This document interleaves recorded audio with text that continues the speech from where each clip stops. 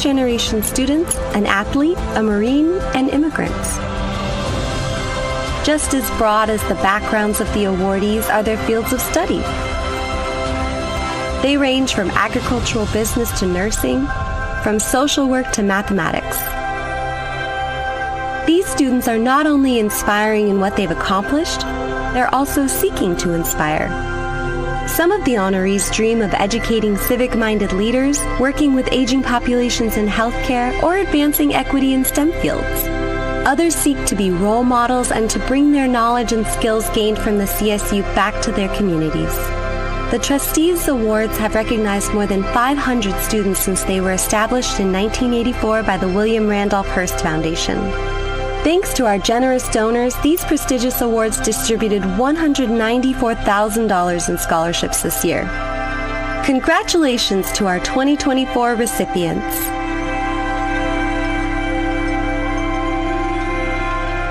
Welcome to the California State University Board of Trustees live stream. Please adjust your audio as needed. The California State University is the nation's largest and most diverse four-year public university system. Over 450,000 students attend one of our 23 universities. More than 1/4 of our undergraduates are the first in their family to attend college, establishing the CSU as a pathway to student success. The CSU provides a quality education at a great value. More than half of our students who graduate with a baccalaureate degree finish with no student loan debt. Many students receive grants and scholarships. A source of significant scholarship is the CSU Trustees Award for Outstanding Achievement. Welcome to the California State University Board of Trustees live stream. Please adjust your audio as needed. Join us as we celebrate the recipients of this year's CSU Trustees Award for Outstanding Achievement. These awards are the university's highest recognition of student achievement. Each of the 23 universities recognizes a student for their superior academic performance, personal accomplishments, and community service. The honorees have demonstrated financial need and have overcome challenges and hardships. The donor-funded scholarships, ranging from $7,000 to $18,000, enable them to pursue studies and avenues leading to success. Welcome to the California State University Board of Trustees live stream. Please adjust your audio as needed. Reflecting the diversity of the CSU, the recipients include first-generation students, an athlete, a Marine, and immigrants. Just as broad as the backgrounds of the awardees are their fields of study. They range from agricultural business to nursing, from social work to mathematics. These students are not only inspiring in what they've accomplished, they're also seeking to inspire. Some of the honorees dream of educating civic-minded leaders, working with aging populations in healthcare, or advancing equity in STEM fields. Others seek to be role models and to bring their knowledge and skills gained from the CSU back to their communities. The Trustees Awards have recognized more than 500 students since they were established in 1984 by the William Randolph Hearst Foundation.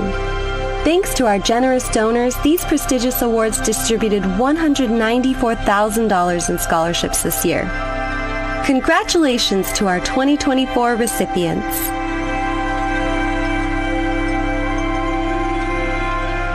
Welcome to the California State University Board of Trustees live stream. Please adjust your audio as needed. The California State University is the nation's largest and most diverse four-year public university system. Over 450,000 students attend one of our 23 universities. More than 1/4 of our undergraduates are the first in their family to attend college, establishing the CSU as a pathway to student success. The CSU provides a quality education at a great value. More than half of our students who graduate with a baccalaureate degree finish with no student loan debt. Many students receive grants and scholarships. A source of significant scholarship is the CSU Trustees Award for Outstanding Achievement. Welcome to the California State University Board of Trustees live stream. Please adjust your audio as needed. Join us as we celebrate the recipients of this year's CSU Trustees Award for Outstanding Achievement. These awards are the university's highest recognition of student achievement. Each of the 23 universities recognizes a student for their superior academic performance, personal accomplishments, and community service. The honorees have demonstrated financial need and have overcome challenges and hardships. The donor-funded scholarships, ranging from $7,000 to $18,000, enable them to pursue studies and avenues leading to success. Welcome to the California State University Board of Trustees live stream. Please adjust your audio as needed.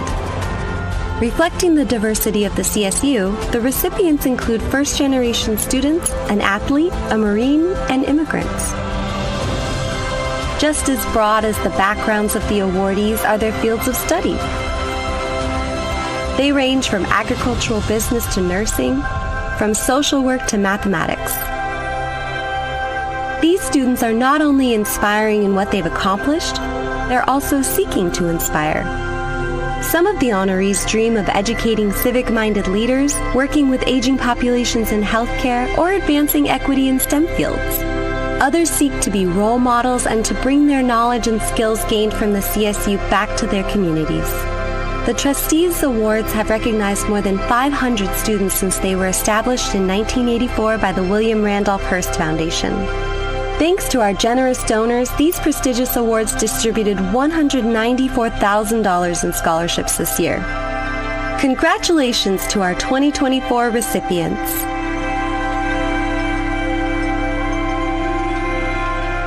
Welcome to the California State University Board of Trustees live stream.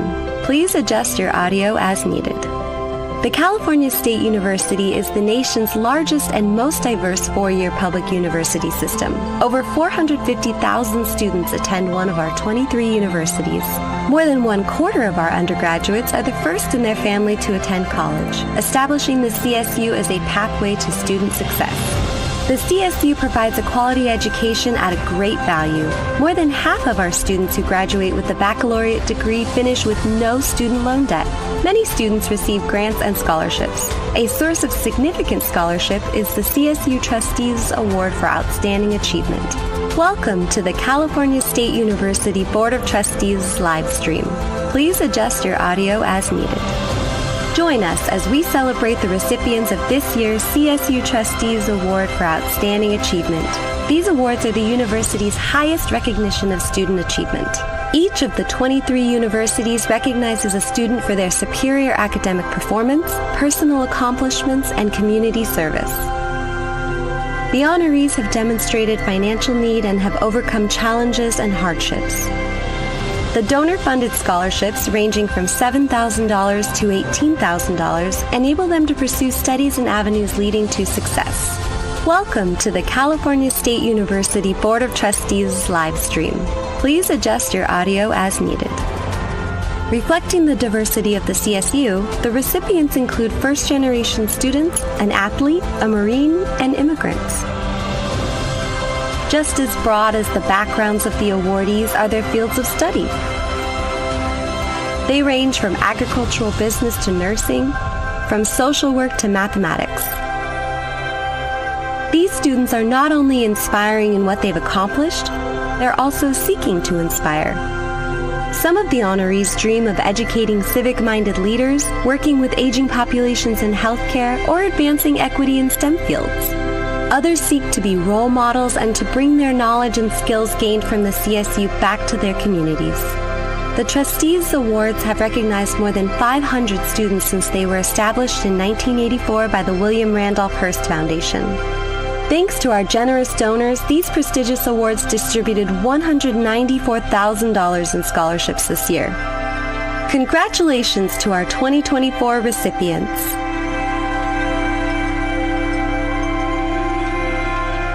Welcome to the California State University Board of Trustees live stream. Please adjust your audio as needed. The California State University is the nation's largest and most diverse four-year public university system. Over 450,000 students attend one of our 23 universities. More than 1/4 of our undergraduates are the first in their family to attend college, establishing the CSU as a pathway to student success. The CSU provides a quality education at a great value. More than half of our students who graduate with a baccalaureate degree finish with no student loan debt. Many students receive grants and scholarships. A source of significant scholarship is the CSU Trustees Award for Outstanding Achievement. Welcome to the California State University Board of Trustees live stream. Please adjust your audio as needed. Join us as we celebrate the recipients of this year's CSU Trustees Award for Outstanding Achievement. These awards are the university's highest recognition of student achievement. Each of the 23 universities recognizes a student for their superior academic performance, personal accomplishments, and community service. The honorees have demonstrated financial need and have overcome challenges and hardships. The donor-funded scholarships, ranging from $7,000 to $18,000, enable them to pursue studies and avenues leading to success. Welcome to the California State University Board of Trustees live stream. Please adjust your audio as needed. Reflecting the diversity of the CSU, the recipients include first-generation students, an athlete, a Marine, and immigrants. Just as broad as the backgrounds of the awardees are their fields of study. They range from agricultural business to nursing, from social work to mathematics. These students are not only inspiring in what they've accomplished, they're also seeking to inspire. Some of the honorees dream of educating civic-minded leaders, working with aging populations in healthcare, or advancing equity in STEM fields.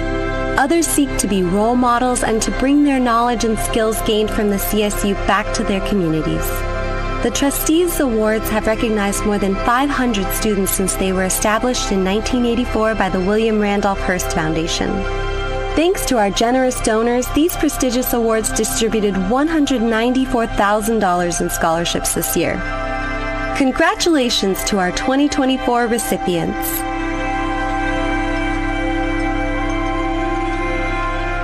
Welcome to the California State University Board of Trustees live stream. Please adjust your audio as needed. The California State University is the nation's largest and most diverse four-year public university system. Over 450,000 students attend one of our 23 universities. More than 1/4 of our undergraduates are the first in their family to attend college, establishing the CSU as a pathway to student success. The CSU provides a quality education at a great value. More than half of our students who graduate with a baccalaureate degree finish with no student loan debt. Many students receive grants and scholarships. A source of significant scholarship is the CSU Trustees Award for Outstanding Achievement. Welcome to the California State University Board of Trustees live stream. Please adjust your audio as needed. Join us as we celebrate the recipients of this year's CSU Trustees Award for Outstanding Achievement. These awards are the university's highest recognition of student achievement. Each of the 23 universities recognizes a student for their superior academic performance, personal accomplishments, and community service. The honorees have demonstrated financial need and have overcome challenges and hardships. The donor-funded scholarships, ranging from $7,000 to $18,000, enable them to pursue studies and avenues leading to success. Welcome to the California State University Board of Trustees live stream. Please adjust your audio as needed. Reflecting the diversity of the CSU, the recipients include first-generation students, an athlete, a Marine, and immigrants. Just as broad as the backgrounds of the awardees are their fields of study. They range from agricultural business to nursing, from social work to mathematics. These students are not only inspiring in what they've accomplished, they're also seeking to inspire. Some of the honorees dream of educating civic-minded leaders, working with aging populations in healthcare, or advancing equity in STEM fields. Others seek to be role models and to bring their knowledge and skills gained from the CSU back to their communities. The Trustees Awards have recognized more than 500 students since they were established in 1984 by the William Randolph Hearst Foundation. Thanks to our generous donors, these prestigious awards distributed $194,000 in scholarships this year. Congratulations to our 2024 recipients.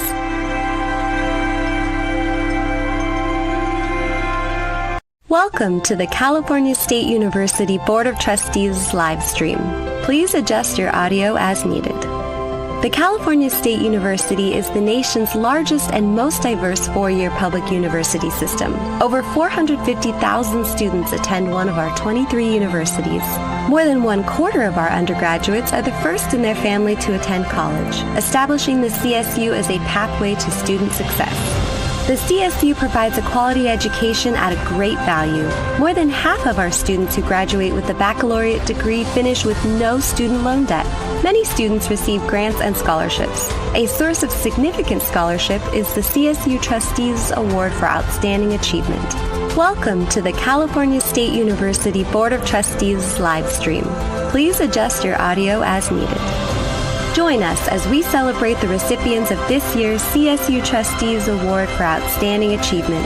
These awards are the university's highest recognition of student achievement. Each of the 23 universities recognizes a student for their superior academic performance, personal accomplishments, and community service. The honorees have demonstrated financial need and have overcome challenges and hardships. The donor-funded scholarships, ranging from $7,000 to $18,000, enable them to pursue studies and avenues leading to success. Welcome to the California State University Board of Trustees live stream. Please adjust your audio as needed. Reflecting the diversity of the CSU, the recipients include first-generation students, an athlete, a Marine, and immigrants. Just as broad as the backgrounds of the awardees are their fields of study. They range from agricultural business to nursing, from social work to mathematics. These students are not only inspiring in what they've accomplished, they're also seeking to inspire. Some of the honorees dream of educating civic-minded leaders, working with aging populations in healthcare, or advancing equity in STEM fields. Others seek to be role models and to bring their knowledge and skills gained from the CSU back to their communities. The Trustees Awards have recognized more than 500 students since they were established in 1984 by the William Randolph Hearst Foundation. Thanks to our generous donors, these prestigious awards distributed $194,000 in scholarships this year. Congratulations to our 2024 recipients.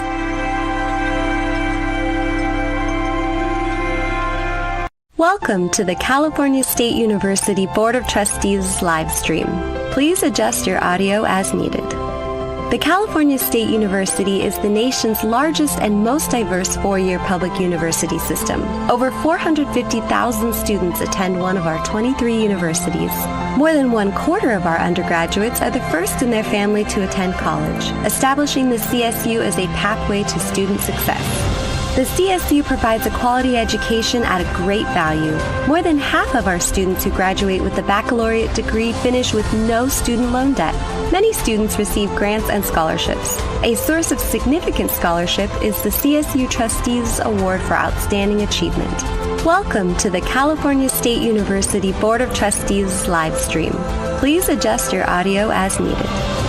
Join us as we celebrate the recipients of this year's CSU Trustees Award for Outstanding Achievement. These awards are the university's highest recognition of student achievement.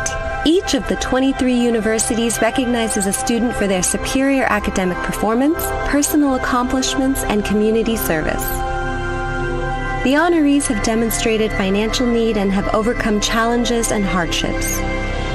The donor-funded scholarships, ranging from $7,000 to $18,000, enable them to pursue studies and avenues leading to success.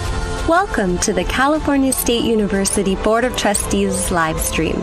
Please adjust your audio as needed. Reflecting the diversity of the CSU, the recipients include first-generation students, an athlete, a Marine, and immigrants. Just as broad as the backgrounds of the awardees are their fields of study. They range from agricultural business to nursing, from social work to mathematics. These students are not only inspiring in what they've accomplished, they're also seeking to inspire. Some of the honorees dream of educating civic-minded leaders, working with aging populations in healthcare, or advancing equity in STEM fields. Others seek to be role models and to bring their knowledge and skills gained from the CSU back to their communities. The Trustees Awards have recognized more than 500 students since they were established in 1984 by the William Randolph Hearst Foundation. Thanks to our generous donors, these prestigious awards distributed $194,000 in scholarships this year. Congratulations to our 2024 recipients.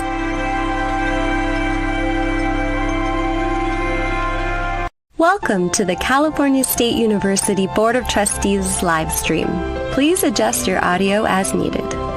The California State University is the nation's largest and most diverse four-year public university system. Over 450,000 students attend one of our 23 universities. More than 1/4 of our undergraduates are the first in their family to attend college, establishing the CSU as a pathway to student success. The CSU provides a quality education at a great value. More than half of our students who graduate with a baccalaureate degree finish with no student loan debt.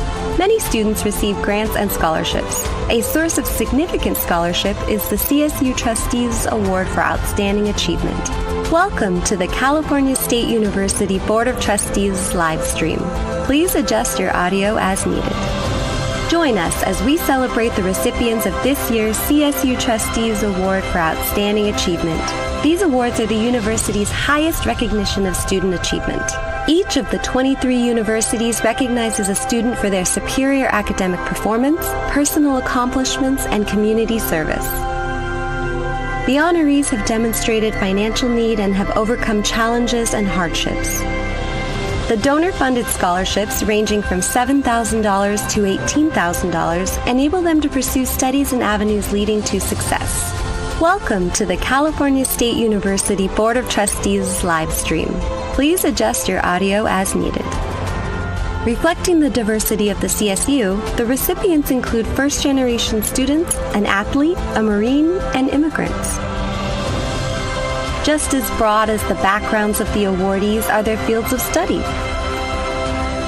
They range from agricultural business to nursing, from social work to mathematics. These students are not only inspiring in what they've accomplished, they're also seeking to inspire. Some of the honorees dream of educating civic-minded leaders, working with aging populations in healthcare, or advancing equity in STEM fields. Others seek to be role models and to bring their knowledge and skills gained from the CSU back to their communities.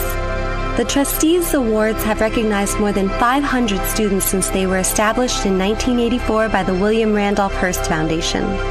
Thanks to our generous donors, these prestigious awards distributed $194,000 in scholarships this year. Congratulations to our 2024 recipients.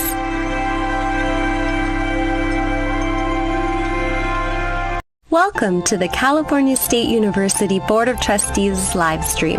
Please adjust your audio as needed. The California State University is the nation's largest and most diverse four-year public university system. Over 450,000 students attend one of our 23 universities. More than 1/4 of our undergraduates are the first in their family to attend college, establishing the CSU as a pathway to student success. The CSU provides a quality education at a great value. More than half of our students who graduate with a baccalaureate degree finish with no student loan debt. Many students receive grants and scholarships. A source of significant scholarship is the CSU Trustees Award for Outstanding Achievement. Welcome to the California State University Board of Trustees live stream. Please adjust your audio as needed. Join us as we celebrate the recipients of this year's CSU Trustees Award for Outstanding Achievement. These awards are the university's highest recognition of student achievement. Each of the 23 universities recognizes a student for their superior academic performance, personal accomplishments, and community service. The honorees have demonstrated financial need and have overcome challenges and hardships. The donor-funded scholarships, ranging from $7,000 to $18,000, enable them to pursue studies and avenues leading to success. Welcome to the California State University Board of Trustees live stream. Please adjust your audio as needed. Reflecting the diversity of the CSU, the recipients include first-generation students, an athlete, a Marine, and immigrants. Just as broad as the backgrounds of the awardees are their fields of study. They range from agricultural business to nursing, from social work to mathematics. These students are not only inspiring in what they've accomplished, they're also seeking to inspire. Some of the honorees dream of educating civic-minded leaders, working with aging populations in healthcare, or advancing equity in STEM fields. Others seek to be role models and to bring their knowledge and skills gained from the CSU back to their communities. The Trustees Awards have recognized more than 500 students since they were established in 1984 by the William Randolph Hearst Foundation. Thanks to our generous donors, these prestigious awards distributed $194,000 in scholarships this year. Congratulations to our 2024 recipients.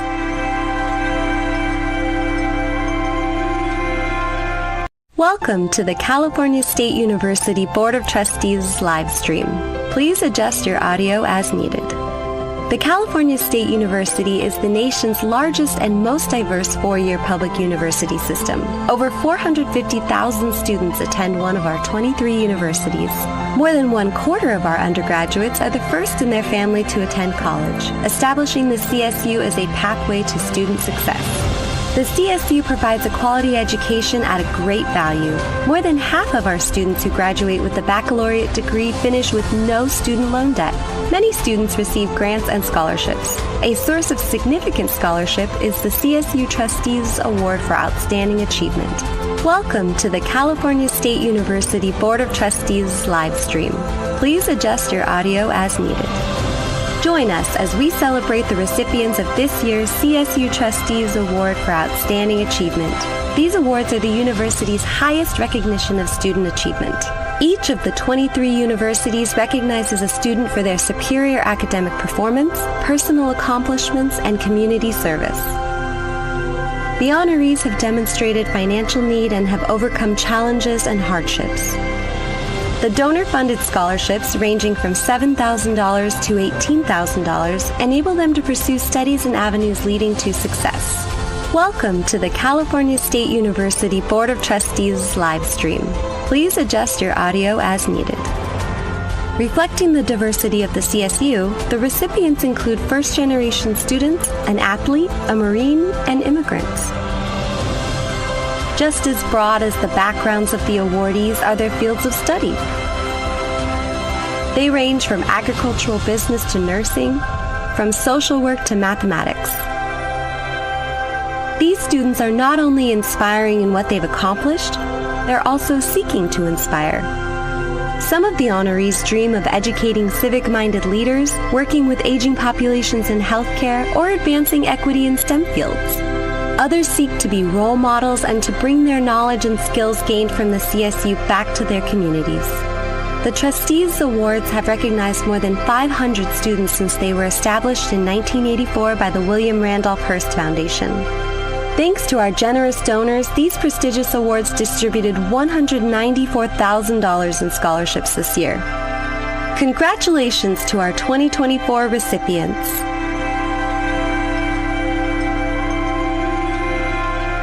Welcome to the California State University Board of Trustees live stream. Please adjust your audio as needed. The California State University is the nation's largest and most diverse four-year public university system. Over 450,000 students attend one of our 23 universities. More than 1/4 of our undergraduates are the first in their family to attend college, establishing the CSU as a pathway to student success. The CSU provides a quality education at a great value. More than half of our students who graduate with a baccalaureate degree finish with no student loan debt. Many students receive grants and scholarships. A source of significant scholarship is the CSU Trustees Award for Outstanding Achievement. Welcome to the California State University Board of Trustees live stream. Please adjust your audio as needed. Join us as we celebrate the recipients of this year's CSU Trustees Award for Outstanding Achievement. These awards are the university's highest recognition of student achievement.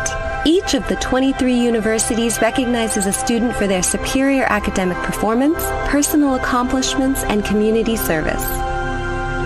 The honorees have demonstrated financial need and have overcome challenges and hardships. The donor-funded scholarships, ranging from $7,000 to $18,000, enable them to pursue studies and avenues leading to success. Welcome to the California State University Board of Trustees live stream. Please adjust your audio as needed. Reflecting the diversity of the CSU, the recipients include first-generation students, an athlete, a Marine, and immigrants. Just as broad as the backgrounds of the awardees are their fields of study. They range from agricultural business to nursing, from social work to mathematics. These students are not only inspiring in what they've accomplished, they're also seeking to inspire. Some of the honorees dream of educating civic-minded leaders, working with aging populations in healthcare, or advancing equity in STEM fields. Others seek to be role models and to bring their knowledge and skills gained from the CSU back to their communities. The Trustees Awards have recognized more than 500 students since they were established in 1984 by the William Randolph Hearst Foundation. Thanks to our generous donors, these prestigious awards distributed $194,000 in scholarships this year. Congratulations to our 2024 recipients.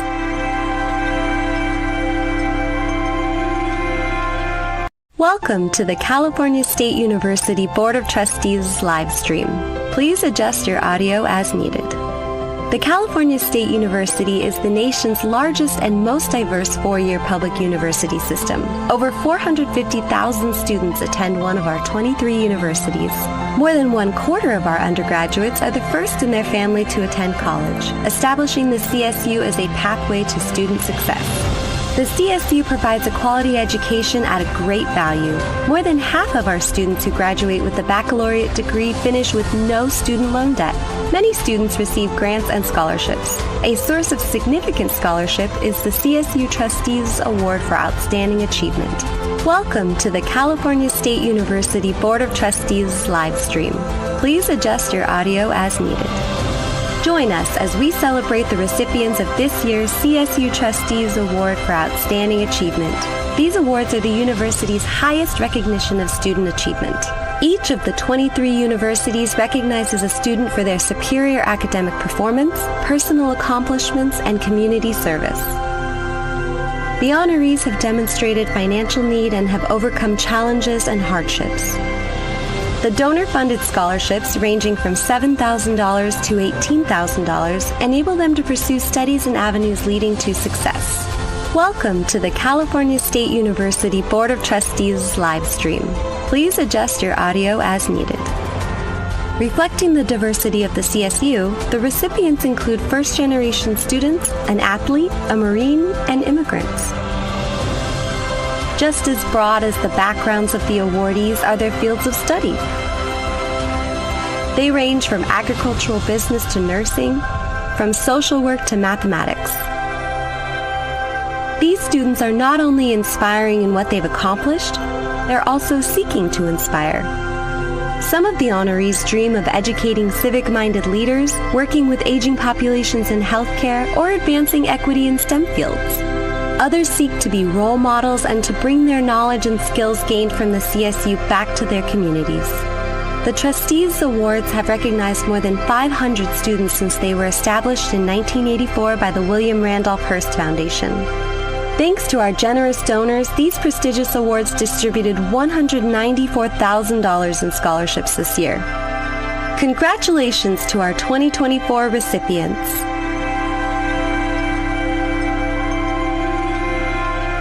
Welcome to the California State University Board of Trustees live stream.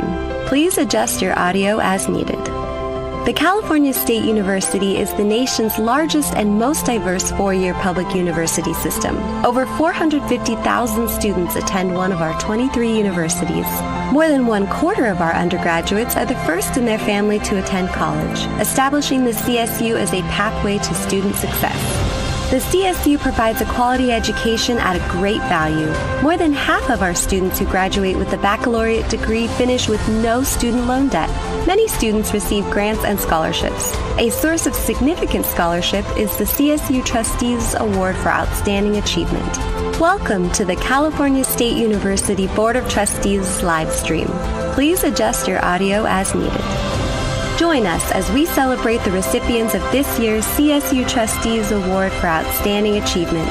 These awards are the university's highest recognition of student achievement. Each of the 23 universities recognizes a student for their superior academic performance, personal accomplishments, and community service. The honorees have demonstrated financial need and have overcome challenges and hardships. The donor-funded scholarships, ranging from $7,000 to $18,000, enable them to pursue studies and avenues leading to success. Welcome to the California State University Board of Trustees live stream. Please adjust your audio as needed. Reflecting the diversity of the CSU, the recipients include first-generation students, an athlete, a Marine, and immigrants. Just as broad as the backgrounds of the awardees are their fields of study. They range from agricultural business to nursing, from social work to mathematics. These students are not only inspiring in what they've accomplished, they're also seeking to inspire. Some of the honorees dream of educating civic-minded leaders, working with aging populations in healthcare, or advancing equity in STEM fields. Others seek to be role models and to bring their knowledge and skills gained from the CSU back to their communities. The Trustees Awards have recognized more than 500 students since they were established in 1984 by the William Randolph Hearst Foundation. Thanks to our generous donors, these prestigious awards distributed $194,000 in scholarships this year. Congratulations to our 2024 recipients.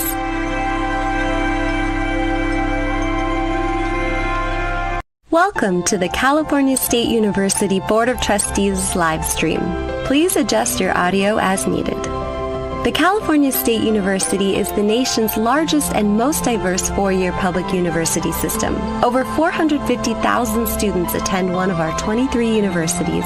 More than 1/4 of our undergraduates are the first in their family to attend college, establishing the CSU as a pathway to student success. The CSU provides a quality education at a great value. More than half of our students who graduate with a baccalaureate degree finish with no student loan debt. Many students receive grants and scholarships. A source of significant scholarship is the CSU Trustees Award for Outstanding Achievement. Welcome to the California State University Board of Trustees live stream. Please adjust your audio as needed. Join us as we celebrate the recipients of this year's CSU Trustees Award for Outstanding Achievement. These awards are the university's highest recognition of student achievement. Each of the 23 universities recognizes a student for their superior academic performance, personal accomplishments, and community service. The honorees have demonstrated financial need and have overcome challenges and hardships. The donor-funded scholarships, ranging from $7,000 to $18,000, enable them to pursue studies and avenues leading to success. Welcome to the California State University Board of Trustees live stream. Please adjust your audio as needed. Reflecting the diversity of the CSU, the recipients include first-generation students, an athlete, a Marine, and immigrants. Just as broad as the backgrounds of the awardees are their fields of study. They range from agricultural business to nursing, from social work to mathematics. These students are not only inspiring in what they've accomplished, they're also seeking to inspire. Some of the honorees dream of educating civic-minded leaders, working with aging populations in healthcare, or advancing equity in STEM fields. Others seek to be role models and to bring their knowledge and skills gained from the CSU back to their communities. The Trustees Awards have recognized more than 500 students since they were established in 1984 by the William Randolph Hearst Foundation. Thanks to our generous donors, these prestigious awards distributed $194,000 in scholarships this year. Congratulations to our 2024 recipients.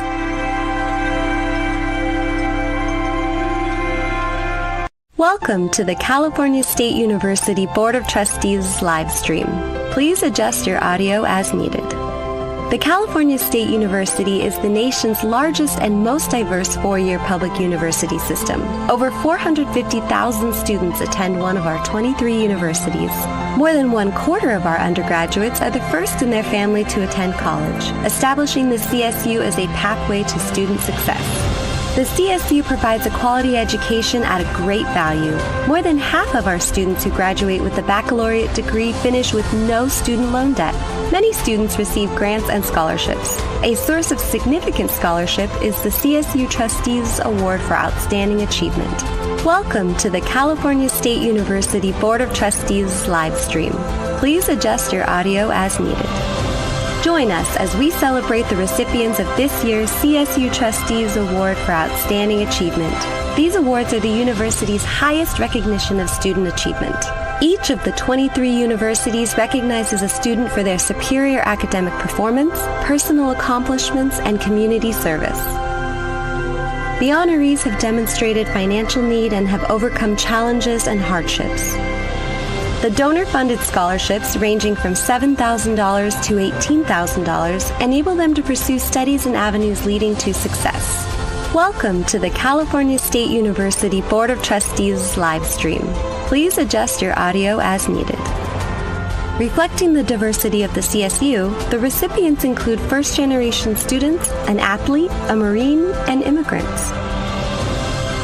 Just as broad as the backgrounds of the awardees are their fields of study. They range from agricultural business to nursing, from social work to mathematics. These students are not only inspiring in what they've accomplished, they're also seeking to inspire. Some of the honorees dream of educating civic-minded leaders, working with aging populations in healthcare, or advancing equity in STEM fields. Others seek to be role models and to bring their knowledge and skills gained from the CSU back to their communities. The Trustees Awards have recognized more than 500 students since they were established in 1984 by the William Randolph Hearst Foundation. Thanks to our generous donors, these prestigious awards distributed $194,000 in scholarships this year. Congratulations to our 2024 recipients.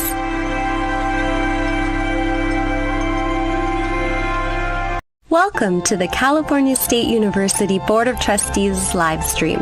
Please adjust your audio as needed. The California State University is the nation's largest and most diverse four-year public university system. Over 450,000 students attend one of our 23 universities. More than 1/4 of our undergraduates are the first in their family to attend college, establishing the CSU as a pathway to student success.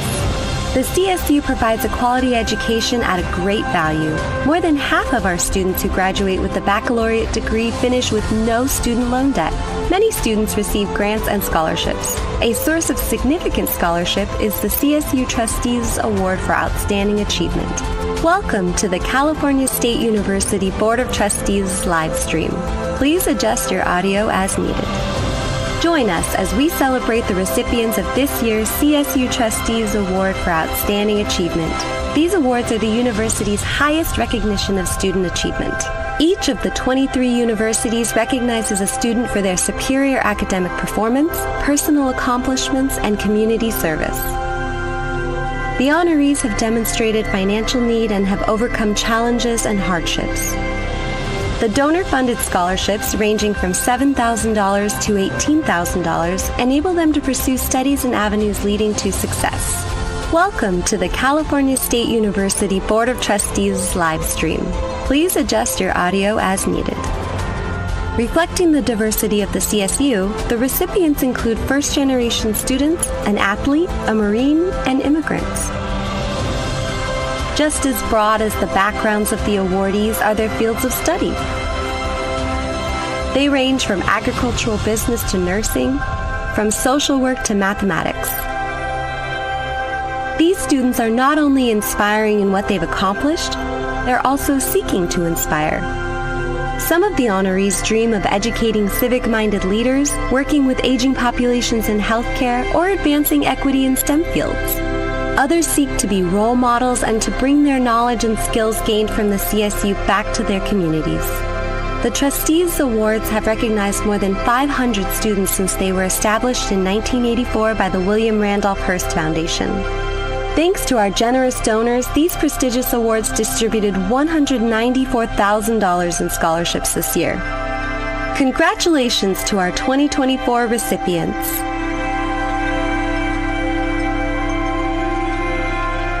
Welcome to the California State University Board of Trustees live stream. Please adjust your audio as needed. The California State University is the nation's largest and most diverse four-year public university system. Over 450,000 students attend one of our 23 universities. More than 1/4 of our undergraduates are the first in their family to attend college, establishing the CSU as a pathway to student success. The CSU provides a quality education at a great value. More than half of our students who graduate with a baccalaureate degree finish with no student loan debt. Many students receive grants and scholarships. A source of significant scholarship is the CSU Trustees Award for Outstanding Achievement. Welcome to the California State University Board of Trustees live stream. Please adjust your audio as needed. Join us as we celebrate the recipients of this year's CSU Trustees Award for Outstanding Achievement. These awards are the university's highest recognition of student achievement. Each of the 23 universities recognizes a student for their superior academic performance, personal accomplishments, and community service. The honorees have demonstrated financial need and have overcome challenges and hardships. The donor-funded scholarships, ranging from $7,000 to $18,000, enable them to pursue studies and avenues leading to success. Welcome to the California State University Board of Trustees live stream. Please adjust your audio as needed. Reflecting the diversity of the CSU, the recipients include first-generation students, an athlete, a Marine, and immigrants. Just as broad as the backgrounds of the awardees are their fields of study. They range from agricultural business to nursing, from social work to mathematics. These students are not only inspiring in what they've accomplished, they're also seeking to inspire. Some of the honorees dream of educating civic-minded leaders, working with aging populations in healthcare, or advancing equity in STEM fields. Others seek to be role models and to bring their knowledge and skills gained from the CSU back to their communities. The Trustees Awards have recognized more than 500 students since they were established in 1984 by the William Randolph Hearst Foundation. Thanks to our generous donors, these prestigious awards distributed $194,000 in scholarships this year. Congratulations to our 2024 recipients.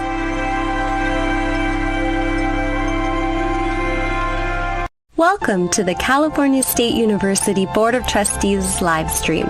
Please adjust your audio as needed. The California State University is the nation's largest and most diverse four-year public university system. Over 450,000 students attend one of our 23 universities. More than 1/4 of our undergraduates are the first in their family to attend college, establishing the CSU as a pathway to student success. The CSU provides a quality education at a great value. More than half of our students who graduate with a baccalaureate degree finish with no student loan debt. Many students receive grants and scholarships. A source of significant scholarship is the CSU Trustees Award for Outstanding Achievement. Welcome to the California State University Board of Trustees live stream. Please adjust your audio as needed. Join us as we celebrate the recipients of this year's CSU Trustees Award for Outstanding Achievement. These awards are the university's highest recognition of student achievement. Each of the 23 universities recognizes a student for their superior academic performance, personal accomplishments, and community service. The honorees have demonstrated financial need and have overcome challenges and hardships. The donor-funded scholarships, ranging from $7,000 to $18,000, enable them to pursue studies and avenues leading to success. Welcome to the California State University Board of Trustees live stream.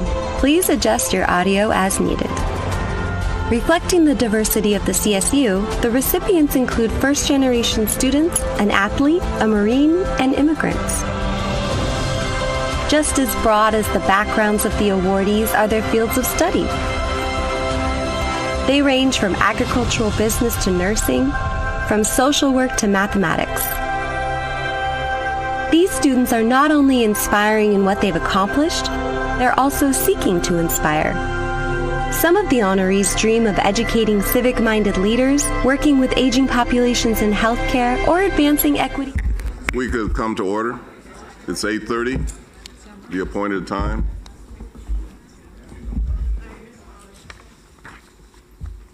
Hope everyone had a wonderful evening, and we continue on with the business of the board.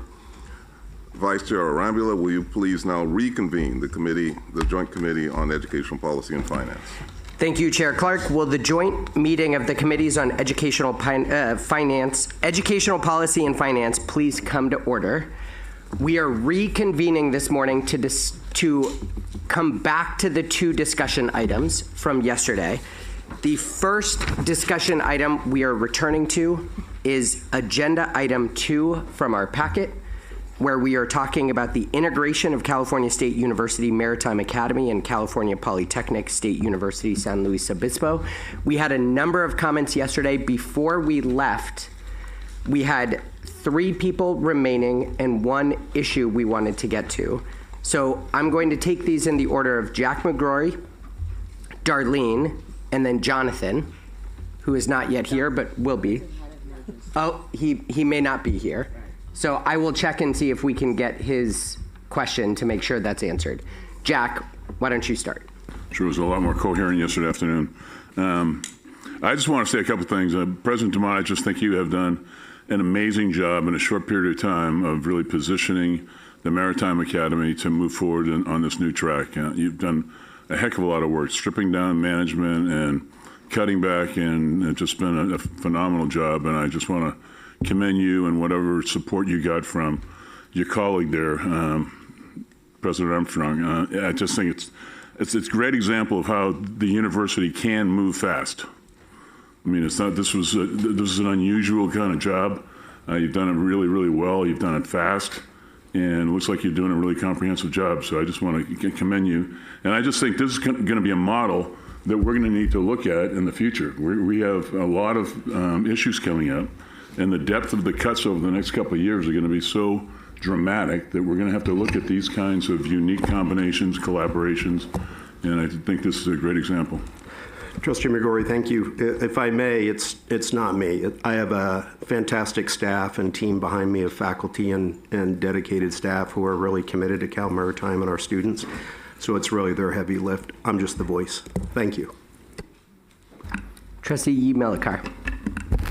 Thank you, Trustee Arambula, and thanks to EVC Rallier, DVC Evans, and Presidents Dumont and Armstrong for a very comprehensive presentation, which promises an ambitious, bold, and creative proposal for the integration of the two campuses.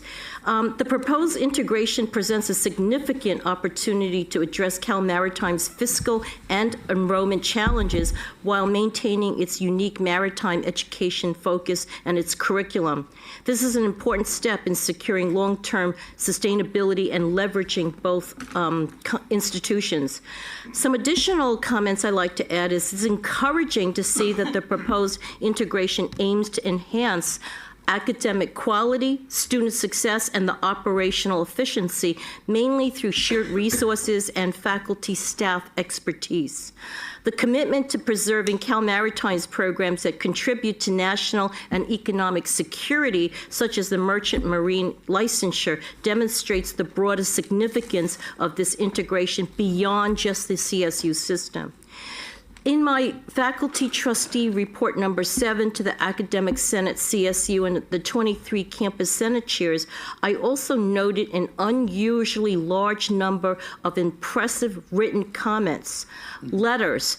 There were over 20 of them from business, community, and industry partners, as well as alumni and donors in support of the proposed integration that were submitted to the board as part of public comment during the July board meeting.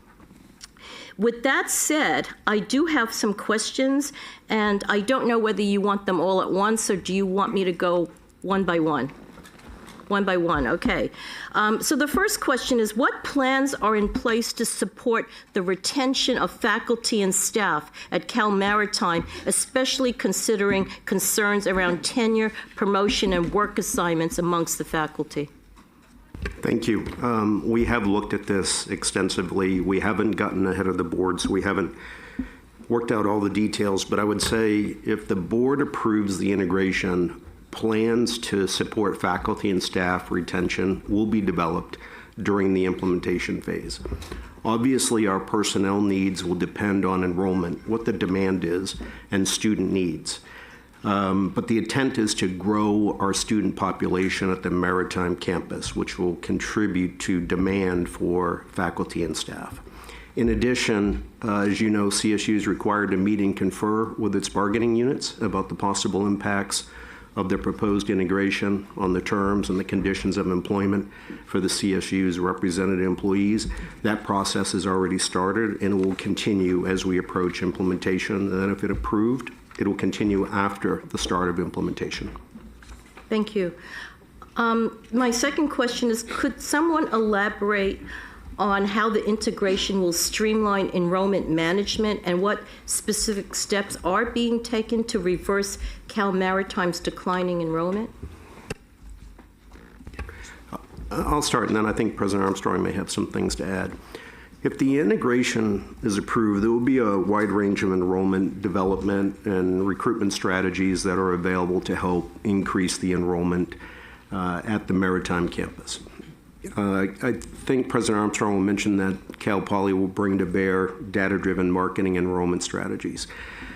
But in the meantime, the enrollment team at Cal Maritime has increased our marketing efforts as well as our presence at recruiting events around the state and the use of alumni ambassadors to help us extend our reach, our voice, and our vision for increasing our enrollment. That is having some effect. Additionally, we are pursuing shared services agreements with Cal Poly for additional enrollment support and marketing support.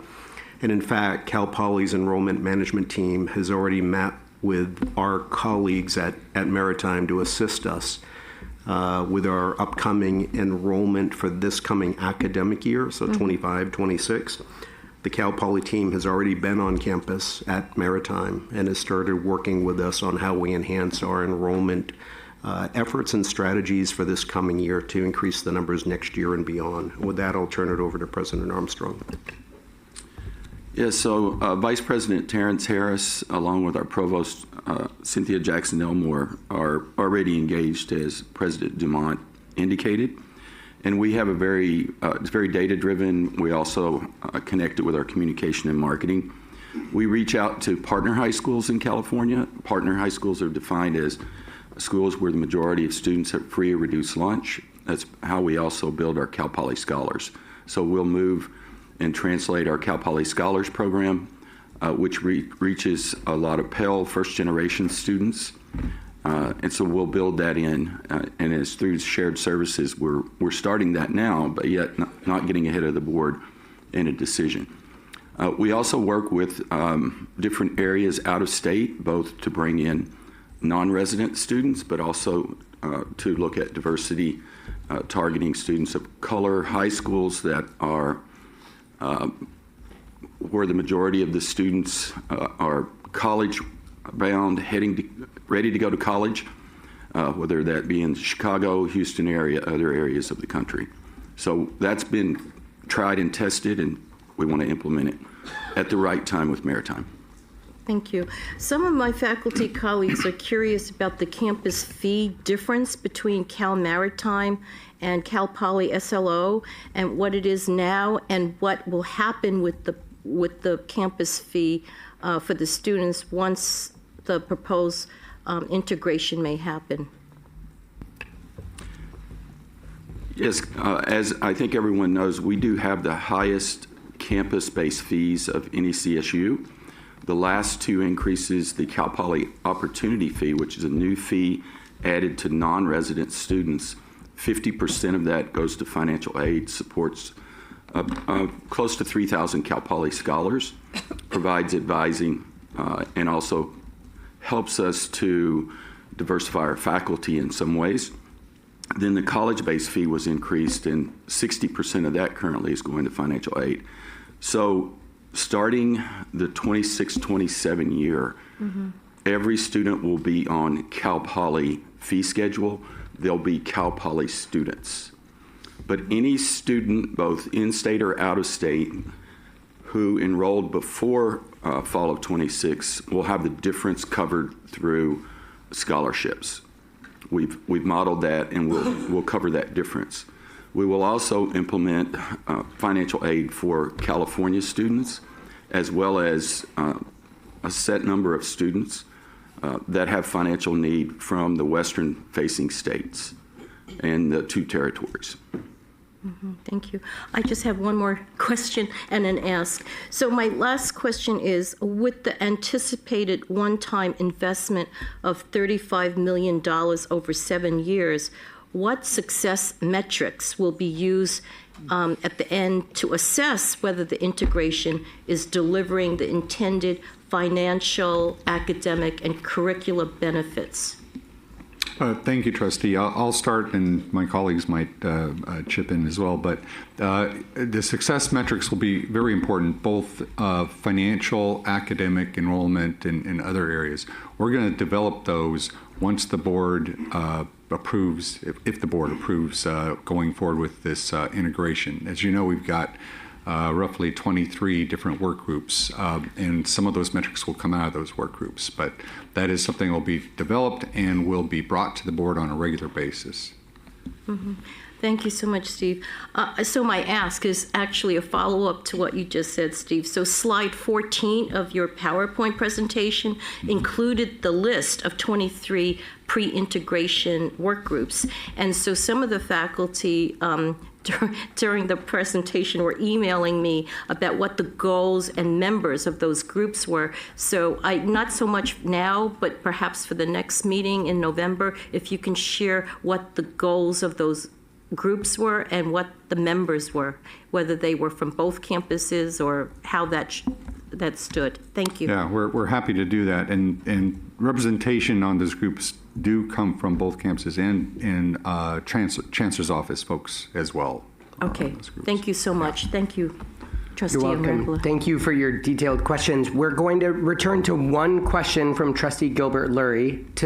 We want to really dig back in, and I think we're going to end at that question with a reminder that we touched on. We went deep on this at our last board meeting. We went deep at this board meeting. We will go deep one more time before we have a vote in November. Trustee Gilbert Lurie, do you want to come back to the cost question? Thank you. And I appreciate the metrics question, because that was on, I'm sure, all of our minds also. Here's what I've thought about. I just wanted to share, overnight in reflecting upon this. I was hopeful when I first heard about this integration that we were doing 2 things at once, which was taking care of, a near catastrophe occurring on one campus, and also moving toward finding ways to find the efficiencies we need to look for in the whole system. I accept and I understand that we don't have all those answers today in terms of, that the primary motivation for this is preserving what is good about Cal State Maritime and finding a way to keep that going, using our system as a whole to shore up what we've created and that's working well at Cal State Maritime. And I appreciate that. To me, that makes sense. I'm trying to think this through as I talk, but that makes sense. And it's not a reason to say no, that you are not the answer, that this integration is not the answer to the efficiencies we need to find in the whole system. But what I would say to you is you're a first integration. And I do think we will be looking to you to chart and lead us in finding all the efficiencies that you could find, even ones you can't imagine today. It's incumbent upon us as a system to find them. And we have an opportunity in your merger. So I think we need to keep hearing. I don't think you have them today, and I don't want to hear, I don't think we have the time to just hear hypotheses. but I think we're asking you to model how to, how to not let I don't want to let the perfect get in the way of the good, but I think we need you as leaders to lead us in finding some of those efficiencies. And I think it's fair to assume that the extra costs that we're going to incur in the next 7 years are largely going to go to supporting the students who have already made a commitment to be part of Cal State Maritime and that system.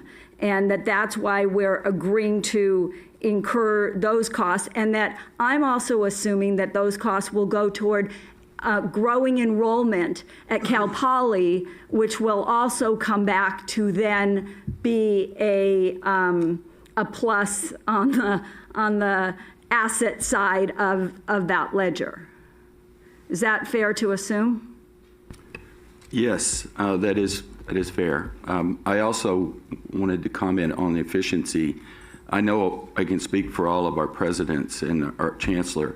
We're constantly looking for efficiencies. We are doubling down on our campus. We're forming an Office of Effectiveness and Efficiency to build on some Lean Six Sigma work that started.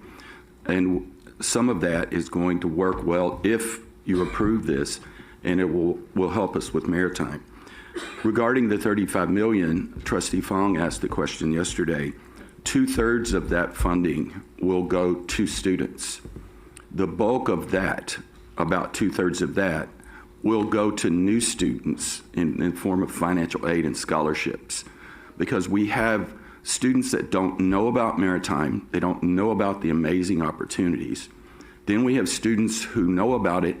Once they know about it, they can't afford to go to this destination campus with very high investment, because every maritime student is required to do at least one internship. And those in the license program have every summer required. It's amazing what they do.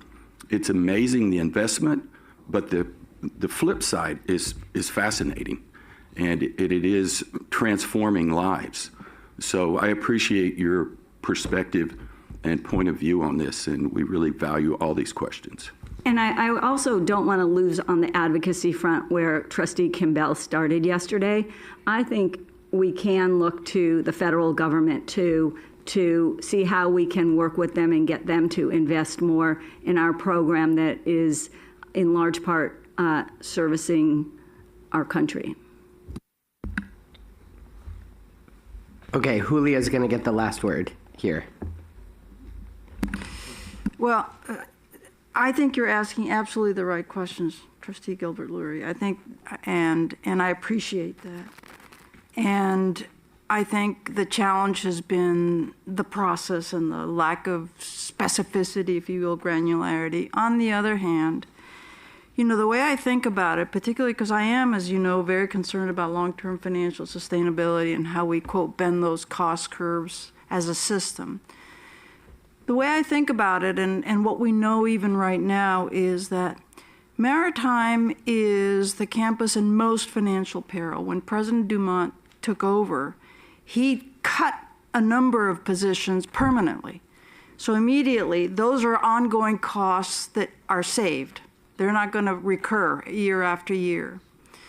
And yet, even with those efficiencies, if you will, it's still an unsustainable campus in the long run. And that's what brought this issue to the table. So then the option is the status quo. Do we keep maritime, and what would it take to keep maritime? We now know that at least, we require right now about close to $30 million in the ideal. No campus is fully funded. So in the ideal, but say it was only $20 million of ongoing cost to keep it operating. And even if it doubled or tripled its enrollment, it's still too small. It's still unsustainable. And that's what brought this to the table. Those ongoing costs, whether it's 20 or 30, would have been, year in and year out over the 7 years we're talking about, whether it's, 140 or 210 million. I mean, those are costs that we're not going to incur by keeping maritime open. So right then and there is a bending of our cost curve as a system. And instead, what the proposal does is say, look, SLO is Cal Poly is one of our strongest, it is our, it is a beacon, it's strong, it's growing, it has more applicants, it has lots of rooms and opportunity to grow, and there's a synergy there. And in that situation, Cal Poly can take over maritime, and that's what they're working at, all those administrative implementation, planning details, and there's lots of important things. But in terms of the money, what they realized is that what they need is just one-time money. After 7 years, no more recurring costs. Cal Poly, with its budget and its enrollment growth and how it plans to use the campus, integrated, shared services, all those things add up to something that we will eventually be able to calculate. Where it's too early in the process, we will be able to calculate what the real savings were. But at the end of this, we will have done this. We will have bent the cost curve for the system, because maritime will no longer cost us as much as we would if we kept it on going for 5 years. Cal Poly in 5 or 7 years will have grown, added enrollment, saved a precious and important and valuable campus, and done it with resources that we would have been spending anyway, because you're going to pay for it one way or another. So that's how I think of it. And I think the main point, and I say all of this because we need to, if we're going to use this as a model for other shared services or for other campus sharing opportunities, we have to be realistic about what are savings on a ledger and a spreadsheet, and what are really what Steve called cost avoid. We're going to avoid future ongoing costs, and we're still going to provide not just the same but more opportunities for our students. And those are the keys to what we're talking about. So I just wanted to. I'm glad I gave Trustee Lopez the last word on that. For the board, we're now going to return to item 3. As a reminder, we will come back to item 2 around the integration for the 3rd time as a board, which is important for this consequential decision in November. We're returning to item 3. Thank you so much, Presidents Armstrong and Dumont. Around financial aid. We've got about 5 or 10 minutes, and this is another topic we will come back to since we have a financial aid work group, but we just had very little time for other board members to dive in. Trustee Fong, do you want to take the first question? Thank you so much, Chair Arambula. Thank you so much for this report. Thank you so much for having a personal story for us to hear with regard to Sarah Flores. I think that we can all agree that using words such as devastating, catastrophic, is not being an overstatement. And actually, we learned yesterday that a report from the Government Audit Agency came out with their study assessment, and Deputy Vice Chancellor Nathan Evans, if you could please give us a quick update on that. No, thank you so much. And I want to appreciate the board's recognition of this, while and a number of conversations since the presentation, it was important to strike the balance. While we as the CSU have much to be proud about in the Herculean, heroic efforts that our campuses went through to deliver financial aid, there are still students like Sarah that are stuck because of the debacle at the federal level. And Trustee Fong, to your point, yesterday, the Government Accountability Office released 2 reports related to the financial aid rollout, and they were pretty condemning of the entire process. As early as August of 2022, which was more than a year before the new FAFSA was to launch, it was recognized internally that it would not be deliverable on time and that they would have to delay.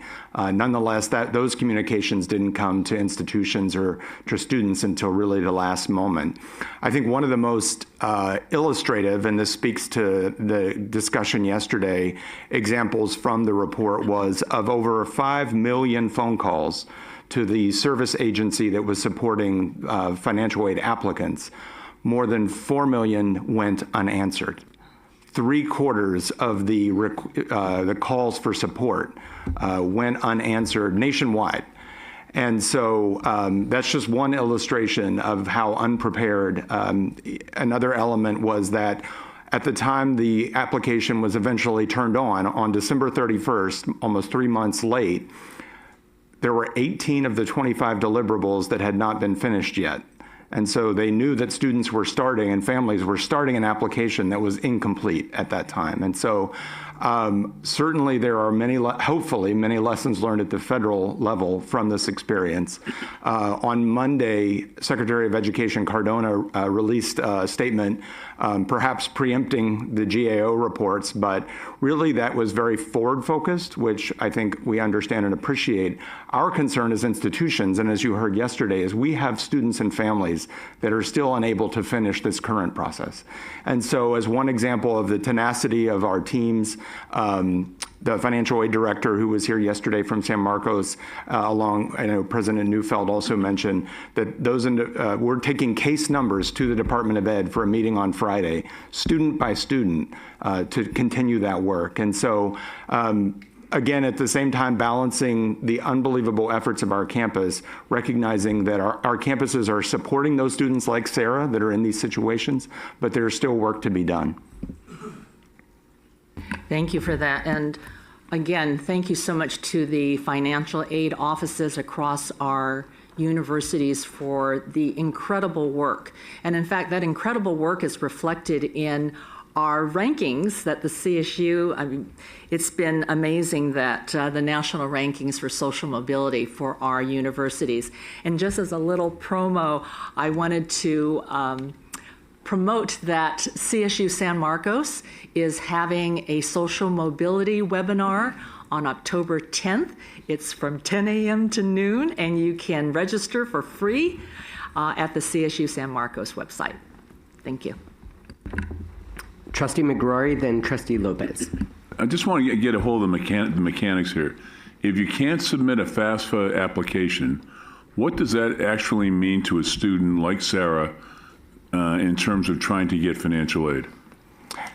So that means that a student is unable to access any federal financial aid and most state aid. Now, as you heard yesterday during the presentation, the state of California, with support from the CSU and the other segments, opened the CADA, the California version of the application for financial aid, which is typically for undocumented students, to students in situations like Sarah that were unable to complete the federal application. That was to make available state aid like the Cal Grant program, middle class scholarship, but also to allow our institutions to package state university grant. But what that does not support the student with is the Pell Grant, which is often what a majority of CSU students utilize for non-tuition costs. So what our campuses have done is suspended other fee collection. They are pooling resources from their perhaps foundational aid programs that are foundation-based to support students in this sort of bridge situation. So we're basically covering the federal incompetence. That would be one way to describe it, yes. Okay. Trustee Lopez. Thanks. Just enormous appreciation for the effort that all the financial aid offices did around the state. I want to come back and, in a sense, jump off from this issue about the total cost of attendance and preview that is where the state is headed. We are going to use our state university grant to cover total cost of attendance. And I underscore this because President Sarah, I'm sorry, it's early in the morning, I didn't have enough coffee, mentioned the importance of financial aid and how we position ourselves for financial aid going forward. And that issue of total cost of attendance is all about the affordability agenda that is also very much part of the Project Success agenda. So somewhere in there, these things come together. And when we talk about having affordability and affordability summit and financial aid workforces, these are not independent pieces of work. This is all a signal to everybody that CSU is using all of its resources in support of its students for success, including its financial aid resources.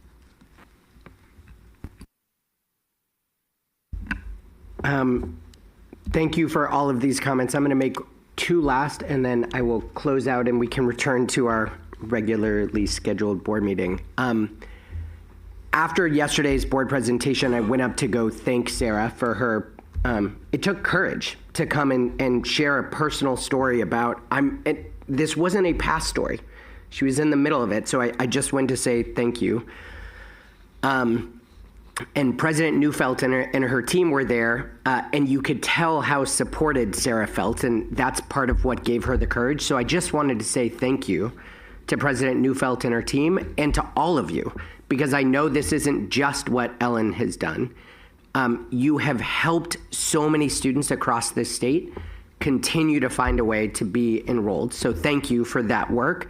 And as President Neufeld and her team, when I went up to say, how can we help Sarah? They said, and there are 299 other Sarahs just on our campus.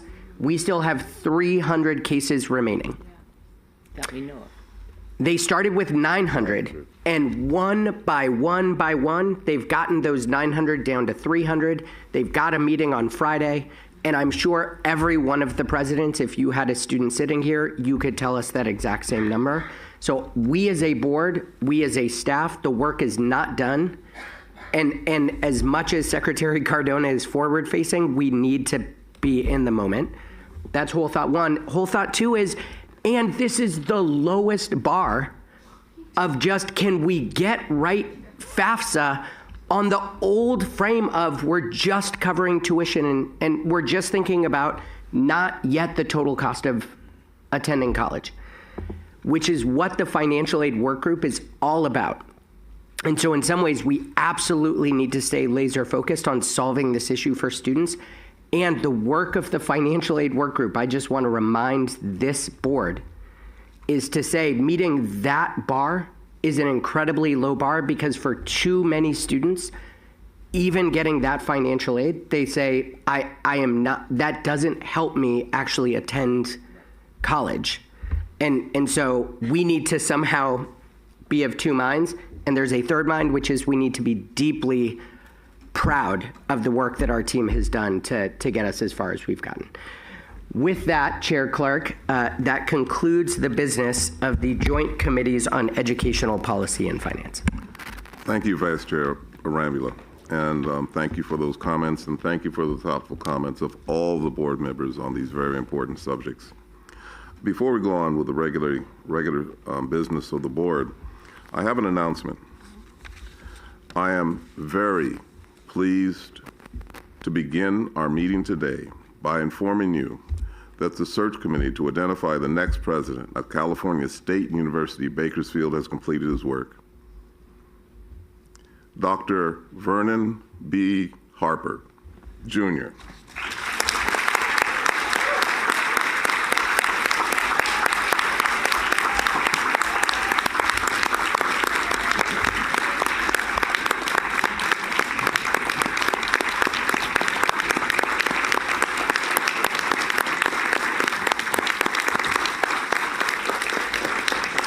Dr. Harper has served so ably as the campus's interim president since September of 2023. He's been appointed to continue his outstanding service to CSU Bakersfield. Now, as its regularly appointed president, congratulations. While Dr. Harper is already well known to most of us, we nevertheless look forward to learning even more about him shortly during the upcoming Committee on University and Faculty Personnel. On behalf of the full board, we look forward to working with you in this consequential role for years to come. The executive compensation for this appointment will be addressed in the Committee on University and Faculty Personnel, and updated materials for the item are now publicly posted online at the Board of Trustees Agenda's homepage. On that high note, let's proceed with this morning's agenda. Trustee Fong, will you please convene the Committee on University and Faculty Personnel? Thank you, Chair Clark. Will the meeting of the Committee on University and Faculty Personnel please come to order? The committee will first consider today's consent agenda. There is one item on the consent agenda, the approval of the minutes from the July 2024 meeting. Are there any objections to the approval of the minutes? Hearing none, the consent agenda is approved. Today, the committee has 4 items on the discussion agenda. Item 2 is an action item providing executive compensation for the president of California State University, Bakersfield. The amended item was provided in a handout and will be presented by Chancellor Garcia. Chancellor Garcia? Thank you, Trustee Fong. As Chair Clark announced a few moments ago, Dr. Vernon B. Harper, Jr., has been appointed president of California State University, Bakersfield, and I couldn't be more pleased with this appointment. As you know, President Harper has been serving with distinction as the university's interim president since late December 2023, following the retirement of President Lynette Selenzny. A highly principled, visionary, and charismatic leader, President Harper has consistently demonstrated an extraordinary ability to inspire students, faculty, staff, and community members alike to advance the university's mission. During his tenure as interim president, President Harper has spearheaded numerous innovative initiatives that enhance access and drive student success, including the middle and high school pre-admit program, making Bakersfield the first choice destination for an increasing number of Kern County high school graduates. He has also launched the Omaja Black Student Success Transfer Program in partnership with Bakersfield College, and the university is expected to open its Black Student Success Center in the coming months. President Harper's leadership has also been instrumental in the university's pursuit of the statewide Black Serving Institutional designation and in advancing the Runners on the Rise capital campaign, while accelerating the completion of donor-supported facility projects on campus. Prior to his role as interim president, Dr. Harper served the university as provost and vice president for academic affairs. His tenure at Bakersfield began in 2016 when he served as associate vice president for academic affairs and dean of academic programs, as well as a professor of communications. President Harper earned a bachelor's degree in communications from Pennsylvania State University, a master's degree in rhetoric and communication from Westchester University, and a doctorate in human communication from Howard University. President Harper's combination of experience, expertise, and remarkable personal qualities make him the ideal leader to serve as CSU's Bakersfield's next regularly appointed president, as he consistently demonstrated since December 31st of last year. Proceeding now to committee business. I recommend that President Vernon B. Harper Jr. receive an annual salary of $429,981 effective today, September 25, 2004. The salary recommended for President Harper does not exceed the former incumbent salary by more than 10% and is therefore consistent with CSU Board of Trustees policy on compensation. The Bakersfield campus does not have an official university residence for the president. Therefore, President Harper will receive an annual housing salary of $50,000, the same housing allowance received by the former president. In accordance with existing policy, a monthly auto allowance of $1,000 and standard benefits for executive classified employees are also provided. To members of the committee and full board, I request your approval of the compensation for the president of CSU's Bakersfield as published in the item before you. Trustee Fong, that concludes my presentation. Thank you. Thank you, Chancellor Garcia. Item 2, the approval of executive compensation for the president of California State University, Bakersfield, is an action item before the Committee on University and Faculty Personnel. May I have a preliminary motion from a committee member to approve the item? Second, thank you. Any discussion or questions from the board? It appears there are no questions or comments. There has been a motion and a second to approve item 2. Only committee members may vote. All in favor, please say aye. Aye. Any opposed? Abstentions. The item is approved. Item 3 is an action item providing executive compensation for the interim president of California State Polytechnic University, Humboldt. The amended item was provided in a handout and will be presented again by Chancellor Garcia. Thank you, Trustee Fong.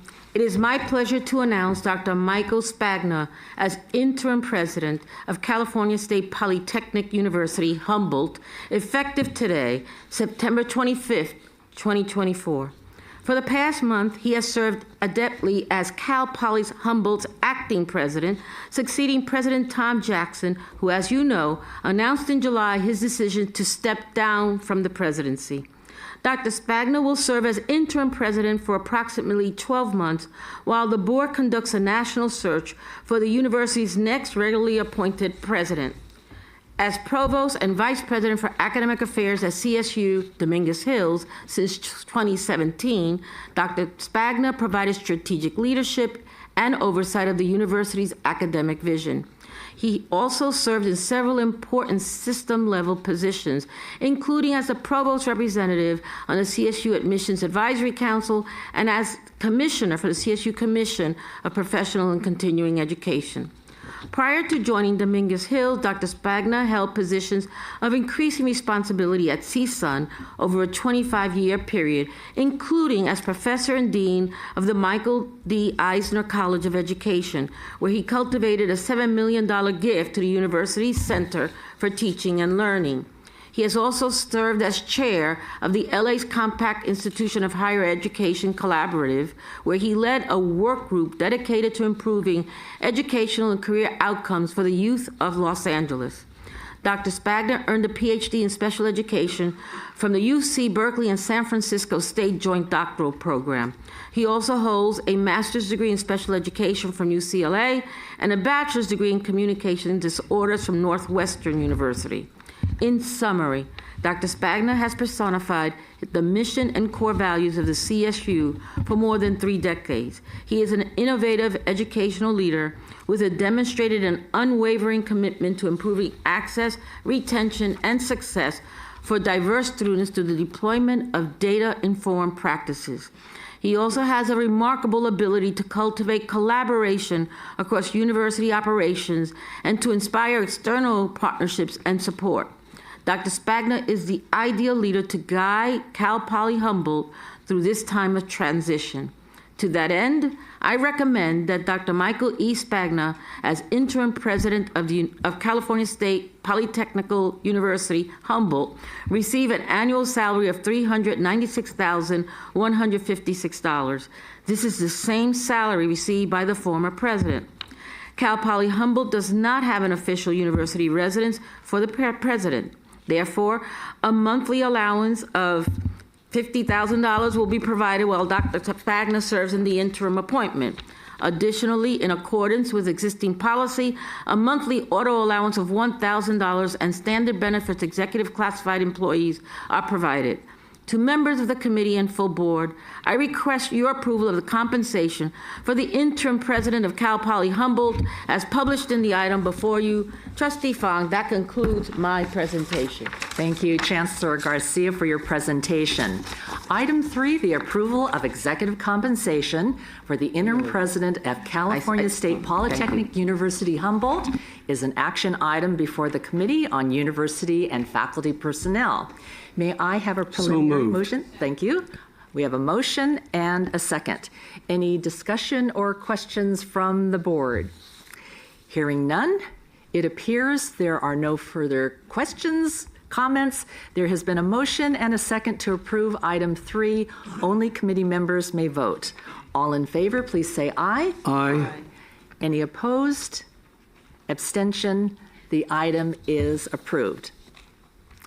Item 4 is an information item providing information on an executive transition assignment. An amended item was provided in a handout and will be again presented by Chancellor Garcia. Thank you, Trustee Fong. After having served with distinction as president of Cal Poly Humboldt from May 2019 until August of this year, and following a long and distinguished career in higher education marked by a dedication to student success and educational equity, Dr. Tom Jackson Jr. stepped down from the presidency and entered into a one-year executive transition assignment. As a reminder, to be eligible to participate in CSU's Transition 2 program, an executive must have been appointed prior to March 22, 2022. In addition, the individual must have served for at least 5 years in an executive position at the CSU. They also must be in good standing at the commencement and through the duration of the transition assignment. They must have previously identified a position at the CSU to return to upon completion of the transition program, and they must not have accepted employment outside of the CSU. Dr. Jackson meets these requirements and is eligible to participate in the Transition 2 program. Therefore, and in accordance with university policy, I have approved his assignment after consultation with the chair of the committee. During the transition period, Dr. Jackson's duties include collaborating on projects relating to building, strengthening, and sustaining authentic partnerships with tribal communities across the state, a clear and defining strength of his tenure at Cal Poly Humboldt. He will also focus on addressing strategies and recommendations to meet the considerable challenges presented by the fast-changing landscape of intercollegiate athletics. In addition to these duties, Dr. Jackson will also be preparing to join the faculty at the conclusion of his transition assignment, where he intends to retreat to the College of Professional Studies and the College of Extended Education and Global Engagement at Cal Poly Humboldt. While completing these assignments, Dr. Jackson is appointed into the Management Personnel Plan. His annual compensation is $303,012, which is the midpoint between his final salary as president and the maximum salary for a full professor. The salary is consistent with CSU practice for executives participating in this transition program. Before I close, I want to note that at our November board meeting, I will deliver my annual report providing assignment details and results to date regarding all executive transition assignments. We are thankful for Dr. Jackson's leadership and his many contributions to the CSU, and for his continued efforts on behalf of the California State University during this transition period, and therefore as a member of the faculty at Cal Poly Humboldt. Trustee Fong, that concludes my presentation. Thank you, Chancellor Garcia, for your presentation. Item 4 is an information item. Are there any questions or comments from the board? Seeing none, I just want to thank President Jackson for his service, and we look forward to continuing his work for the CSU. We will now proceed to our final item. Item 5 is an information item providing an update on civil rights programming and services. The item will be presented by Interim Vice Chancellor Al Liddicoat and AVC Haley Schwarzkopf.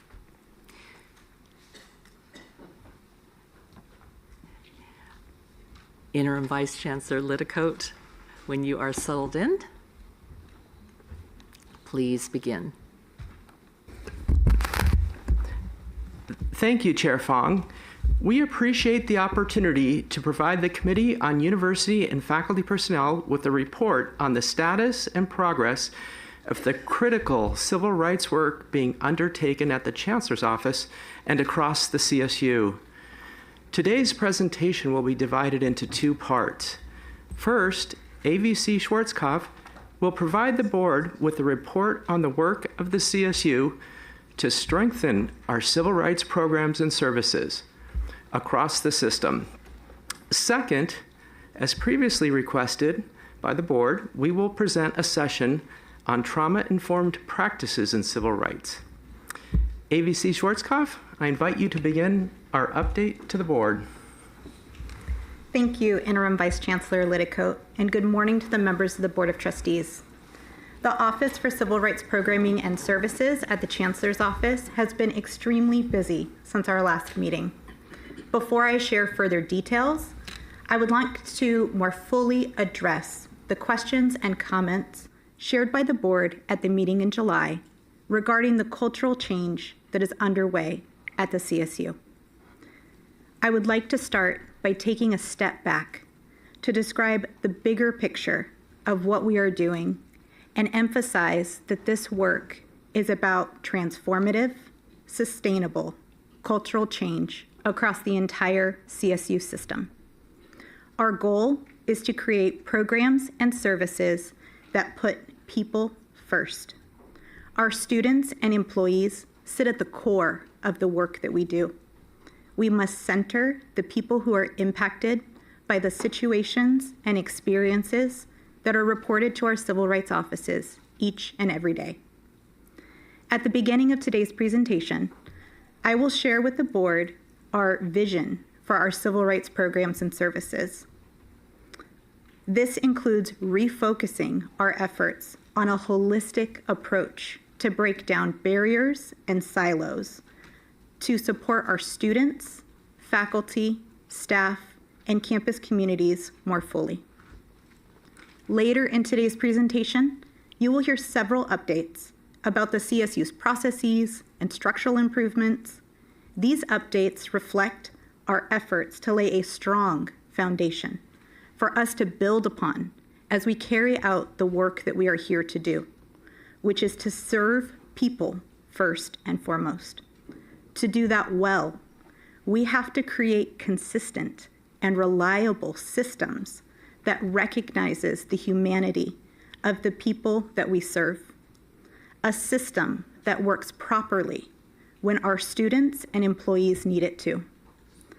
Lastly, we will provide a brief session on trauma-informed practices.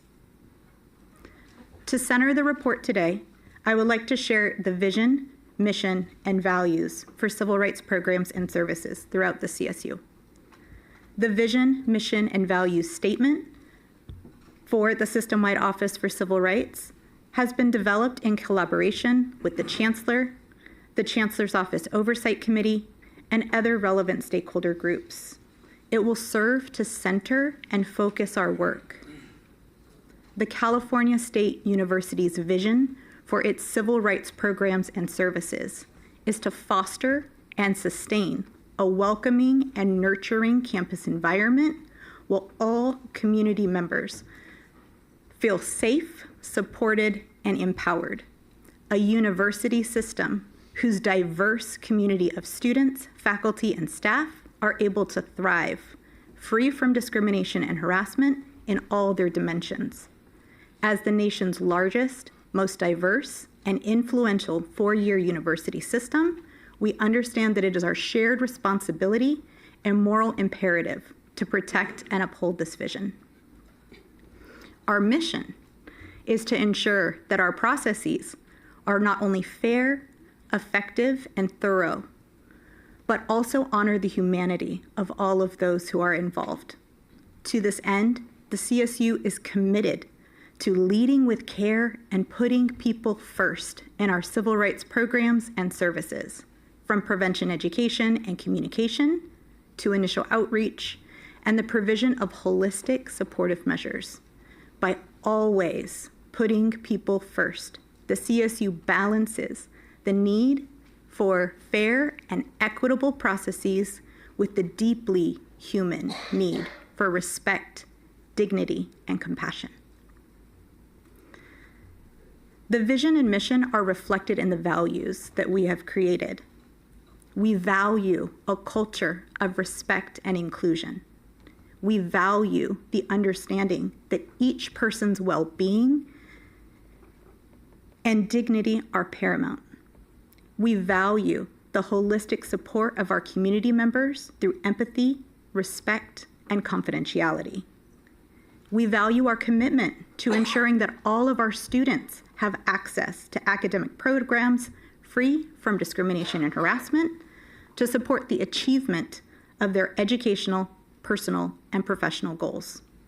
And similarly, we value the commitment to ensuring that our employees are free from discrimination and harassment in their workplace to support the achievement of their personal and professional goals.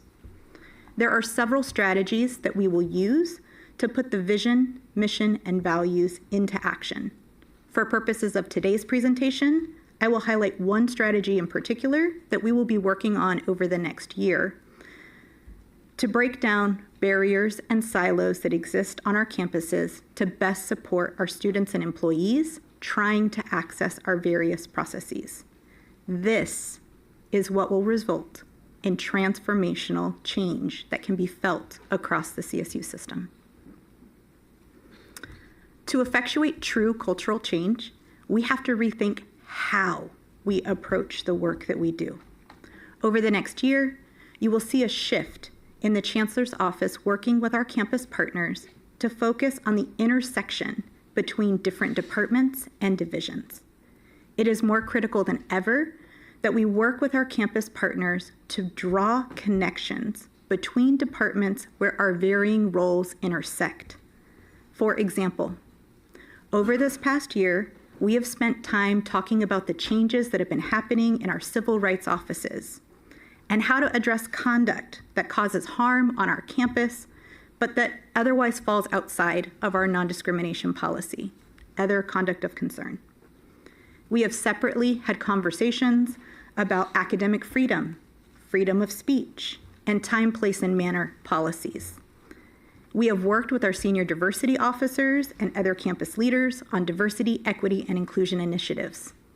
However, we have not brought all of these stakeholder groups together to discuss the intersectionality of our work and how each one of us contribute to the experiences of our students and employees. We are committed to changing this. To that end, the System-Wide Office for Civil Rights is establishing a steering committee of relevant stakeholders to develop a framework that can be used throughout our university campuses. We must keep our focus on how students and employees engage with our processes.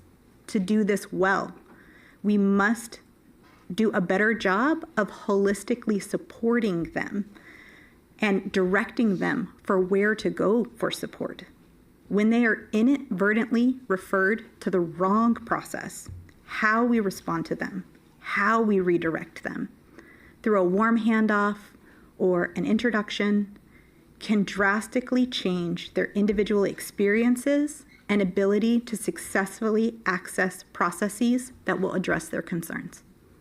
It will take all of us working together to change the culture and show that it is a new day at the CSU.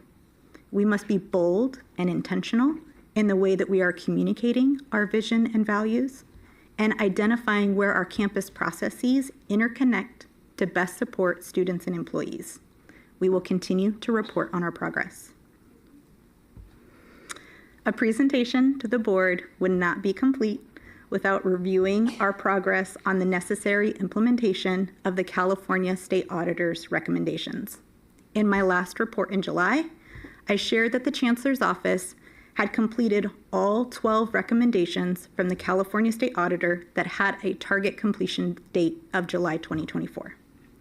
We are pleased to report that we have agreement from the California State Auditor that 10 of those recommendations have been fully implemented, and 2 are partially implemented.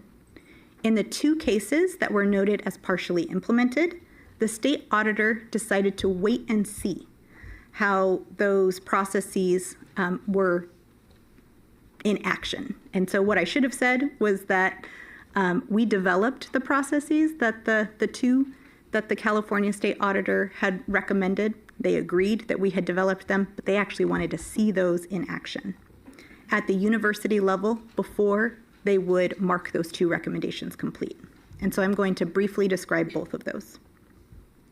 I'd like to start first with the 2023-2024 Annual Report Survey, which is the first partially implemented recommendation. This recommendation will be fully implemented by December 1. This survey collects standardized data from all of our university campuses on items such as the number of cases reported, case types, timeliness of completion, patterns and trends. The annual report survey creates accountability and transparency across the CSU system. As detailed in both the COSIN and state auditor assessments, the CSU has not previously ensured that information was collected in a consistent manner. Through efforts in standardized reporting, written guidance, training, and ongoing support, the CSU system will be better able to more accurately obtain and transparently report this information. We all know that data is critical to managing and tracking the impact of our programs and services. And do we all want consistent and comprehensive data now? Absolutely. But consistent and reliable data has not previously existed system-wide. And so we have to create the baseline. The Chancellor's Office and our university campuses are investing in the creation of that baseline right now that will allow us to consistently aggregate that data across the system. The survey for 2023-2024 is that baseline. As previously shared, this type of data will more readily be available once the Chancellor's Office is able to implement our unified case management system. Our university campuses are currently gathering the information for our 23-24 annual report survey, which will be reported to the Chancellor's Office next week on October 1st. We will then analyze, aggregate, and summarize that data to share with the board at the November meeting. In addition, we will be reporting this information to the state legislature by December 1st. Now, I would like to highlight our civil rights program reviews, which is the second partially implemented recommendation. This recommendation will be fully implemented by mid-December. The first round of compliance reviews will be conducted this fall. The System-Wide Office for Civil Rights has selected one university from each of our 5 regions to undergo a review this fall. The 5 campuses that have been selected in this first review cycle include from Region 1, Chico State, Region 2, Cal Maritime, Region 3, CSU Bakersfield, Region 4, Cal Poly Pomona, and Region 5, Cal State Long Beach. The university presidents for the selected campuses have been provided with 60 days advance notice of the upcoming review process. Once the process is complete, the system-wide director will meet with the campus president, the campus council, the civil rights attorney, and anybody else that the president would like to be there to have a closing meeting to outline the areas of strength and areas of growth for the campus. To further our efforts of accountability and transparency, information from these program reviews will be aggregated into a system-wide report and publicly posted. As these are the first reviews that will be happening in a 3-year review cycle, we will also work with our university partners to provide feedback and reflections that may be helpful in future review cycles at other campuses. Our next update to the California State Auditor is due in January 2025, and we expect that during that update, these 2 partially implemented recommendations will be updated to reflect that they are fully implemented. We understand that a critical part of this transformative work is accountability. On August 14th, Chancellor Garcia and I had the honor of outlining the accomplishments of the CSU related to the State Auditor's report before a hearing before the Joint Legislative Audit Committee, the Assembly Higher Education Committee, and the Senate Education Committee. Chancellor Garcia noted that the work that we are engaged in requires nothing short of cultural change, and highlighted that $15.9 million had been directed to be invested across our universities and the Chancellor's Office to bolster our civil rights programs and services this academic year. I highlighted the substantial infrastructure that has been put in place to help lead and transform the CSU. The current level of oversight and support of our university campuses has never existed before. Overall, we were pleased to receive positive feedback on our efforts from the legislators at the hearing for the collaboration and partnership of the CSU in relation to a package of 12 Title IX related bills. The chair of the Joint Legislative Audit Committee also recognized that a lot of progress had been made by the CSU in the past year during his opening remarks. I would also like to thank our Assembly and State Relations team, Nathan Dietrich, Eric Bakke, and Maggie Wright, for their tremendous help in preparing for the hearing. So as this comes to an end, it is important to highlight how all of this work is transforming the culture across the CSU. The California State Auditor and internal assessment conducted by the CSU outline the need for greater infrastructure, oversight, and resources. At the Chancellor's Office, this is being done in a variety of ways, including the creation of our system-wide Office for Civil Rights Programming and Services, establishing a regional model of oversight and leadership, supported by 5 dedicated system-wide directors and 5 civil rights attorneys, transparently obtaining and publicizing data through our system-wide annual report survey, conducting regular compliance reviews of our civil rights offices at each campus at least every 3 years, the establishment of written guidance, resources, and support, and dedicating $15.9 million in funding across the system. These steps are critical to creating a robust and responsive system that is people-centric and establishes accountability to build and earn trust. At our universities, this is being accomplished by establishing robust partnerships and collaboration with the Chancellor's Office, campus partners, and community resources, the creation and implementation of their university implementation plans for each recommendation of the COSN assessment, increasing resources and support for their civil rights offices, preparing that annual report survey, and publishing their individual campus results, a commitment to continuous review and improvement through program reviews, adopting new guidance and ongoing professional development, and prevention education and training. Our university partners are also building the infrastructure and putting safeguards in place to foster a culture of respect, care, timeliness, and accountability. These are the tangible ways that the CSU is working together to create a strong and supportive foundation for civil rights. Thank you, ABC.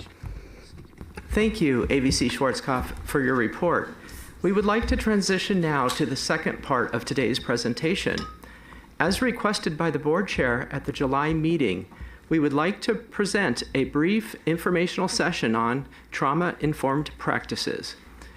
In the interest of time, this session is not as in-depth as what we would provide to our civil rights practitioners, including some elements of the science and research behind being trauma-informed and providing trauma-informed care. Instead, this training will be higher level to define trauma-informed practices and explain how they are put into place on the universities and campuses each day. But first, I'd like to explain why we are devoting time to this section. Experiencing a traumatic event can harm a person's sense of safety, sense of self, and ability to regulate emotions and navigate relationships. Examples of traumatic experiences include situations such as sexual assault, domestic or dating violence, or stalking. Centering people and leading with compassion and empathy starts with truly understanding trauma and its impact on those we seek to support. For civil rights practitioners, trauma-informed practices help support individuals navigating a process under the CSU's non-discrimination policy. These practices give the impacted individual agency to make the decisions of how they want to engage in the process, if at all, and at the pace that they determine. The trauma-informed processes help ensure that our processes are both effective and sensitive to the needs of those affected by trauma. This is the major component of centering people in our processes. I have outlined several areas where trauma-informed practices come into play during the complaint process. Today, we will focus on the areas that are highlighted on the slide related to initial outreach, supportive measures, and investigations. First, it is important that we define trauma and explain its impact on individuals. Trauma is the lasting emotional response that often results from experiencing or witnessing a distressing event. Trauma impacts an individual's brain, body, health, behavior, and can overwhelm a person's resources for coping with the event. When trauma occurs, there are changes that happen to an individual's brain function that may affect their memory or ability to recount their experience. In addition, an individual can be re-traumatized from having to repeat their experiences to others. Civil rights practitioners, along with other individuals such as mental health counselors and first responders, also experience the effects of secondary trauma, from conducting case intakes, interviews, or reviewing written and graphic descriptions of the traumatic events. To help mitigate the effects of secondary trauma for our civil rights team members, the CSU provides support and individual counseling sessions for the employees who undertake this important work. Trauma impacts people in a variety of ways, including in their physical and mental health, emotional well-being, socially, and their ability to cope with the events of trauma. Recognizing and understanding the effects of trauma is foundational to how we approach and support individuals in Title IX and DHR processes. The focus of trauma-informed practices is to support healing, empowerment, and to allow individuals to move forward and thrive. AVC Schwarzkopf will now present a brief overview of the critical trauma-informed practices that have been incorporated into the CSU Title IX and DHR processes. Thank you. To demonstrate trauma-informed practices in action, we will outline a hypothetical scenario that is similar to those reported to our Title IX coordinators and DHR administrators each day. The Civil Rights Office receives a report from Professor Chavez about a student in his class who is experiencing dating violence and stalking from another student. The report states, I received an email from Sarah Jenkins, a student currently enrolled in my History 201 class, about a distressing situation she is dealing with. I copied and pasted the email below. Hello, Professor. I'm sorry I was not in class today. I have a lot going on right now. I think I'm being followed by somebody I briefly dated earlier this year, but I cut off the relationship when it became emotionally and physically abusive. Now my ex, Jacob Smith, has been texting me nonstop and messaging me on social media. I blocked him, but I get similar messages from random phone numbers and new social media accounts. He lives in the same dorm building, and we have a class together, so I can't avoid him. I see him everywhere I go, and I think he's following me. It's too much to be a coincidence. Today he was waiting for me outside your classroom, and I left as soon as I saw him. I'm not sure what to do, but I don't want to fall behind in class. Would it be possible to meet with you to go over the questions I have on the PowerPoint slides you posted online? In these cases, the initial outreach process is crucial for setting a supportive tone from the first interaction. We must engage with the impacted person, like Sarah, from a place of empathy. It's important that we use clear, compassionate, and non-judgmental language in our written and verbal communications. It is equally important to acknowledge the courage that it takes to come forward to share a traumatic experience. For many people, there are numerous reasons why they won't come forward to report their concerns, including a fear of what might happen, shame about what they experienced, or a lack of trust in institutional processes. Sometimes that can result in a student or an employee being non-responsive to our outreach attempts. It may also result in someone starting to engage in a process and then deciding to stop without any further communication. Civil rights practitioners will continue to follow up with the impacted person to assess their willingness to come forward or meet to learn more information. This must be done in a way that balances the autonomy of the impacted person while also ensuring that we are following up on conduct that may be causing harm within the living, learning, or working environment. To help overcome some of these initial challenges, it is important that civil rights practitioners communicate that situations are going to be handled as discreetly as possible. A key component of any trauma-informed practice includes providing prompt and effective supportive measures for complainants and respondents. Supportive measures are individualized and targeted support services to meet the specific needs of the parties at a given point in time. They are designed to help people feel safe and supported through the Title IX and DHR process and to support their success at school or at work. Civil rights practitioners and our campus partners spend a substantial amount of time coordinating and arranging supportive measures and monitoring those measures to ensure their effectiveness. Title IX coordinators and DHR administrators collaborate with other university offices, such as student affairs, counseling services, and health services, to implement and effectuate supportive measures for students and employees. They work with complainants and respondents to discuss potential options and determine what measures would be most helpful for the individual.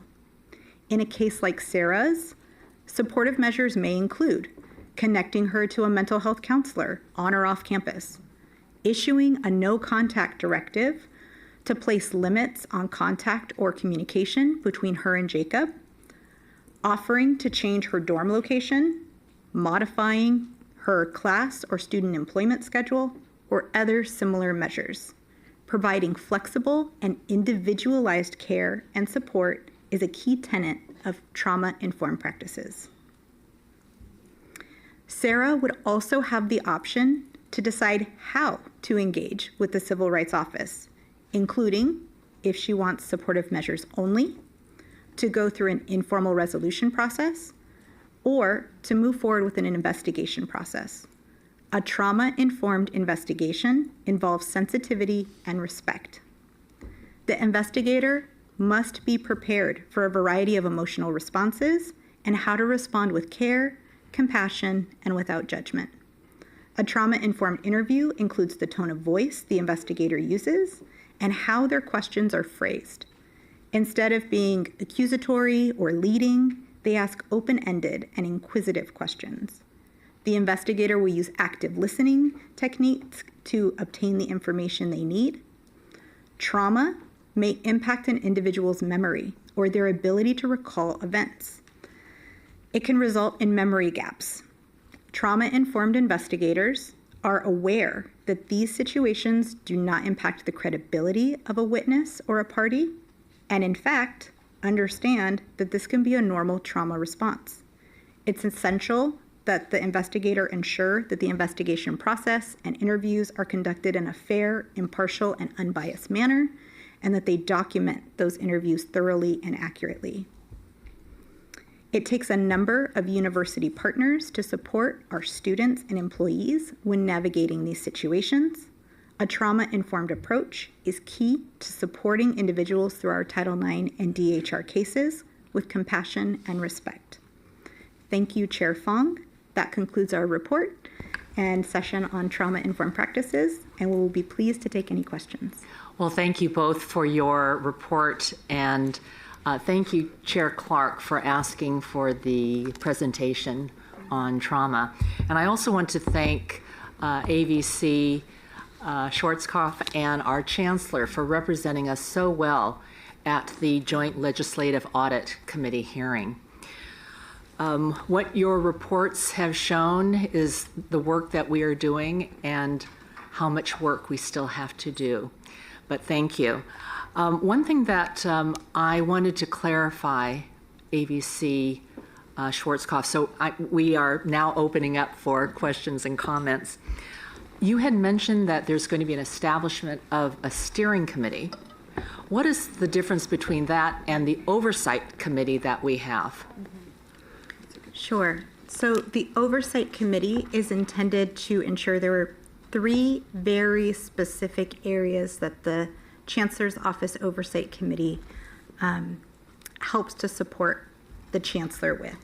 And that's ensuring the implementation of the COSIN assessment, the state audit, that we are engaging with our stakeholders appropriately, and that we are communicating our progress appropriately. This particular steering committee is more focused on the work that is happening every day on our university campuses and helping to connect the dots, so to speak, between the different areas on campus where we intersect. So with our disability services offices, with our mental health services offices, with our student affairs, with Greek life, with residential life, with campus police. And so it's really ensuring that we are all collaborating on these cases to ensure that our students and employees, when they come forward with concerns, that they are directed to the correct place. Thank you. And I'm sorry, I may have missed it as I was looking at who was wanting to speak. Who's going to be making up the steering committee? Who will be sitting on this committee? So right now we don't have the committee established, but we anticipate that it will be a variety of stakeholders. In one of the earlier slides in the presentation, it kind of looked like a flower. Yes. And what we anticipate is that we will have stakeholders from all of these relevant groups to ensure that we have a variety of voices. We also want to ensure that we have students represented. Yes. We want to ensure that we have staff represented, our faculty that are represented. It's important that we understand their perspectives in the work that we are doing. Thank you so much. Chair Fong, if I may add. Yes, please. If I may add, I think it's really critical to engage campus constituents in the work and get feedback, and those that are doing the work on a daily basis with the individuals that are going through these processes. And they'll be instrumental in providing that lens and insight to the central team here at the Chancellor's Office, and help us in developing processes and protocols and techniques, and even the assessment that's to come. So I think we'll be in good stead when we have that committee and engagement and support broadly throughout the system. Thank you so much. So we do have questions and comments from the board. I'm going to go around the horseshoe. Trustee Fagan, please. Well, I want to thank you for this report. It's very impressive. And the focus on victims, the focus on people, and is very gratifying. Thank you for doing this. It's a great. So the question I have is the description you have of what procedures you do. To me, as a non-expert, sound very impressive as a normative process. Are you able to do some of this now, and how is it impacting people on the ground right now? I think back to Trustee Arambula's questions last time about being able to put all this into force, and it at the time sounded a little far in the distance. How do you respond to that? Where are we now, and what's going on? But thank you very much for making these changes. You are welcome. So with respect to trauma-informed practices, those are embedded throughout our systems and structures and processes. It is something that we are required to train our civil rights practitioners on annually. In addition to your question about for some of the work that we're hoping to do that I highlighted with the board today, on some of our campuses, this work is already happening and it's ongoing. Like you may have heard or seen, we have had difficulty recruiting and retaining Title IX coordinators and DHR administrators. It is, these positions have a high level of burnout. We have some campuses that are fortunate to have civil rights practitioners who have been there for years And so many of these systems and structures do exist, and we hope to be able to learn from them and create a framework to support our other campuses. On some of our other campuses, we have maybe newer or less experienced, less seasoned practitioners, and so they have to learn all of these different processes. And so that's really what we're hoping, is that we can create consistency throughout the CSU system. And then finally, with respect to additional data, right, so we can see the impact of the work that we are doing, there will be, in our November presentation, we will be able to report on the data from the annual report survey that is underway right now. I could add a couple other points as well. Haley's team is very engaged in training of the constituents on campus and has been meeting with all the different groups independently for both training and answering their questions and helping them onboard into their positions, because there's been a significant amount of turnover. And they will continue to do this work. Now that they all have a regional director, they have a lot more interactions with their director as well. Having come from a campus, that director was embedded in some of our processes and case reviews, so that we got feedback as we were operating, making decisions, and moving forward with our cases. So that didn't exist before, and it's part of the new processes and resources that are being deployed in the system. Just one quick comment. It's after yesterday's description of our budget issues. Budgets are all about choices and about values, and I'm glad to see that we are committing significant amounts to these issues as part of our choices and expression of our values. Thank you. Thank you, Trustee Fagan. Trustee Rodriguez. Thank you, Chair Fong, and thank you so much for the presentation and for the work that is being done to ensure that we are doing the course correction. And I loved how you started off by saying we are creating a culture of change to recognize the humanity of our stakeholders. So thank you so much for that. I do have a couple of questions. One of my questions is on the program reviews, and just asking also like who's going to be a part of those program reviews, what stakeholders will be a part of that. I'm hoping that our faculty, staff, and students will be a part of it too, if there's going to be any inquiry with them. Sure. So the program reviews are primarily focused on the Civil Rights Office and their the cases, their intakes. Mm-hmm. So there's some information. It's really more compliance related. Do they have the Title IX coordinator's contact information on their website? Have they ensured that they're being trained? And so that's done through a survey. And then the system-wide director will actually be going in, and it's almost like an audit, but auditing their case files and seeing these are the things that the campus is really doing well, and these are our areas of growth. And it's really important that our system-wide directors and the civil rights attorneys who help support the campus, that they are there and embedded in doing those reviews so that they can continue to support them over time. And what we expect to see is that over time, there are these metrics, they're called maturity indicators, but that over time, the areas of growth, right, that they continue to grow in those areas, and that we at the Chancellor's Office are aware more systematically what are the things that we're seeing across our campuses so that we can adjust and help provide additional support to our campus partners. And we really view it as a partnership. These reviews are not a gotcha. It's really to ensure that we are holding ourselves accountable and that we're being transparent about the work that we are doing and how we can best support our university campuses, because they are doing really hard work every single day.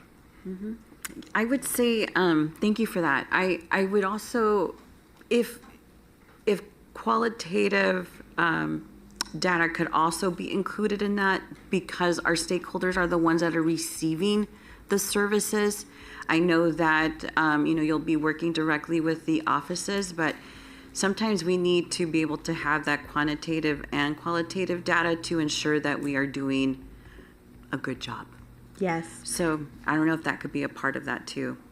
And it is, I realized I missed the second part of your question. There is a list of stakeholders, which would include students and faculty and staff and deans and other campus community members who will be interviewed by the system-wide director as part of the review process. Yes, thank you so much.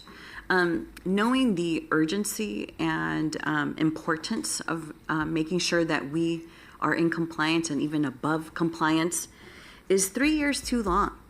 Is every 3 years too long? Should we be doing every 2 years? Just a question. And I think it's a good question. I think that if we didn't have a newly established infrastructure at the chancellor's office, that would probably be something that we would want to do. Yeah. The great thing, as Interim Vice Chancellor Liticote had shared, is we do have this new structure involving our system-wide directors and our civil rights attorneys, and they are helping to provide that day-to-day, guidance, direction, support as we are seeing patterns and trends across the system. We're now in a position, really, that we've never been in before to address those as things are happening. And so it's a really exciting time to be part of this team. And I would just like to add, every semester, they're going to do another 5 campuses. Okay. So these reviews will be happening on an ongoing basis, and each campus will be cycled back through on a 3-year cycle.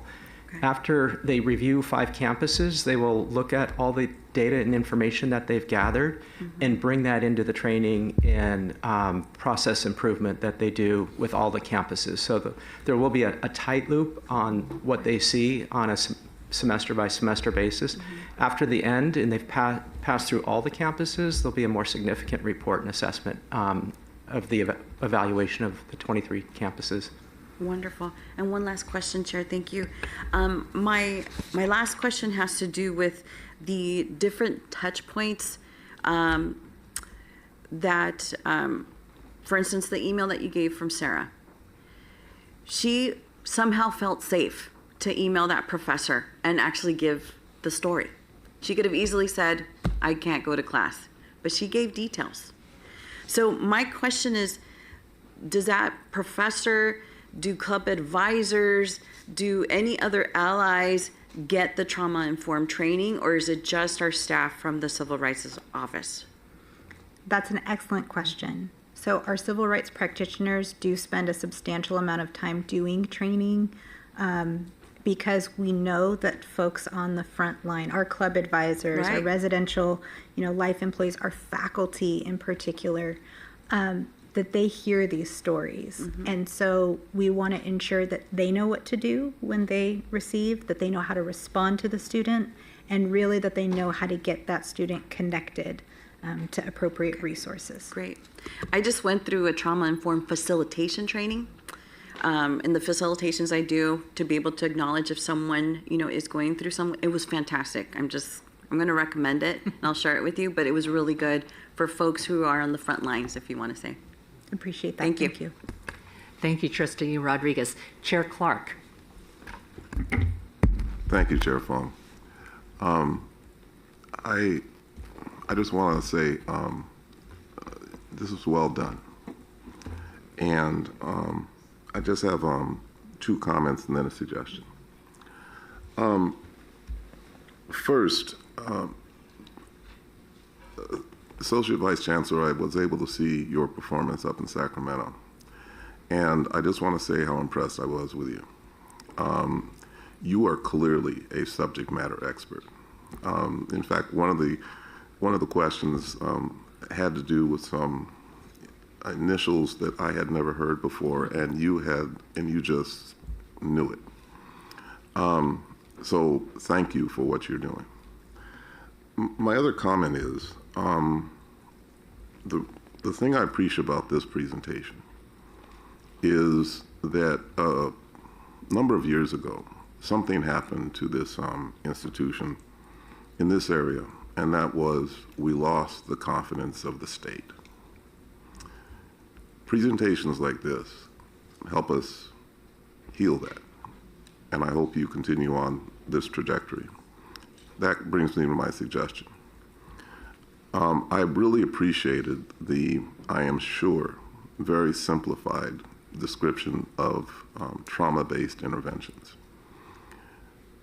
The reason I made the suggestion is that we as mostly, not all, lay people, when we're bombarded with terms of art, at least I'll speak for me, I tend to rely upon whatever I've learned out in the community, my life experience.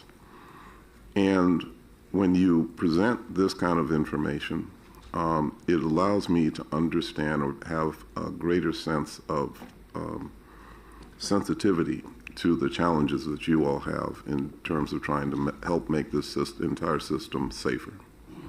So my suggestion is if periodically, I think for the next few sessions would be good, but could you think of areas in Title IX that are really counterintuitive? The privacy rights, the requirement of confidentiality, and how that impacts investigations, how it impacts what can be shared with various people. And by doing this, my reason for asking this is, as you sensitize us, and I do see these meetings as open, at least these information portions, an opportunity for our statewide community to look in and see what's happening at CSU. It's not an open forum. This is a business meeting of the Board of Trustees. At the same time, it has a function of letting people who care about this system, are invested in this system, to see how the system works. And so I just want to say I greatly appreciate this presentation. Well done. Thank you. Thank you for your kind words. Thank you, Chair Clark. And also, it's come to my attention that our Vice Chancellor and Chief Audit Officer also audits the compliance reviews performed by AVC Schwarzkopf and the team, and you provide additional assurance that we have the most robust and transparent process in place. Thank you. And just to be clear, that will be for this year, will be the first time we're going to audit them after they're completed in the first phase. Thank you very much. Trustee Gilbert-Lurie.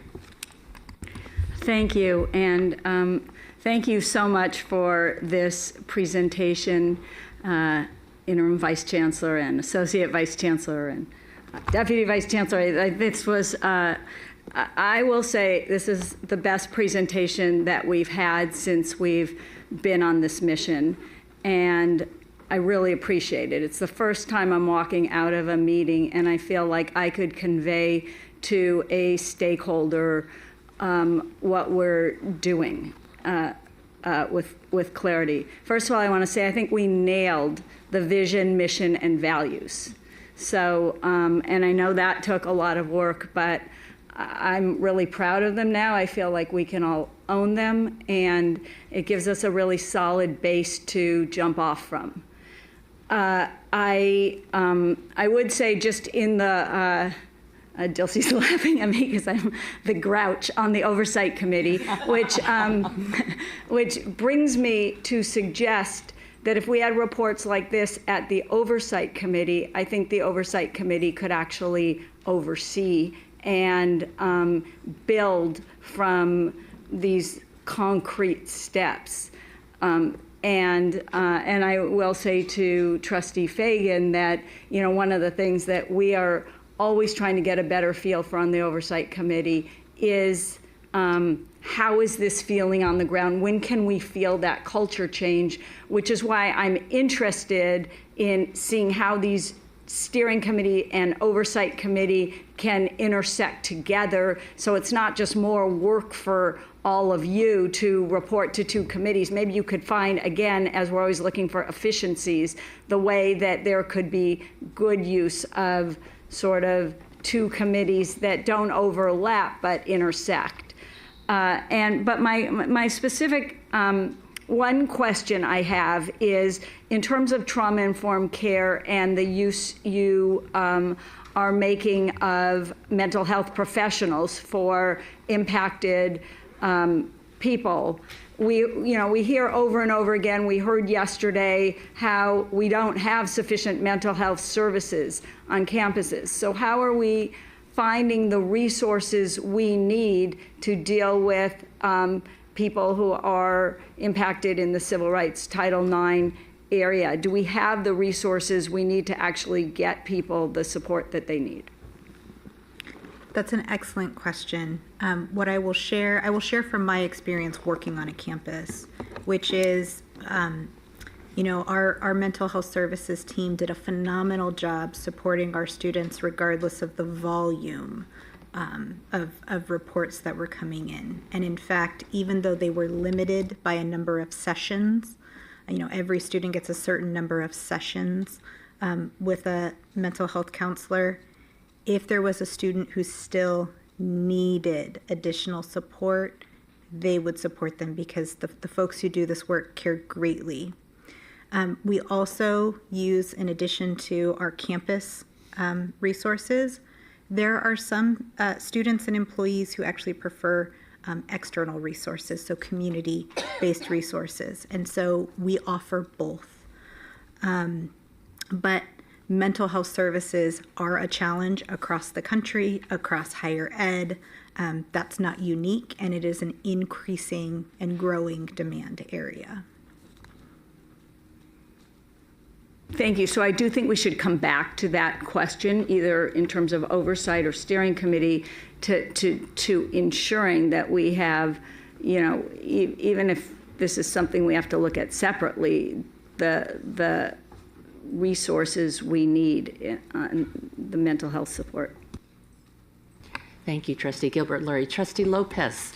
Thank you. Let me add my thanks to everybody who's worked on this. That's an enormous amount of work, and the clarity and the thought that's gone into it. I really, really appreciate and know how difficult it is. And how much progress we've made since I came on the board right in the middle of everything blowing up. I have a specific question. I'm so glad we're collecting data. We will have baseline, as you said. I was surprised we didn't have that to begin with. So that's huge. I'm really impressed with the fact that you're doing reviews and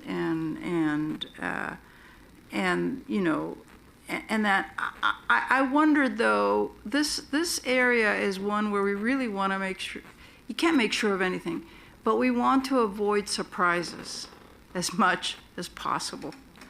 We hear informally of hotspots or areas where there are problems and stuff, and before we didn't even know how to get a handle on it. Now we'll have the tools to get a better handle on that. But I wondered if, analogous to what we are trying to do with some of our students in terms of student success, is there an early warning system?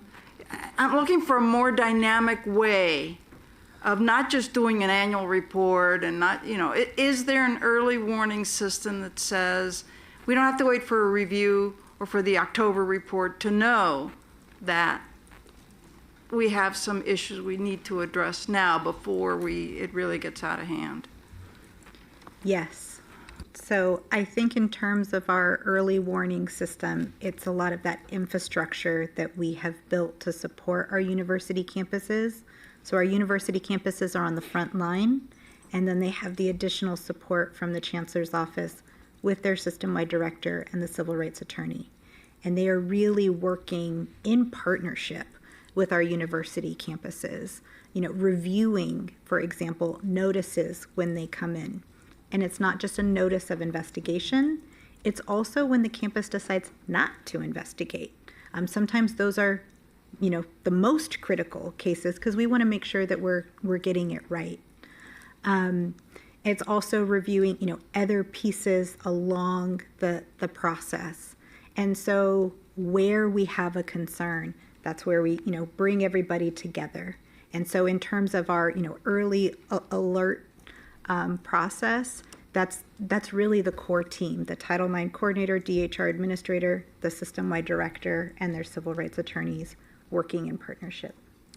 And I would just I would just add that there's also one of the recommendations from the Cozen report is not every campus had what they called an interdisciplinary team that includes the conduct officers, the housing residential advisors, all the areas that a lot of this activity comes from on that constellation that Haley had on the chart.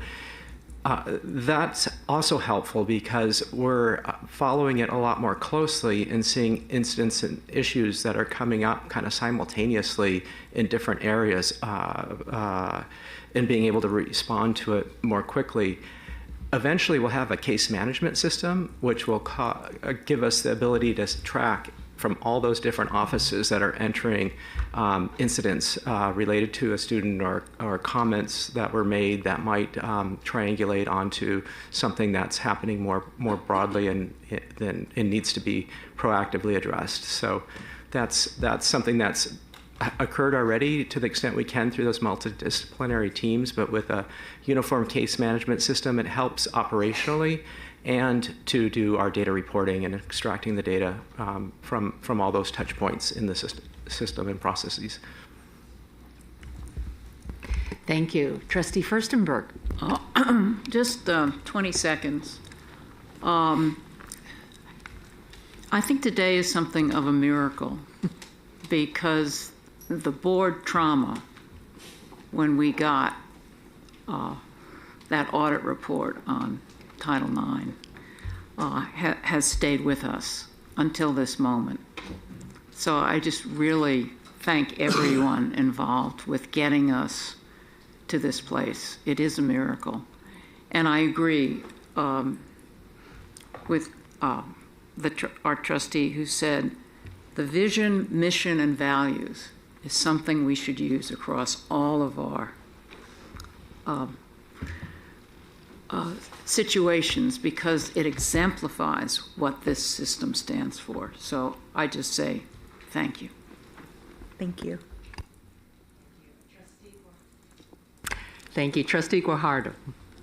Thank you, and thank you for your presentation. I have two questions. The first one is a baseline and the other one's a follow-up.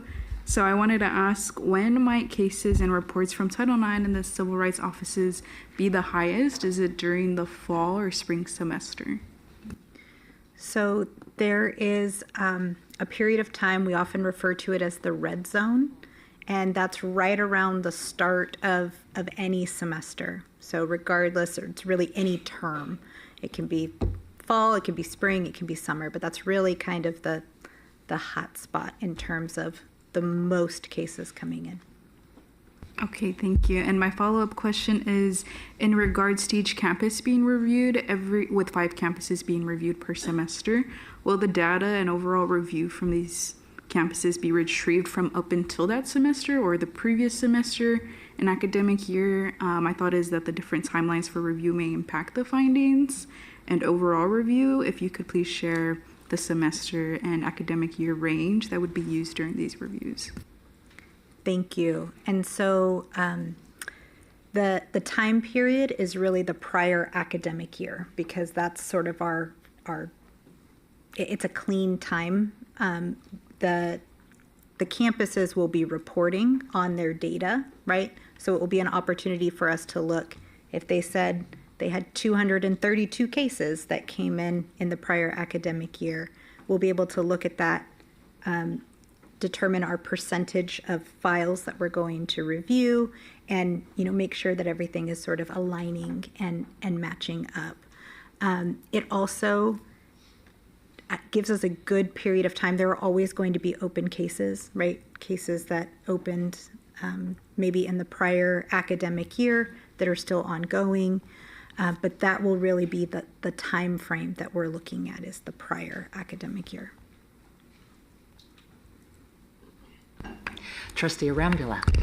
I want to echo what Trustee Furstenberg said and encourage us not to let our foot off the gas. It is this presentation you've heard from so many is giving us the confidence that the team is doing everything we can with the urgency we need. And sometimes that then means like, oh, good.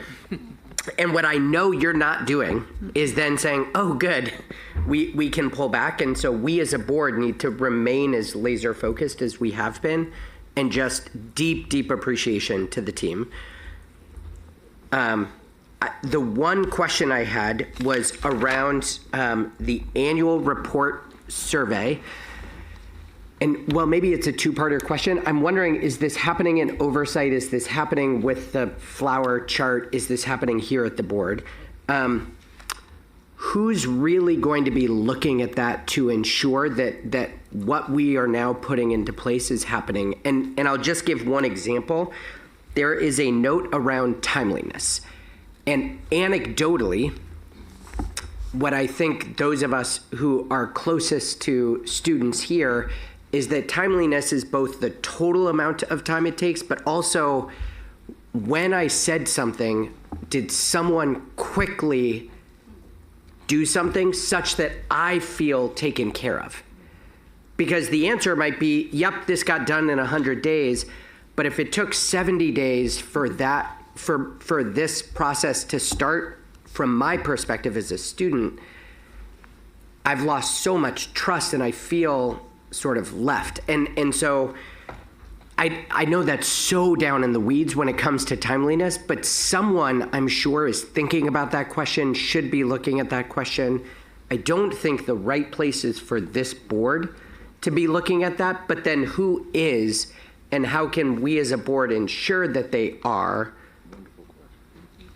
That's my really hard to answer question because it's really amorphous.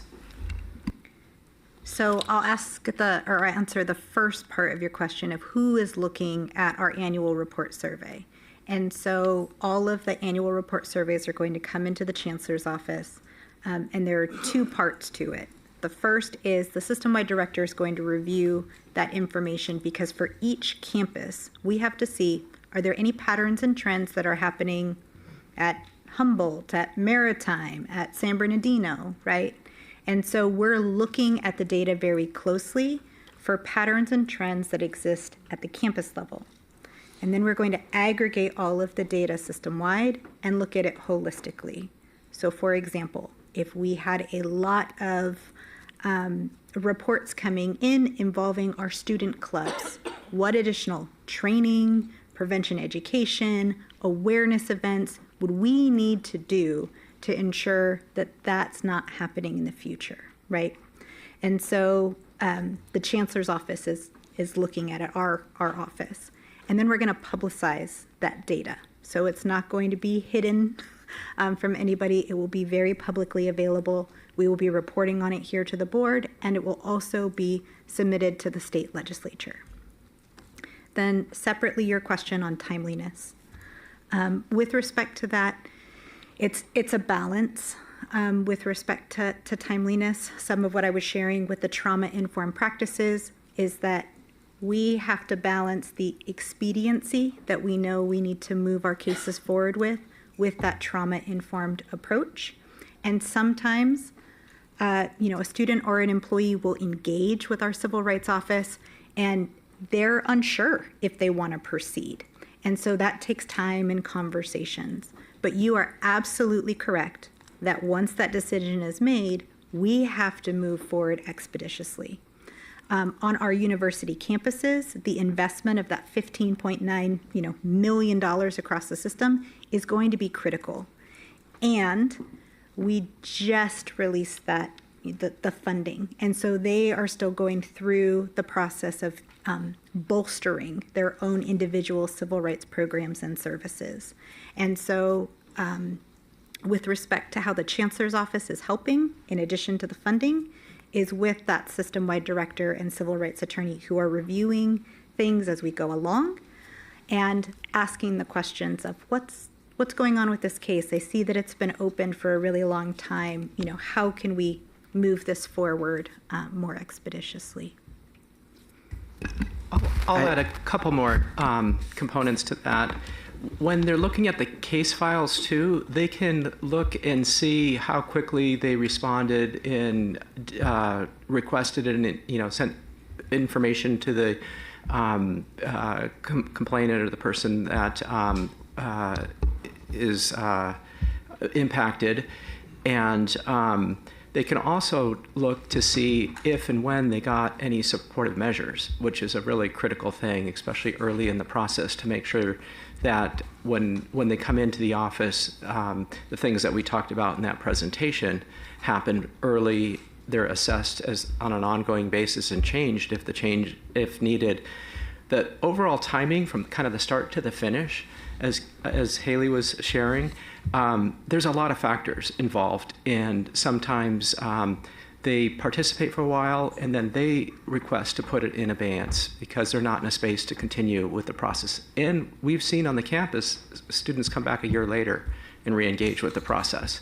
And once we get the case management system, all these phases will be logged, and it'll be much easier to extract that systematically across the CSU. And we're talking with the Oversight Committee about metrics that we can track to best assess serving the students and employees that are using the civil rights services. Thank you so much. I know that Jack wanted to get in. I'll just say there's an old proverb that said the best time to plant a tree is 30 years ago. The next best time is today. And I see the work that you all are doing is planting the trees that we need to provide the coverage, the care. And I know that doesn't mean we haven't been doing anything, but we know there's so much more we could be doing, and you all are putting that in place in ways that are going to pay dividends for students very soon and far into the future. So thanks for the work. Thank you, Trustee Rambula. Trustee McGrory. Just a quick comment, and that's something that I said before. It sounds like we're setting up a very tight, formal, bureaucratic process to make sure all these complaints get investigated. But going to what Trustee Lopez said, if I'm like a city manager and there's a hotspot going on in the organization, I want all that stuff bypassed. Okay, I want somebody in my office telling me there's a bad actor, and I don't want people to wait 75 or 90 days for that bad actor to be dealt with.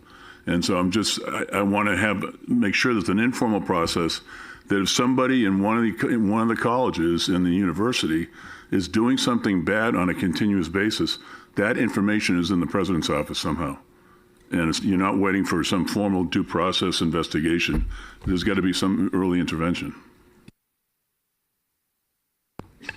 So it's an excellent point. It's part of the reason that our California Education Code has one of the primary responsibilities for our university presidents, and part of the reason that the Title IX regulations want our Title IX coordinators and DHR administrators to report to a VP level or above, including the president, so that you have that sort of direct line and direct communication.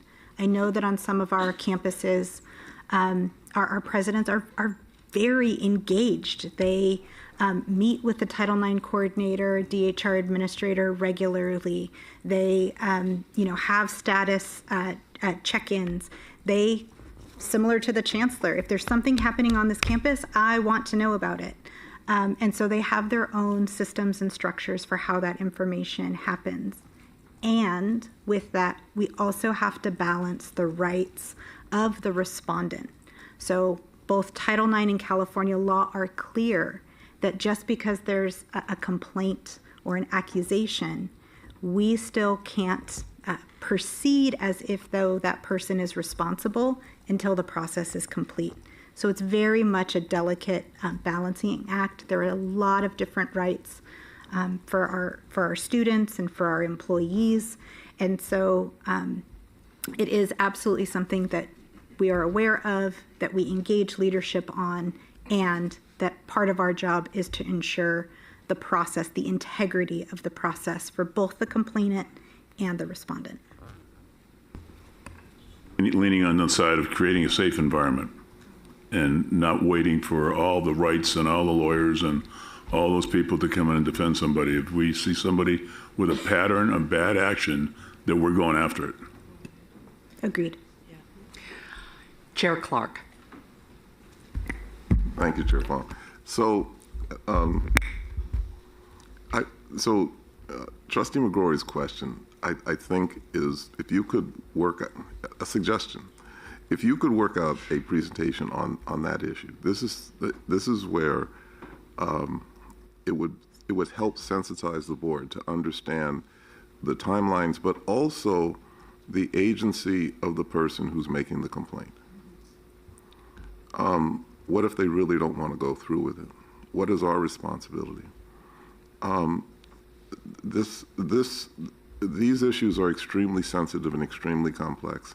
And the more we can sensitize ourselves, we can't become subject matter experts like you, but the more we can sensitize ourselves, I think you'll help us to become better decision makers, policy decision makers. Thank you. Well, thank you to my fellow trustees for all your questions and comments, and special thanks to AVC Schwarzkopf and to Interim Vice Chancellor Liddicoat for the work that you are doing. You have a lot more to do, but we are appreciative of the work that you have accomplished to date, and to your teams. And as Vice Chair Arambula said, we want you to still have that foot, heavy on that pedal.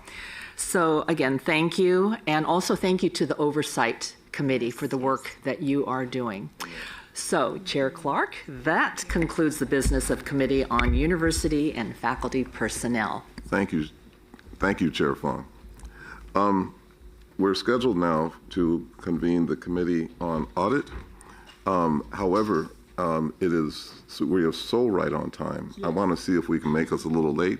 I would like to see if we could do, if we're good, if we can do a 10-minute break. Yes.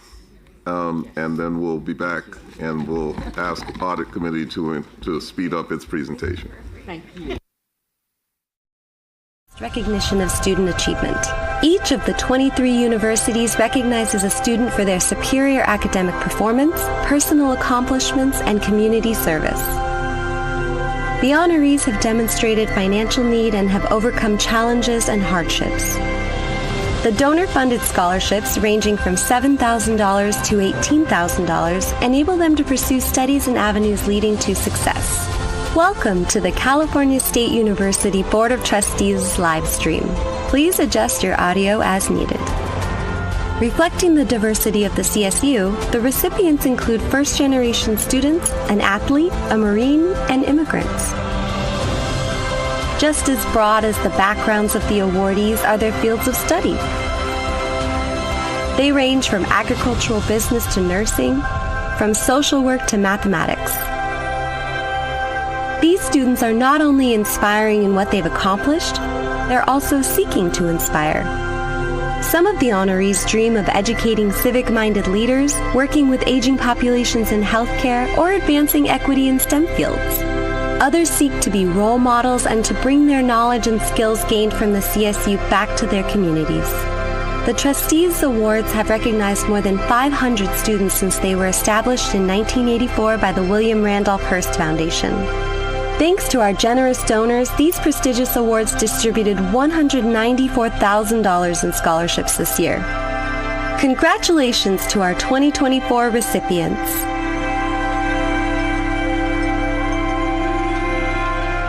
Welcome to the California State University Board of Trustees live stream. Please adjust your audio as needed.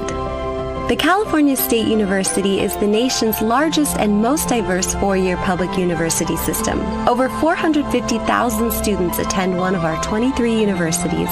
More than 1/4 of our undergraduates are the first in their family to attend college, establishing the CSU as a pathway to student success.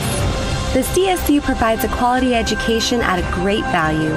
More than half of our students who graduate with a baccalaureate degree finish with no student loan debt.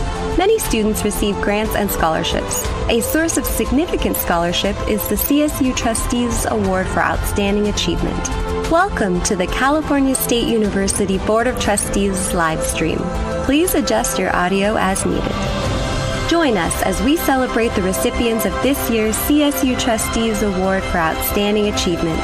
These awards are the university's highest recognition of student achievement.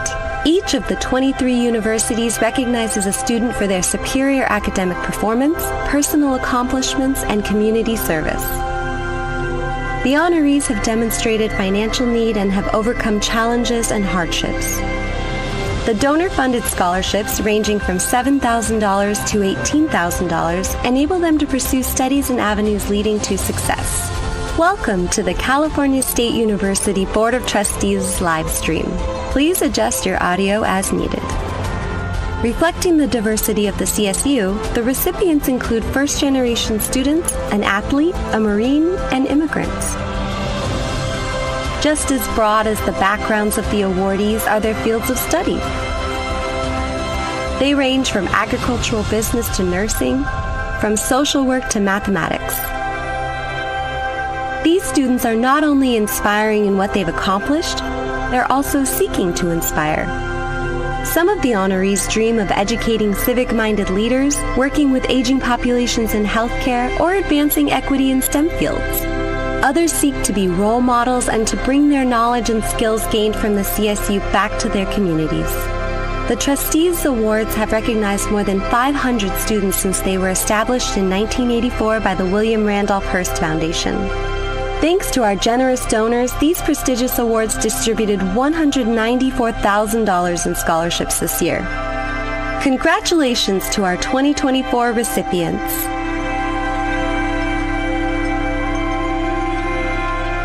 Welcome to the California State University Board of Trustees live stream. Please adjust your audio as needed. The California State University is the nation's largest and most diverse four-year public university system. Over 450,000 students attend one of our 23 universities. More than 1/4 of our undergraduates are the first in their family to attend college, establishing the CSU as a pathway to student success. The CSU provides a quality education at a great value. More than half of our students who graduate with a baccalaureate degree finish with no student loan debt. Many students receive grants and scholarships. A source of significant scholarship is the CSU Trustees Award for Outstanding Achievement. Welcome to the California State University Board of Trustees live stream. Please adjust your audio as needed. Join us as we celebrate the recipients of this year's CSU Trustees Award for Outstanding Achievement. These awards are the university's highest recognition of student achievement.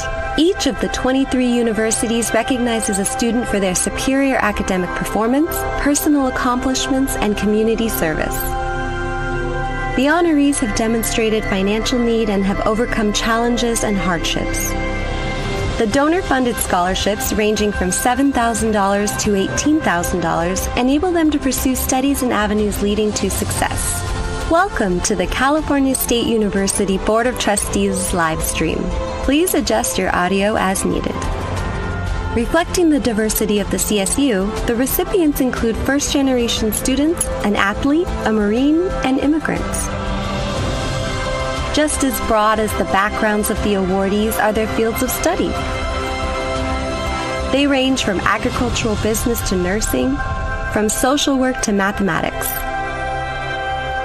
These students are not only inspiring in what they've accomplished, they're also seeking to inspire.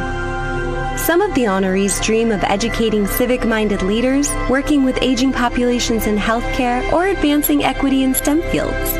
Others seek to be role models and to bring their knowledge and skills gained from the CSU back to their communities.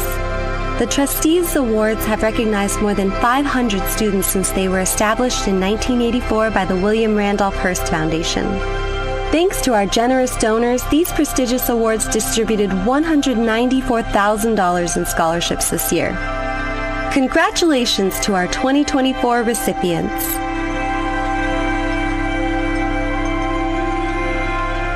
Welcome to the California State University Board of Trustees live stream. Please adjust your audio as needed. The California State University is the nation's largest and most diverse four-year public university system. Over 450,000 students attend one of our 23 universities. More than 1/4 of our undergraduates are the first in their family to attend college, establishing the CSU as a pathway to student success. The CSU provides a quality education at a great value. More than half of our students who graduate with a baccalaureate degree finish with no student loan debt. Many students receive grants and scholarships. A source of significant scholarship is the CSU Trustees Award for Outstanding Achievement. Welcome to the California State University Board of Trustees live stream. Please adjust your audio as needed. Join us as we celebrate the recipients of this year's CSU Trustees Award for Outstanding Achievement. These awards are the university's highest recognition of student achievement. Each of the 23 universities recognizes a student for their superior academic performance, personal accomplishments, and community service. The honorees have demonstrated financial need and have overcome challenges and hardships. The donor-funded scholarships, ranging from $7,000 to $18,000, enable them to pursue studies and avenues leading to success. Welcome to the California State University Board of Trustees live stream. Please adjust your audio as needed. Reflecting the diversity of the CSU, the recipients include first-generation students, an athlete, a Marine, and immigrants. Just as broad as the backgrounds of the awardees are their fields of study. They range from agricultural business to nursing, from social work to mathematics. These students are not only inspiring in what they've accomplished, they're also seeking to inspire. Some of the honorees dream of educating civic-minded leaders, working with aging populations in healthcare, or advancing equity in STEM fields. Others seek to be role models and to bring their knowledge and skills gained from the CSU back to their communities. The Trustees Awards have recognized more than 500 students since they were established in 1984 by the William Randolph Hearst Foundation. Thanks to our generous donors, these prestigious awards distributed $194,000 in scholarships this year. Congratulations to our 2024 recipients.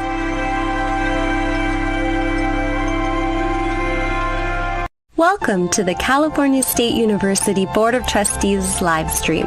Please adjust your audio as needed. The California State University is the nation's largest and most diverse four-year public university system. Over 450,000 students attend one of our 23... I like that.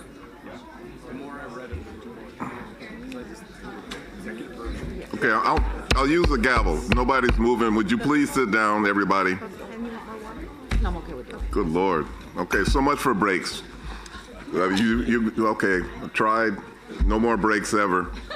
Don't say that. Oh my God, no. I'm not going to let you. There are no breaks when we're going to be scheduled for breaks. Okay. I think we have a quorum. Trustee, where is she? There she is. Trustee Campbell, would you please convene the Committee on Audit? Thank you, Chair Clark. Will the Committee on Audit please come to order?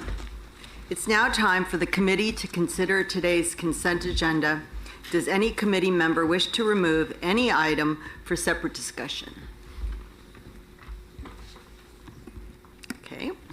Seeing none, is there any objection to the approval of the consent agenda? Hearing none, the consent agenda is approved. There's one item on today's discussion agenda. Item 2 of the discussion agenda is an information item regarding the status report on audit and advisory services activities. The item will be presented by Vlad Marinescu, Vice Chancellor and Chief Audit Officer. Please begin, Vlad. Thank you, Chair Campbell. In your agenda packet, you will find a status report on our internal audit activities, and Attachment A illustrates some of our key accomplishments from the recently completed fiscal year 23-24 audit plan. In today's presentation, I will begin with an overview of our audit activities, distinguishing those driven by risk assessment from the more ad hoc activities. We'll start by reviewing the assurance audits completed under the 23-24 audit plan, highlighting key topics we explored. Next, I'll cover our work with data analytics and the highlights of our value-added activities. Finally, I'll wrap up with a brief overview of our commitment to organizational excellence. During the 23-24 audit plan year, we conducted a range of both risk-based and value-based auditing activities. Our risk-based audits are designed to provide assurance to the Board of Trustees that management controls are both effectively designed and operating as intended. These are outlined on the left side of the chart. In addition to these core functions, we also engage in value-based auditing. This approach goes beyond traditional assurance reviews to focus on activities that deliver additional insights and benefits.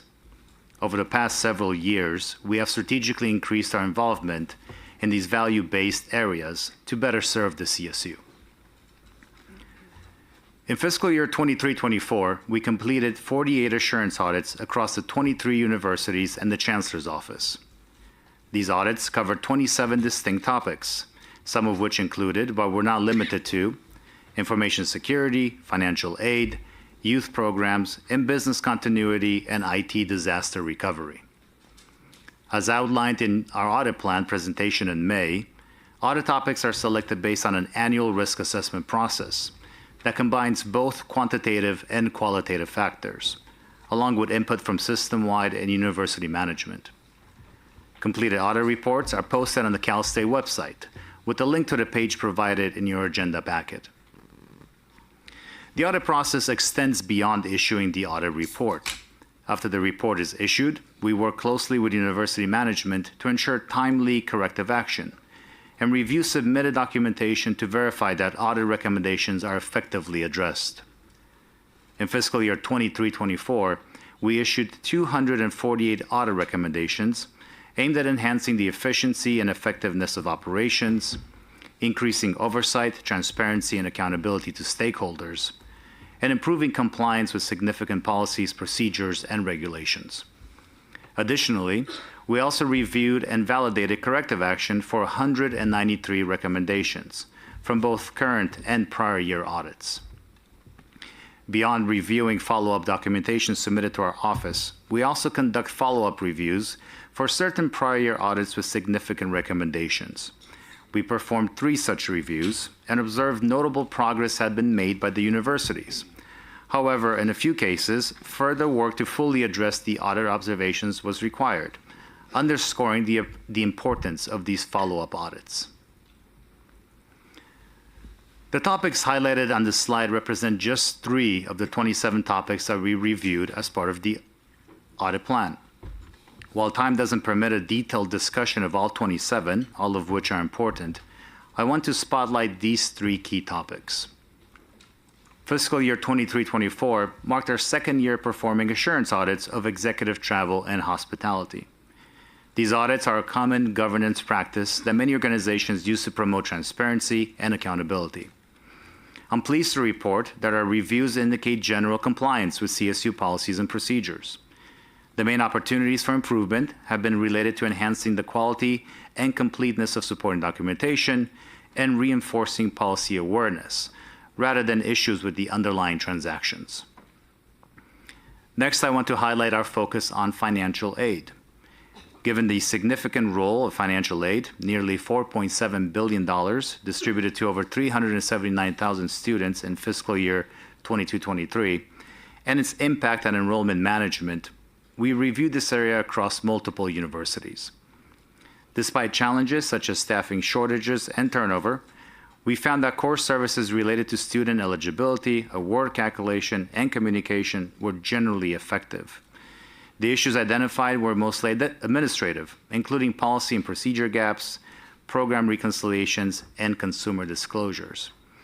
I do want to note that we performed our student aid reviews in fall of 2023, looking primarily at aid awarded in academic year 2023. So the new FAFSA process that we have heard so much about, that was for academic year 24-25 and was not covered in our reviews that we performed last year. Finally, I'd like to highlight our audits of business continuity and IT disaster recovery. We selected this topic due to the many changes in the workplace that have occurred since the pandemic, including a shift to a hybrid work environment and increased use of cloud storage and computing environments. Our audits in this area indicated significant room for improvement and a need for universities to prioritize this important area. We have taken several steps to address these gaps, including conducting 2 advisory reviews to help universities enhance their programs, partnering with risk management at the CSU Business Conference to present our findings, and participating in the CSU Emergency Managers Conference. Feedback from the universities has been very positive, with one university noting that our audit fostered greater interdepartmental communication and strengthened their continuity program. The integration of data analytics into our audit process enables greater efficiencies and improved audit quality. One of the core functions of our data analytics team is assurance and advisory project support. Through advanced statistical analysis, our team can identify unusual transactions, enabling our auditors to focus their efforts more strategically. In fiscal year 23-24, our team produced 141 data analytics queries that supported 30 audit and advisory projects. Another vital aspect of our program is the continuous monitoring that supplements our annual assurance audit plan. For example, our credit card analytics, which is our longest-standing ongoing review, processed 611,000 transactions in fiscal year 23-24. We performed follow-up on approximately 700 transactions, focusing on identifying any potentially unallowable purchases and detecting active credit cards assigned to separated employees. Of the unallowable transactions we discovered, none were deemed to be fraudulent. Instead, they represented accidental personal use or services not permitted by our credit card policies. And in some of these cases, management was already aware of the transactions and had taken remediation action. We also noted two main issues regarding credit cards assigned to separated employees. A small number of accounts remained open due to oversight, and there were a few instances where departments failed to notify credit card administrators when an employee left the CSU. All of the issues identified were promptly addressed by university management. Additionally, we analyzed credit cards with no transactions over the past 12 months. This review led to a substantial reduction in credit card-related financial exposure, with decreases of $4.96 million in fiscal year 22 and $1.62 million in fiscal year 23. Notably, since we began sharing our credit card data analytics results with university management, we have seen a significant year-over-year increase in compliance. This improvement is a testament to management's proactive responses to the trends identified. Our Concurred Travel Analytics program is one of our newest data reviews. For this review, continuous monitoring occurs on travel expense transactions processed for the 12 universities using the system-wide instance of the Concurred Travel System. As we move forward, our coverage will expand to include 17 universities in fiscal year 24-25, allowing us to increase our audit coverage. For fiscal year 23-24, we analyzed over 240,000 transactions and conducted follow-up on approximately 1,400 of these. While we did not find any material errors, we did identify opportunities for improvement, particularly in enhancing documentation quality and policy awareness. Looking ahead, our focus will be on expanding our continuous monitoring capabilities. With a solid foundation in place, we are poised to enhance the timeliness of issue detection and provide even greater assurance to our stakeholders. Now I'd like to shift focus to highlight some of our value-added audit services that extend beyond traditional assurance activities. These services demonstrate how audit and advisory services operates not just as an assurance function, but also as a strategic partner in the organization. One example of our value-added approach includes leveraging and sharing information across the CSU. Each year, we compile insights from the approximately 70 audit and advisory reviews we perform, as well as the results of data analytics reviews and any fiscal and proprietary reports. This compilation focuses on observations with potentially significant impacts on operations or the university's risk profile. Through this approach, universities that have not undergone a specific audit can still benefit from these notable findings and can use this information for proactive self-assessments of their processes. Another way we have worked to share critical information system-wide is through issuing real-time fraud alerts when one university experiences a fraud attempt or incident that could impact other universities. Additionally, we provide targeted fraud prevention training addressing the most common fraud types encountered. The advisory services function serves as a proactive, strategic approach to helping our universities identify, assess, and mitigate risks effectively. These reviews are requested by university management and are generally accommodated on a first-come, first-served basis. The topics of these advisory reviews are closely aligned with our assurance audit plan, ensuring that our advisory function complements and adds value to our core assurance activities. In the 23-24 period, we fulfilled 22 advisory review requests from university management. Beyond our standard audit plan, we also assist with tracking and navigating external audits conducted by state and federal agencies. Our dedicated team, with extensive experience working with entities like the California State Auditor, helps guide universities and the Chancellor's Office through these audits. In fiscal year 23-24, we supported management in various state audits concerning NAGPRA, Title IX, community college transfers, and the Clery Act. We cannot meet our audit objectives without a dedicated and qualified staff of audit professionals. The competency of our staff is crucial to meeting and exceeding internal audit standards while delivering substantial value. To support this, we are committed to the ongoing professional development of our team, encouraging further education and specialized training.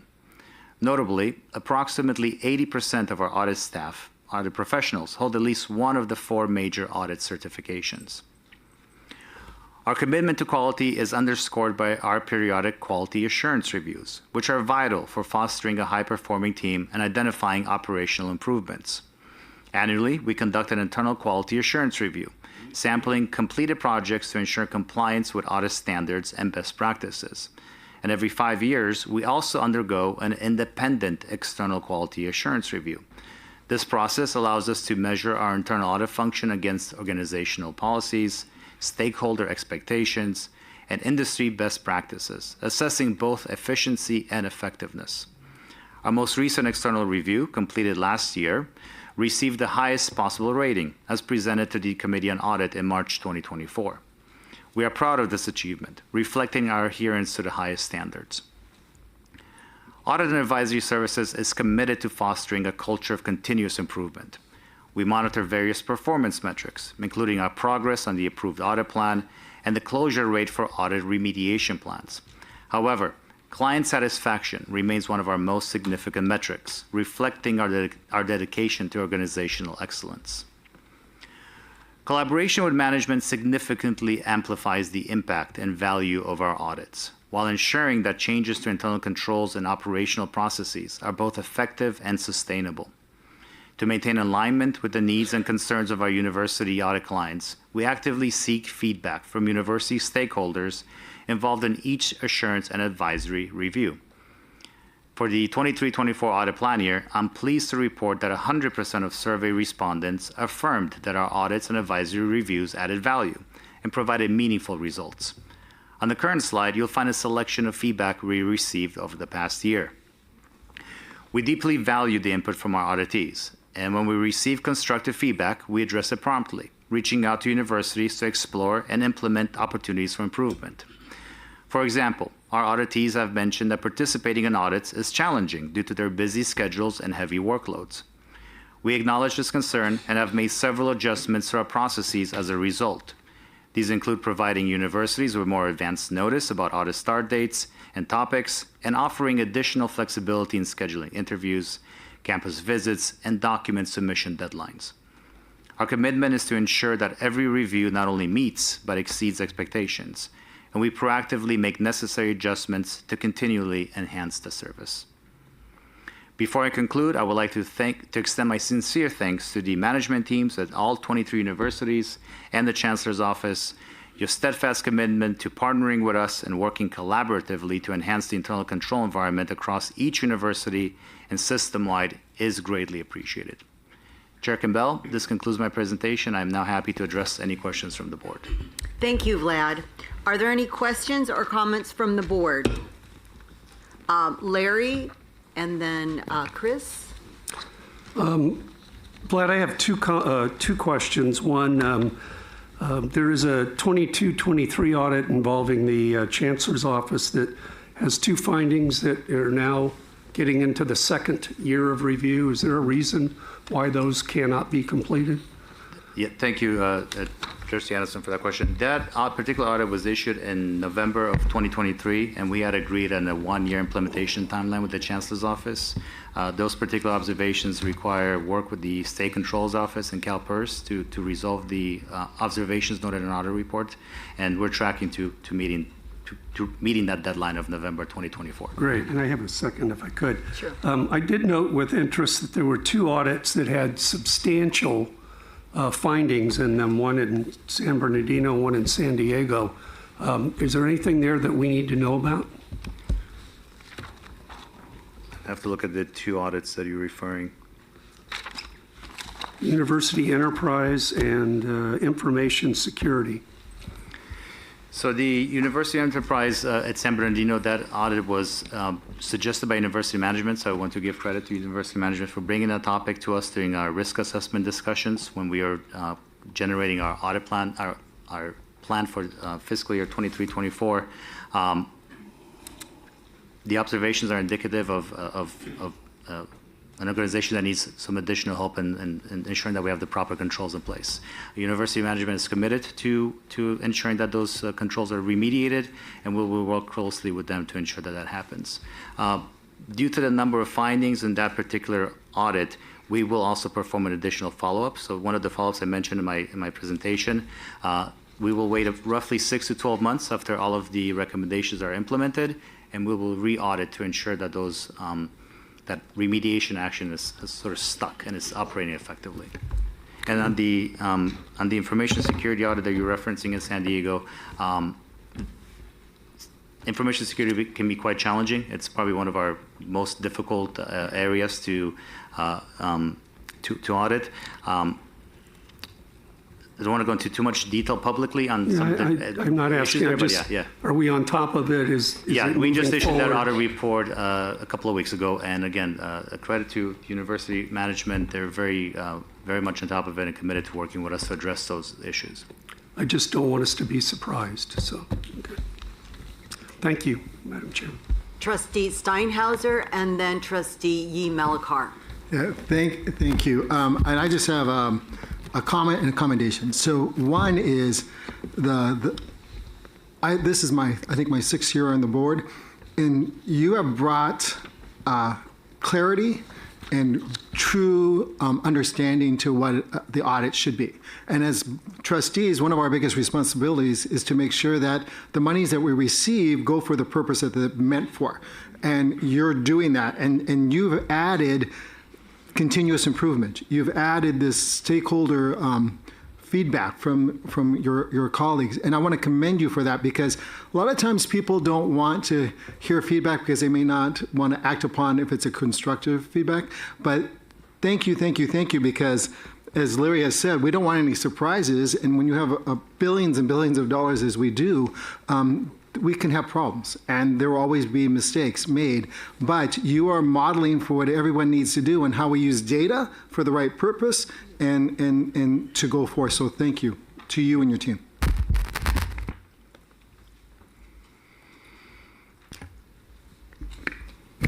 Thank you, Trustee Kimbell. And I'd like to add my congratulations to our Chief Audit Officer and his team for completing all audits for the 23-24 plan and already making great progress on the 24-25 audit plan. I think continuous auditing techniques and the data analytic tools demonstrate a forward-thinking approach to audit management, so thank you so much. I do have a question, and my question has to do with, could you comment on how the CSU is preparing for the audit related to affordable student housing? And what steps are being taken to ensure transparency and cooperation with the external auditors? Thank you, Trustee Melikar, for that question. So for anytime we have an audit from the California State Auditor, or really any external agency that is a sort of a system-wide audit, we form an interdepartmental work group at the Chancellor's Office with subject matter experts from all areas. We are the audit liaison for the CSU, for the Chancellor's Office, so we sort of bridge that gap between management and the external agency that is auditing us. We have a long history of working with the California State Auditor. We've had a number of audits now that we've engaged with them on, so I think we're in a very good position to help management understand what are the requirements, what is the ask, what are the rules that we have to play by, and I think we've achieved just a really great working relationship with the California State Auditor, which helps us have more meaningful audits and results.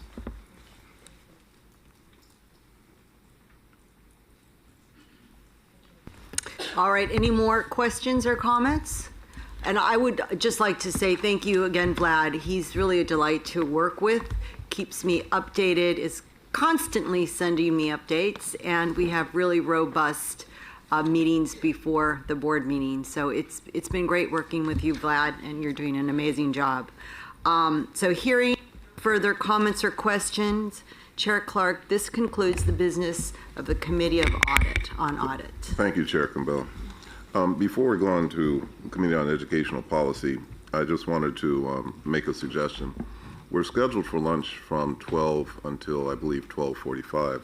We're making very good progress, and if we need to take a break, would the trustees be receptive to perhaps foregoing lunch and moving ahead a little more? Okay.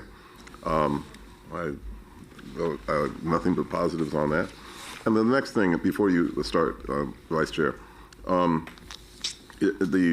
some of the preceding discussions, which are just really quite good, it reminded me, if you're going through the materials and you have questions, please put those questions through the Office of the Board of Trustees. I'm not trying to limit questions in this live proceeding, but the more questions we can ask beforehand, I think it will enrich the presentations that we're going to receive. I'm particularly sensitive on that issue with regard to the Cal Maritime issue. It'll be the last time that we hear that issue. We'll be asked to make a decision. So again, not to stifle any live questions. If you have ideas, questions, put them through the Board of Trustees, and then we'll try to get answers to them. And with that, on an accelerated schedule, Vice Chair Arambula, would you please convene the Committee on Educational Policy? Thank you, Chair Clark. I'm going to try and keep us on our accelerated schedule, and we have two more meaty subjects that we are tackling today. The first is an information item on the CSU's longstanding commitment to fostering freedom of expression and the free exchange of ideas within the bounds of state and federal laws and campus policy, all while protecting access to educational opportunities and the safety of students, staff, and faculty. This commitment has been underscored by the CSU's recent establishment of a system-wide policy on time, place, and manner. Of note, this creation of the new system-wide policy on time, place, and manner also fulfills the requirements of California's Budget Act of 2024, otherwise known as Senate Bill 108, related to campus climate. The next topic we'll discuss is we'll hear an update on the exciting work of the Year of Engagement team to reimagine student success across the CSU. This is a continuation of a conversation we will continue to do throughout the year as we set our path forward beyond 2025. We're going to learn more about the intentional process by which the Chancellor's Office is engaging with more than 1 million stakeholders to help shape a new framework for student success, and how the board can support this important work. With that, I'd like to call the Committee on Educational Policy to come to order. It's now time for the committee to consider today's consent agenda, which includes 2 items: approval of the minutes from the July 2024 board meeting and an informational update on academic planning. The academic planning item, as a reminder, is a brief addendum to the annual report, which we come back to every March. Is there any objection to the approval of the consent agenda? Seeing and hearing none, the minutes and the informational update on academic planning are approved. The minutes are approved. The other was just an update. Okay, we are now moving on to our 2 discussion items. Item number 3 is an information item on the CSU's commitment to fostering healthy discourse and the exchange of ideas. This item will be presented by Dr. Dilcy Perez, Deputy Vice Chancellor for Academic and Student Affairs, who I believe is appropriately caffeinated. Please begin, Dr. Perez. Thank you so much, Chair Arambula. What he is alluding to is someone spilled coffee all over me in the back room. So my perfume is now coffee, and I am caffeinated. So thank you. As you and Chancellor Garcia mentioned, the CSU has always maintained a strong commitment to fostering robust discourse and the exchange of ideas. There has been a great deal of discussion about freedom of speech and expression and the parameters that the CSU and other universities are expected to establish to support these rights, while at the same time allowing our universities to operate in a safe manner without disruption of the academic and operational activities and mission of the CSU. The California State University believes that the pursuit of knowledge requires the freedom to speak openly about concerns and challenges and ample opportunities to engage in debate, discourse, and exchange of ideas. We are committed to free expression, open dialogue, and discourse, as they are essential components of our educational mission. This presentation will provide an overview of the ongoing work that we have done and that we will continue to do to support and foster a wide range of opportunities for open dialogue and debate at our universities. First, let me begin with a brief note on federal and state protections. The First Amendment of the United States Constitution and the California Constitution both assert the right to free speech and make it very clear that no state law may restrain or abridge that right. At the same time, the federal law, Title VI of the Civil Rights Act of 1964, extends protections against discrimination based on race, color, and national origin in any programs and activities that receive federal financial assistance. The U.S. Department of Education's Office for Civil Rights has been clear of the obligations that institutions of higher education have to provide a non-discriminatory environment for the campus community, including, and please note, including both prevention and redress, while not interfering with the free speech rights of community members and the public. Our role in interpreting and following these standards is to strike a balance where we can provide ample opportunities for free speech, remain committed to our educational mission, and ensure campus safety. Most importantly, we must do this in a content and viewpoint neutral manner. In recent months, the California State Legislature passed legislation mandating that the CSU develop a system-wide framework to provide for consistency with campus implementation and enforcement of a time, place, and manner policy. It also required the system to notify all students prior to the start of the 2024 fall term on policies and regulations applicable to freedom of speech and expression activities. This includes information regarding the CSU student conduct process and non-discrimination policy, information about educational activities and programs on campuses that foster healthy discourse and balance free speech activities, educational mission, and student safety, and information about resources on mental health and trauma support. In response to the needs of our universities and to the Budget Act legislation, the Chancellor understood that this was not going to be an easy feat, and therefore appointed a collaborative, interdisciplinary work team to draft a system-wide time, place, and manner interim policy that compiles language drawn from existing university free speech statements and time, place, and manner policies, as well as other CSU system-wide policies, the Education Code, and Title V regulations.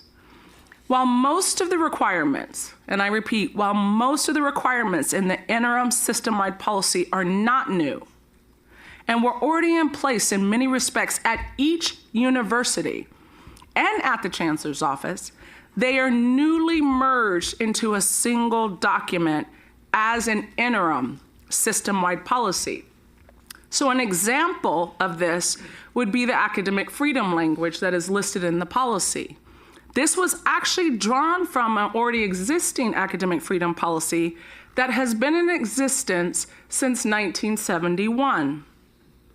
The Chancellor's Office sought feedback on the interim policy from the 23 universities, CSSA, the Academic Senate of the CSU, as well as conducted numerous listening sessions with senior diversity officers, provosts, vice presidents of student affairs, police chiefs. The list goes on, to the point that we received hundreds and hundreds of comments that informed the final draft that you see of the interim system-wide policy.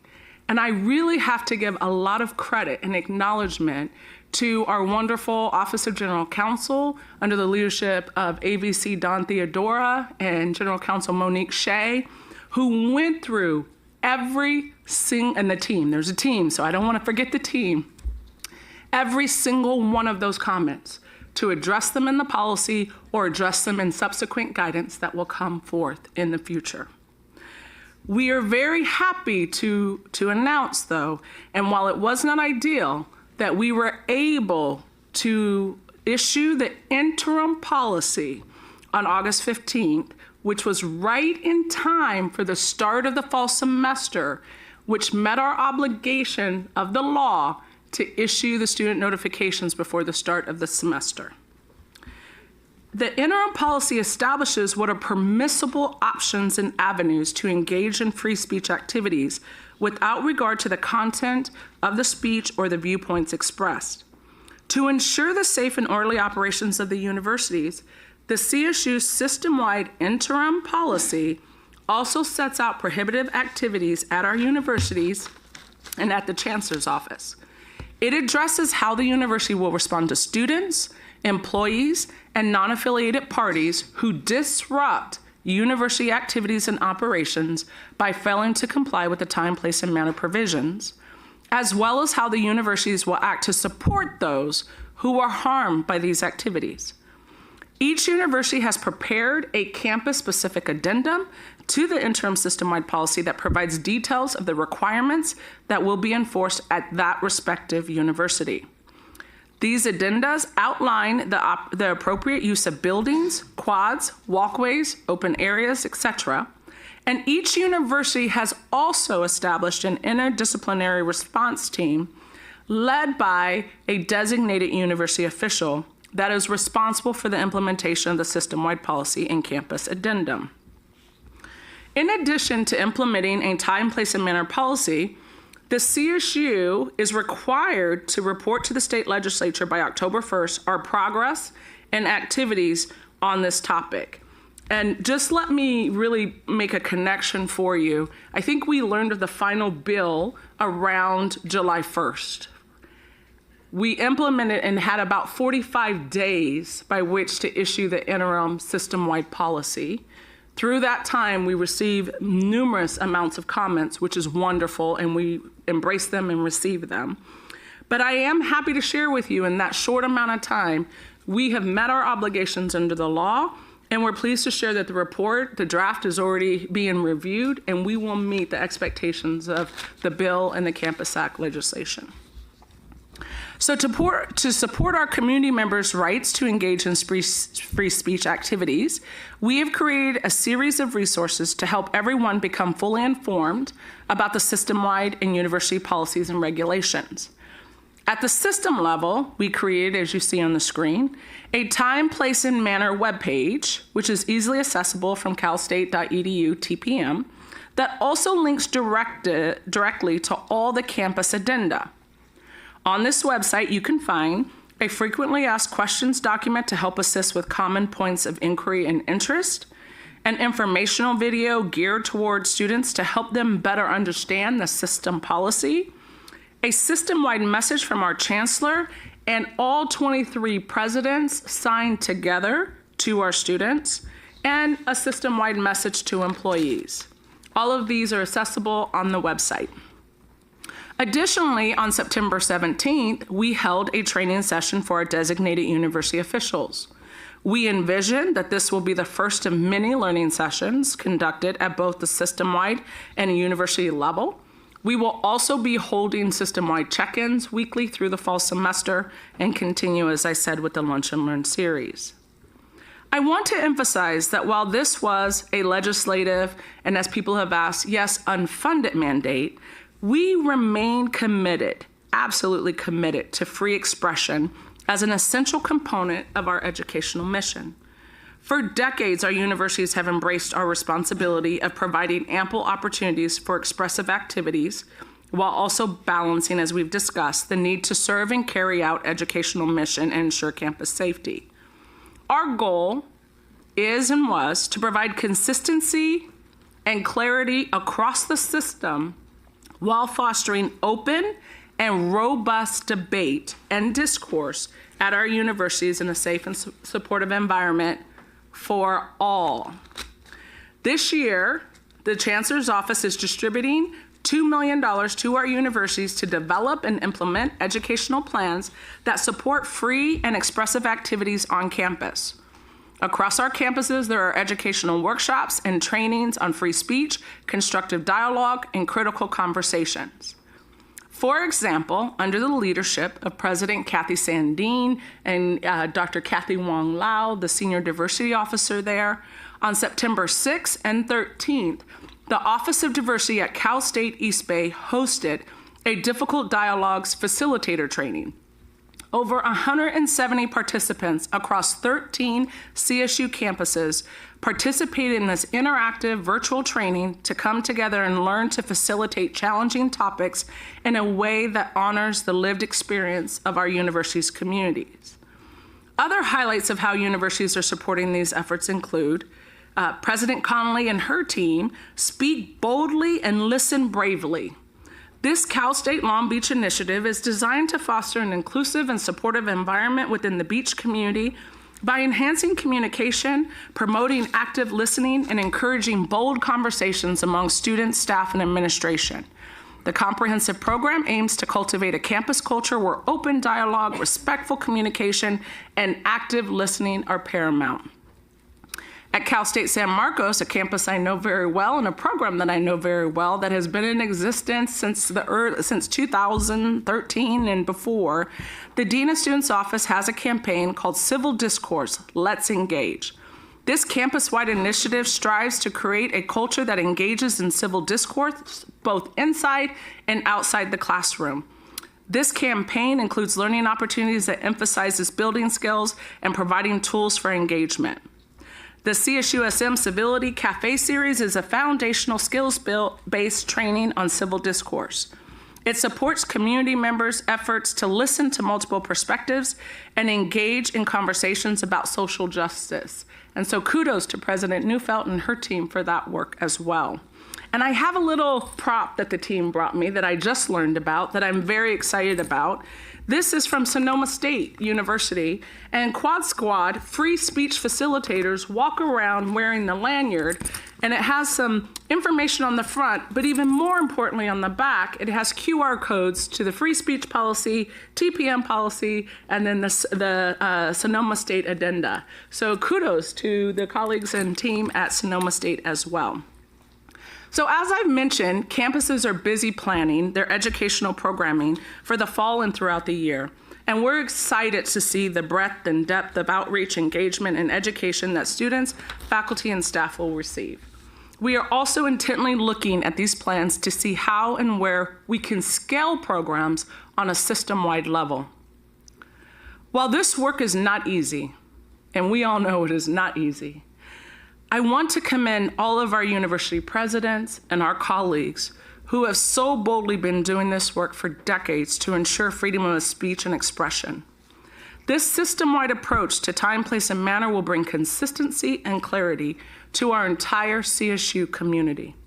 The purpose and goal of this work is to foster open and robust debate and discourse, and as I said and will say again, in a safe and supportive environment for all. Thank you, Chair Arambula. This concludes my presentation, and I am happy to answer any questions that you may have. Thank you so much, Dr. Perez, for the presentation. I want to remind this board this is an information item. It's coming before us today because this is a critical issue that we have been working on for decades, and we have just put forward a policy trying to make sure that we've got our arms wrapped around this. I'll start with Trustee Fong. Thank you very much for that presentation, Deputy Vice Chancellor Perez. I really had wished that we were able to respond yesterday to many of the comments that we received from the public yesterday, and if they had a chance to read the agenda, but your presentation has been excellent. You clearly listed how this came about, your transparency. I do want to know, and to clarify, it's the interim time, place, manner policy, and that you're still working on it. With the learning sessions or the working sessions that you had before, were faculty and students included in that? Because you had listed administrators, presidents, et cetera. Thank you for that. So as you can imagine, the development of a policy and writing the first draft, right, takes time. And again, I just can't give enough credit, particularly to Don Theodore, for the hours that were spent writing the first draft. After receiving that first draft, it was always our intention to get the draft out as broadly as possible. So we held the listening sessions. Our CSSA colleagues received the draft, just as our presidents did, just as our ASCSU colleagues did. And each area, fortunately and unfortunately, had about 1 week. Okay. Most everyone were able to give us feedback. We received the hundreds and hundreds. CSSA mobilized very quickly and gave us feedback on the policy, presidents, the campus, the stakeholders. We had email communication with our academic senate colleagues. They received it. We have not yet received their questions or feedback about the policy. However, it is okay, which we've said in email to certainly the executive committee, we are open to any feedback. It is interim, as you suggested. And I just want to reiterate that while it seems as if the way in which the policy and the way we did it this time is a special occasion, it actually really isn't. Now, the time frame is tight. We don't want to do this on a regular basis. However, our consultation process was very similar to the way that we have done it in the past. And because the difference is because it was interim, right? Because we needed to meet our obligation under the law. However, the beauty of it being interim is through the meet and confer process, through our ongoing conversations, there is still ample opportunity to give us direct feedback about what needs to be changed in the policy. And our colleagues in OGC are ready and willing to continue to receive that feedback. Thank you for that. I have a suggestion. Would love. In that we need to communicate this clearly, system-wide, besides within our 23 universities. It's important that we communicate this so that our faculty, staff, students, administrators, community understand how it came about and that they are able to participate.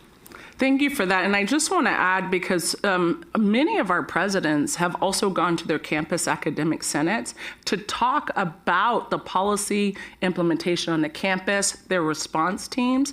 So I do believe the conversation has been ongoing, and we are happy to continue that discussion. We're going to go around the horseshoe, so I'll go to Trustee Yee Melikar next.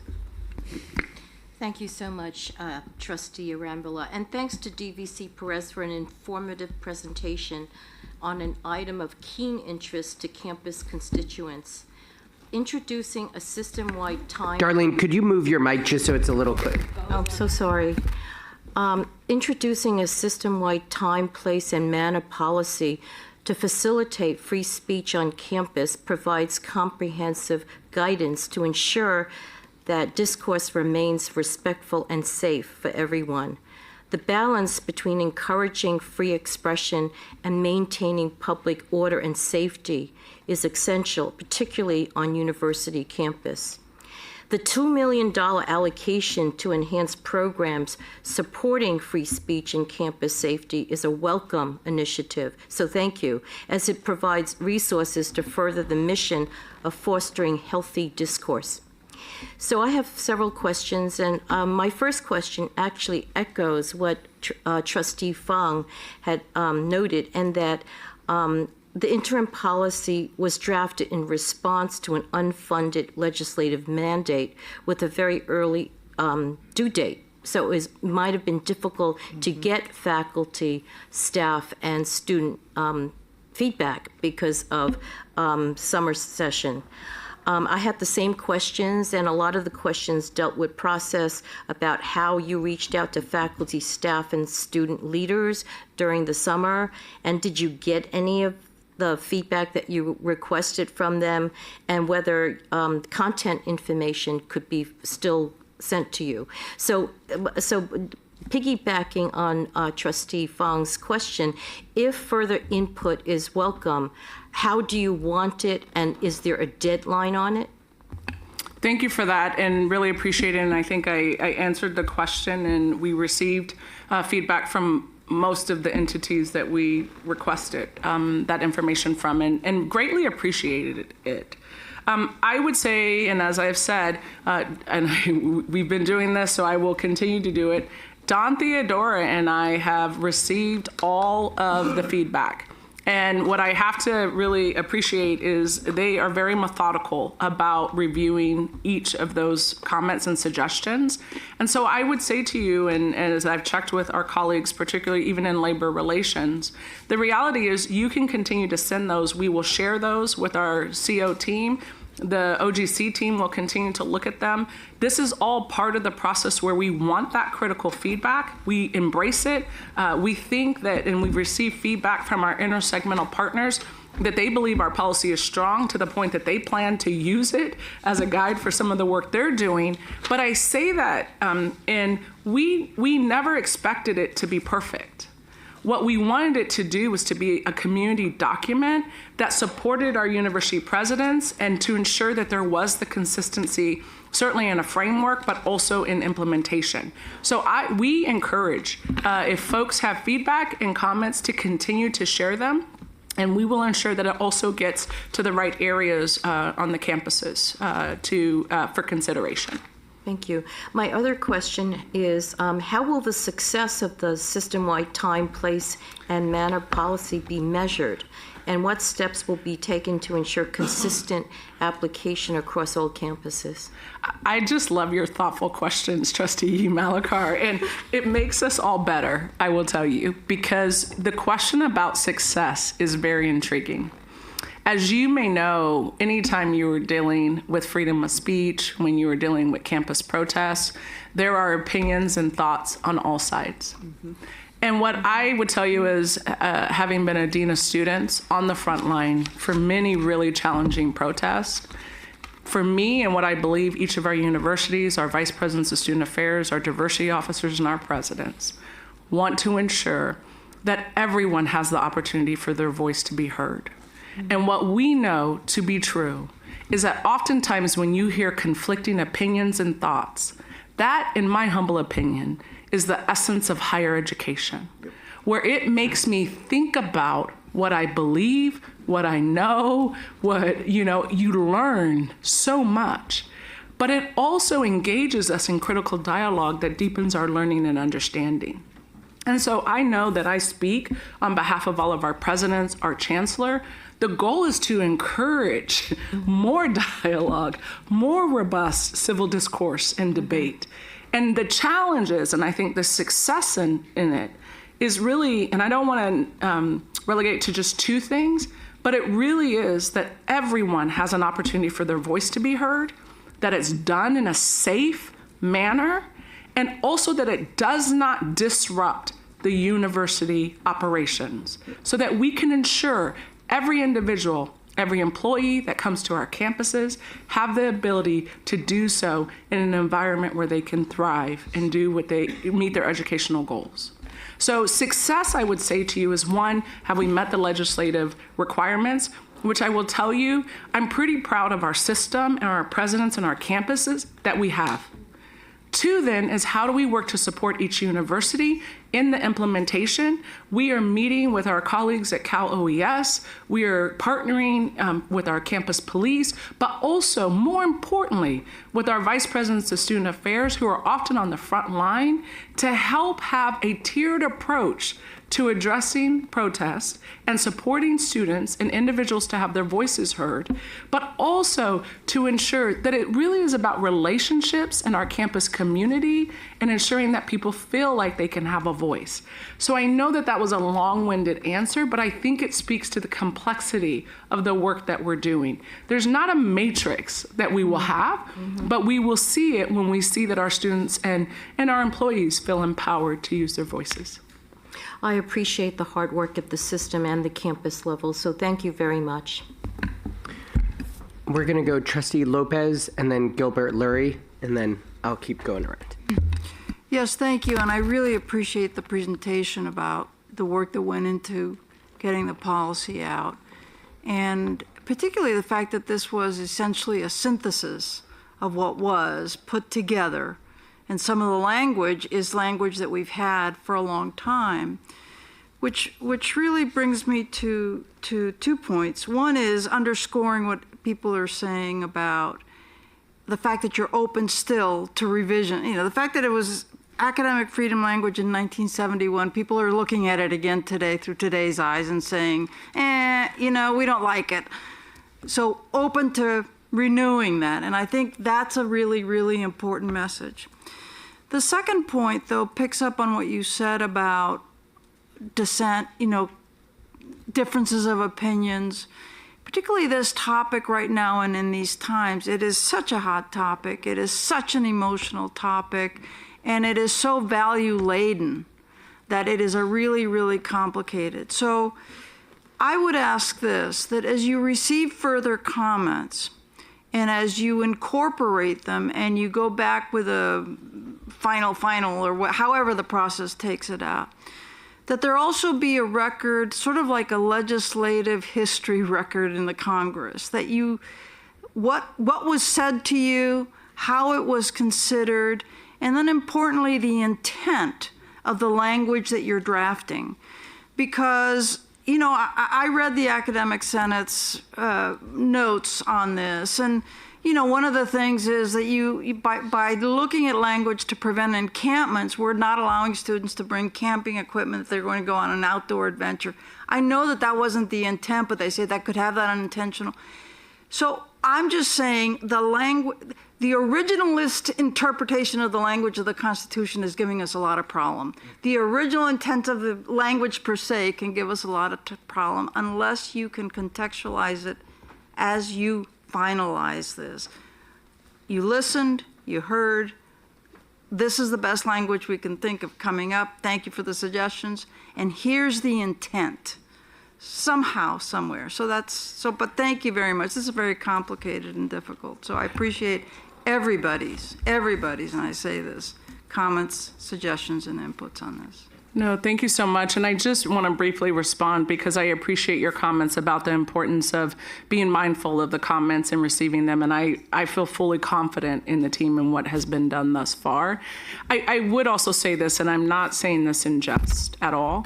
I do think there are some inaccuracies about what is said in the policy. So an example of that is mask and masking. Oftentimes people have said, right, that we are trying to hinder folks from wearing masks for health reasons or religious reasons or cultural reasons.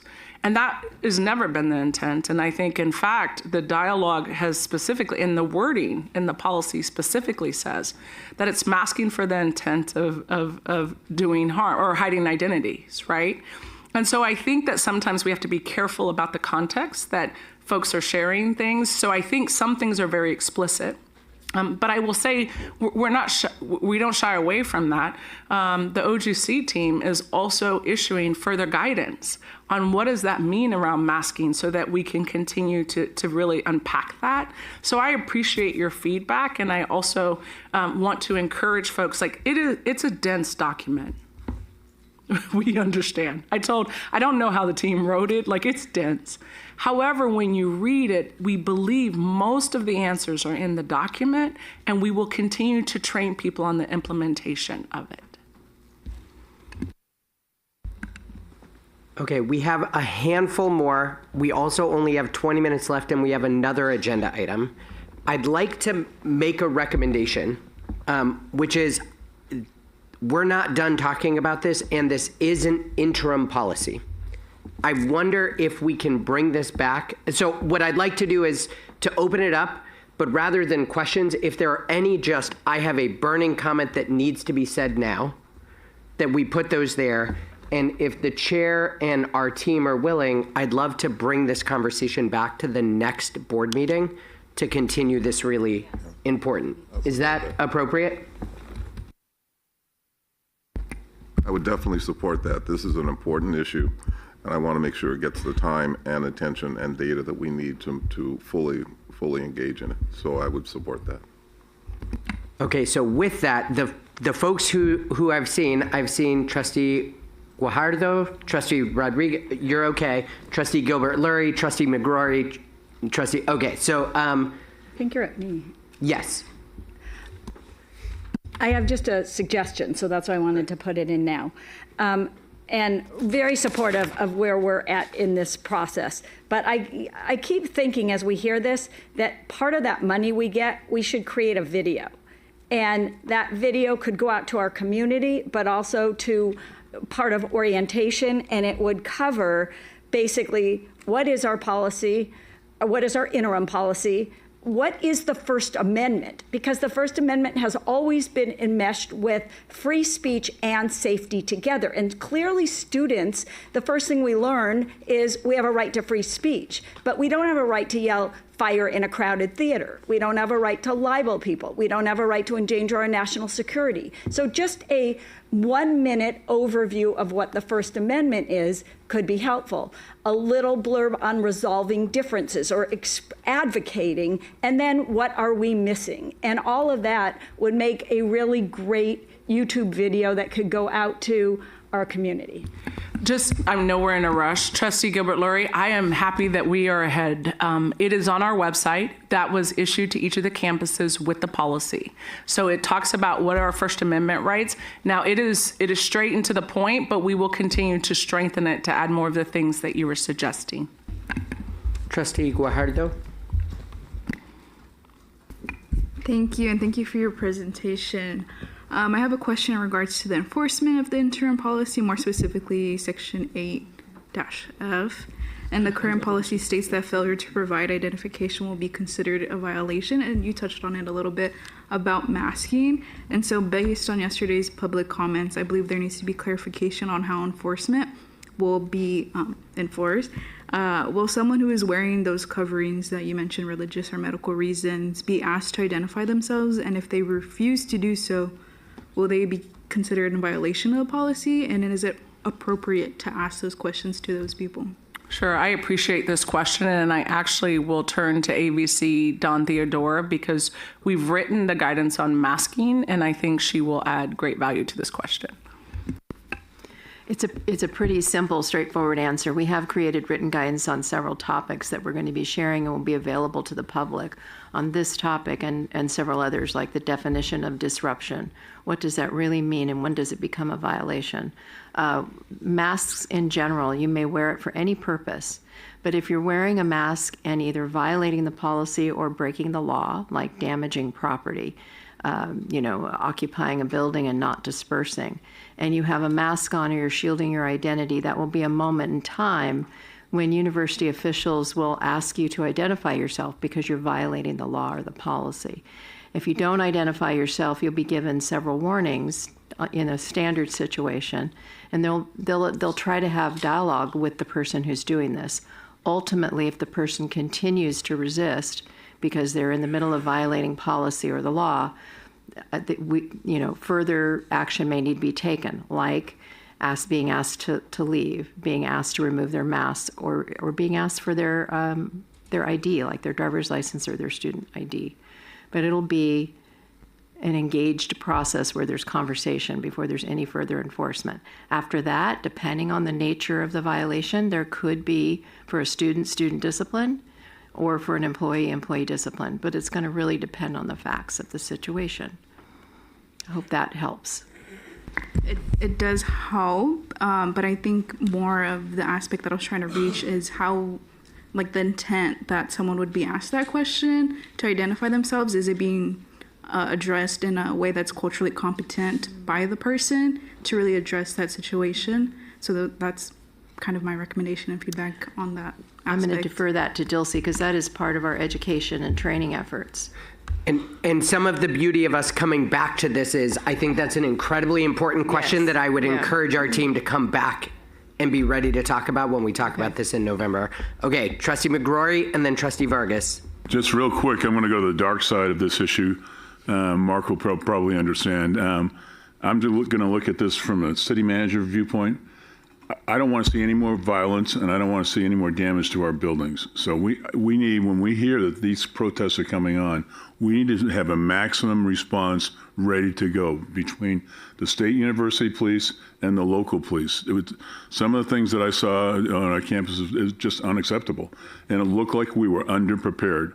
We should be over-prepared to make sure no students get hurt and none of our buildings get damaged.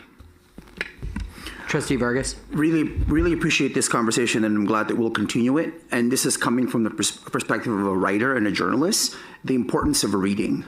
I just think it's really important that we read, that the students, the staff, and the faculty read what this actually says.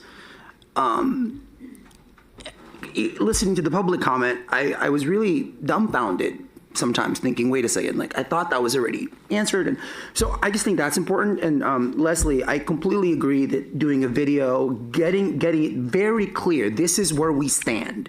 And we're going to be transparent, we're going to communicate it. But it's up to you to make sure that you read and really understand what we're saying. So I just want to be on the record for saying that. Okay. We've heard today from this group, we heard from public comment that there are some issues with the process, and we heard from our team how much that was rushed, but still we lived into all of our stated goals and we have an interim. We've heard that there might be issues with some of the content of the actual policy. And because we know this is an interim policy, we know there are ways to get in. We've heard some concerns about how whatever the content might get implemented. And so that's something we want to stay laser focused on. And underneath it all, there is a question of what values we stand for. Do we stand for being a university system in which all students are free to express their ideas and feel respected and safe on campus? And I'm deeply proud that we are living into those values. And I worry that not everyone shares those values. And so in some ways, as we continue this work, we need to make sure to also name those values as clear as we have today. And I appreciate the work, and I'm glad we're coming back to this. Thank you. With all of that, we are moving on to agenda item 4. This is another information item. It is regarding the year of engagement, reimagining student success. This information item will be presented by Dr. Dilsey Perez, Deputy Vice Chancellor for Academic and Student Affairs, and Dr. Jennifer Bazil, Associate Vice Chancellor for Student Success and Inclusive Excellence. Dr. Perez, take it away. Thank you, Chair Rambula. Today, we are pleased to provide a periodic update on the CSU's Year of Engagement, which you'll recall we first introduced to you at the July board meeting. In our continuing mission to increase access, opportunity, and graduation for students from all backgrounds, through Graduation Initiative 2025 and beyond, the CSU community is fundamentally reimagining its definition of student success.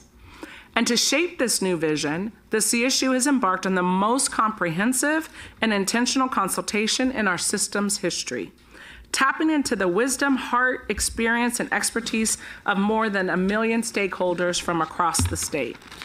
The results will be shared with SOVA, who we heard from yesterday in relationship to the Chancellor and the CSU strategic plan. And the new student success framework will serve as an essential pillar in our strategic planning efforts. Today, we are excited to share the progress on Year of Engagement with you. But first, I'd like to provide a brief reminder on why we're so committed to this monumental effort. The CSU is nearing the culmination of Graduation Initiative 2025, our signature effort to increase graduation rates and close equity gaps. As we push to finish strong, the CSU has achieved all-time high graduation rates for students from all backgrounds. And we've prepared an additional 150,000 CSU graduates since the initiative was launched. But despite our collective efforts, persistent equity gaps remain. And at the same time, our universities have experienced a shift in demographics, including a 50% increase since 2009 in first-generation students, students of color, and Pell Grant recipients. Along with adult learners seeking new opportunities, these are the students who make up America's new majority and who will lead our future.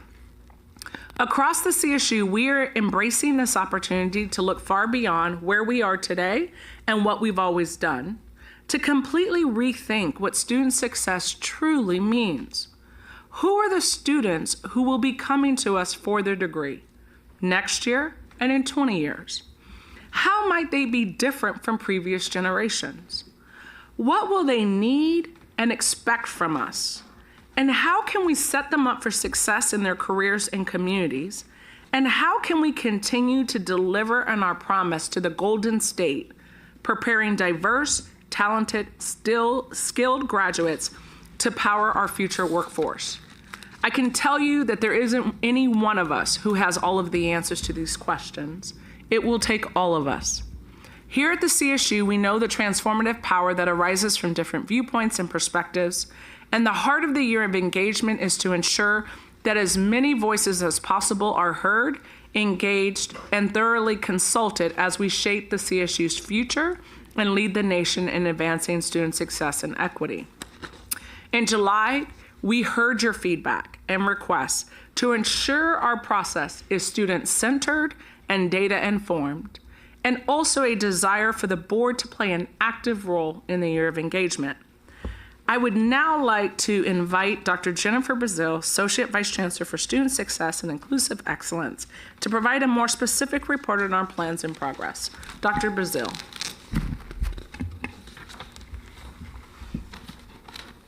Thank you, Dr. Perez. As we relayed in July, we are fortunate to have enlisted Deloitte's higher education practice to assist us with the Year of Engagement, and our colleague Anna Jablonski from Deloitte joins us today. As we promised in July, we are now deep in the midst of a far-reaching discovery phase. As a refresher, our engagement is guided by 5 principles that you see on screen. You'll find additional detail in your written item. We are centering decisions, strategies, and actions around the needs, experience, and aspirations of our students. We are viewing every decision, strategy, and action through an equity lens. We are using data to inform recommendations and measure outcomes. We are collaborating with CSU and statewide stakeholders, understanding and accounting for the diversity and identity of each university. And through transparency, we are seeking to foster trust and accountability. And with this outreach, we are working to identify scalable and promising practices, call out barriers affecting our students, identify target areas for improvement, and reflect on previous student success initiatives, both within the CSU and nationally, to determine success factors that create lasting impact. This slide summarizes our engagement to date. Deloitte has completed a comprehensive review of quantitative data on CSU enrollment and graduation trends, retention statistics, and student demographics to help us identify actionable insights. They've deployed a comprehensive online survey to individuals across the CSU community to understand the current student experience across the CSU. Full details on the survey design and responses to date are in your written item. Deloitte is also conducting discovery sessions and conversations with a broad range of stakeholders this fall to gauge their perspectives on priorities, challenges, and best practices for advancing student success and equity in the future. Our outreach has included more than 1 million individuals representing all major stakeholders across the CSU, including students, faculty and staff leaders, alumni, the CSU Foundation, as well as the leadership team at the Chancellor's Office and every one of our 23 universities. While working to identify a system-wide vision for the future, a central goal of all discovery sessions is to help the CSU finish strong as we close out Graduation Initiative 2025 in May. Across the system, our universities are using data to identify students who are close to graduation and offering them the targeted support they need to achieve their degree. Toward that goal, I am pleased to announce that all 23 of our universities will soon be tapped into Graduate 365, a comprehensive degree progression monitoring tool developed and hosted by Cal State Fullerton and made available to all universities at no cost this year. Graduate 365 offers our university student success teams user-friendly access to campus data updated daily that provides insights into student degree progression and barriers. Not only does this tool allow practitioners to connect individual students with targeted support, it also allows our universities to share what they learn so that we can scale effective ideas across our system. Allow me to provide just one example. At San Jose State, under the leadership of President Cynthia Teniente Matson, Dr. Shonda Goward serves as Associate Vice Provost for Undergraduate Advising and Success and as Network Director and Advisory Board Chair for the CSU Student Success Network, which connects faculty, staff, and leaders from across our system. Through their work, San Jose recently secured a federal grant to implement a program first developed at San Diego State to assist and retain students on academic notice. San Jose has also consolidated advising into a single team and redistributed clerical work so that advisors can focus solely on student success, lowering the student advisor ratio from 275 to 1. The San Jose team and Dr. Goward have been invited to share their work at the October Finish Strong Community of Practice session. As practitioners share best practices across the CSU, we're finding that many also share visions for the future. Several themes are emerging from our discovery phase in the 8 broad categories you see here. The full descriptions are included in your written item. But in summary, participants largely agree that the CSU Student Success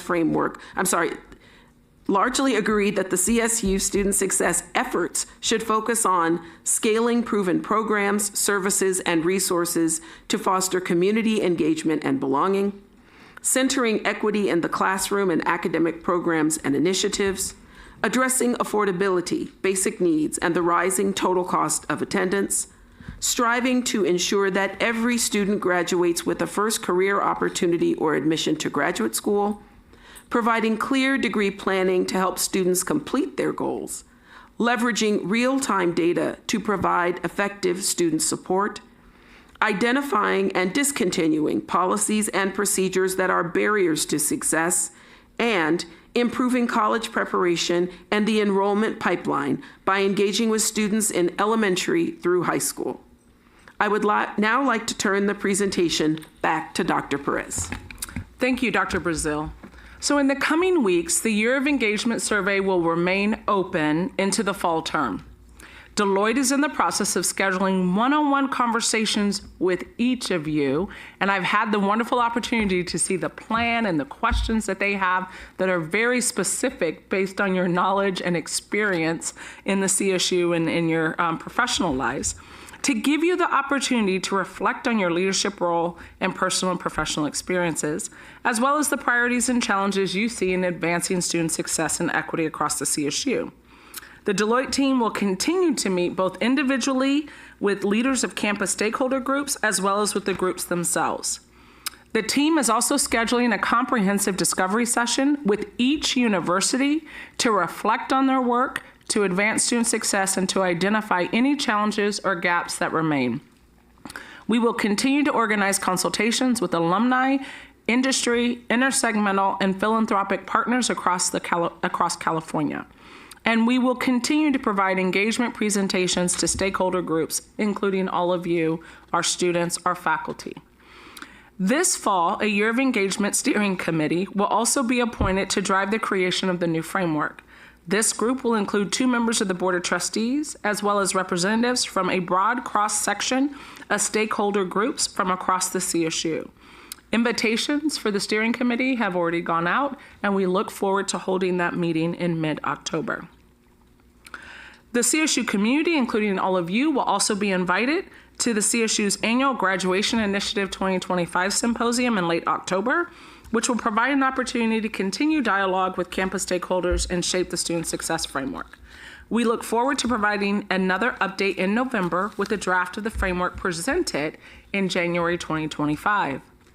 Until then, I can say that to date, the Year of Engagement is eliciting participation and excitement from an unprecedented cross-section of the Cal State community as we illuminate and align our shared values and seek to lead the nation in student access, success, and equity. Chair Arambula, that concludes our report, and we're happy to answer any questions. I want to say thank you so much for the amazing work you've done for the presentation today. A reminder for this board, we are working to try and get back on time, and this is something we're going to touch on at every single one of our board meetings. I heard numerous opportunities for us to remain engaged outside of these board meetings. When you are reached out to engage, please try and make the time. I know we're all very busy, but try and make that time to provide that. Are there any comments that folks want to share now? Trustee Fong. Thank you very much for that report. And it's amazing that we have over 1 million survey respondents already. Really incredible. I do have a specific question to AVC Bazil. With regard to the Graduate 365 monitoring tool, you say it's housed in Fullerton and that it includes real-time data updated daily. So how specific is this to a student? We can see everything from their contact information to their degree progression and the number of courses or the number of credits, units remaining to help them get across the finish line to graduation. That is amazing. So this is for all students at all of our universities. They have access to this, or is it your? So it's on the administrative side. Okay. So it's the relevant administrative leaders and stakeholders who would be engaged in either directing that outreach and that engagement with those students. The students don't have access to the Graduate 365 tool. But it is their responsibility to reach out for advisement to make that connection? So yes, so part of what we're doing in the community of practice is the universities are bringing to bear their best perspectives about how to leverage that information. So every university may have a different approach to how that outreach and how the use of that data is being deployed in their ongoing work. Dr. Perez. I just might add, this was an intentional act because of the feedback that we do not have and did not have a lot of real-time, near-time data. The original intent of Graduate 365, and I have to give a lot of credit to the provost, Amir at Fullerton, who really helped to design this. The original intent was to do a pilot with 8 campuses to get that information. And the team, what we decided to do in partnership with colleagues across IT, institutional effectiveness, there's so many people, is to offer this to every one of the universities because of what you're suggesting, that when you get this information about when the last time a student registered, how close are they to a degree, are they on their degree audit trail and doing what they need to do, if you have student success teams set up on each of the universities, they can proactively go out to intentionally talk to the student, work with the student, communicate with the student. So Dr. Brazil and Dr. Ed Sullivan have been meeting with each of the universities in what we call a community of practice. Not just giving you access to data, but what do we do with that data in order to reach the student to help them progress? And so I will share with you, and I think Dr. Brazil did a great job. The reality is we started with 8, we pushed, and many of the universities signed up and joined, and we had about 18 of the universities join our community of practice. But since that time, each of the universities see the value in the real-time, near-time data, and all 23 are in the system now. And so this is a really monumental moment for us as we look to the next iteration of graduation initiative to ensure that each of our universities have real-time data to begin to act on for our students. Well, thank you for this, and also thank you for scaling up what Fullerton Provost Amir did, and in such a short amount of time. Thank you. And yet another great example of recognizing that we are 23 amazing universities inside of one system, and we can find these efficiencies that are allowing us to retain more students, support more students, while not trying to replicate on the back end. So just wonderful example. Trustee Yee Millikar. Thank you, Trustee Rambula. And thanks to you both for your presentation. The Year of Engagement's focus on reimagining student success is a timely and forward-thinking initiative, particularly given the changing demographics of the student population. I'll be quick. So my question is on pages 4 and 5 of the information item, could the discovery sessions and stakeholder convenings include external stakeholders too? What I mean by that is perhaps it may be helpful to include a group of high school students, perhaps some parents, families, and employers too. I mean, for example, the high school students could give us data on what they think is important to them in terms of student success, and also on, things like dual admission, dual enrollment, and application to the CSU. The parents could give us input on financial aid, tuition, and I think employers could provide us good information on internship placements and job opportunities for our students. So I'm hopeful that as you build this out, that might be something that you consider. Thank you, Trustee E. Millikar. In fact, we are very much looking forward to integrating and engaging intersegmentally and with our K-12 partners and with our industry partners. We are also going to be working with Vice Chancellor Greg Sachs' area in order to undertake that work, and we've already started some very preliminary conversations about how that will unfold. Part of our goal is to make sure that when we engage with those stakeholders, we give them something that is not fully developed, but is rich enough for them to react to and engage with meaningfully. So we appreciate that feedback, and we have it as part of the plan.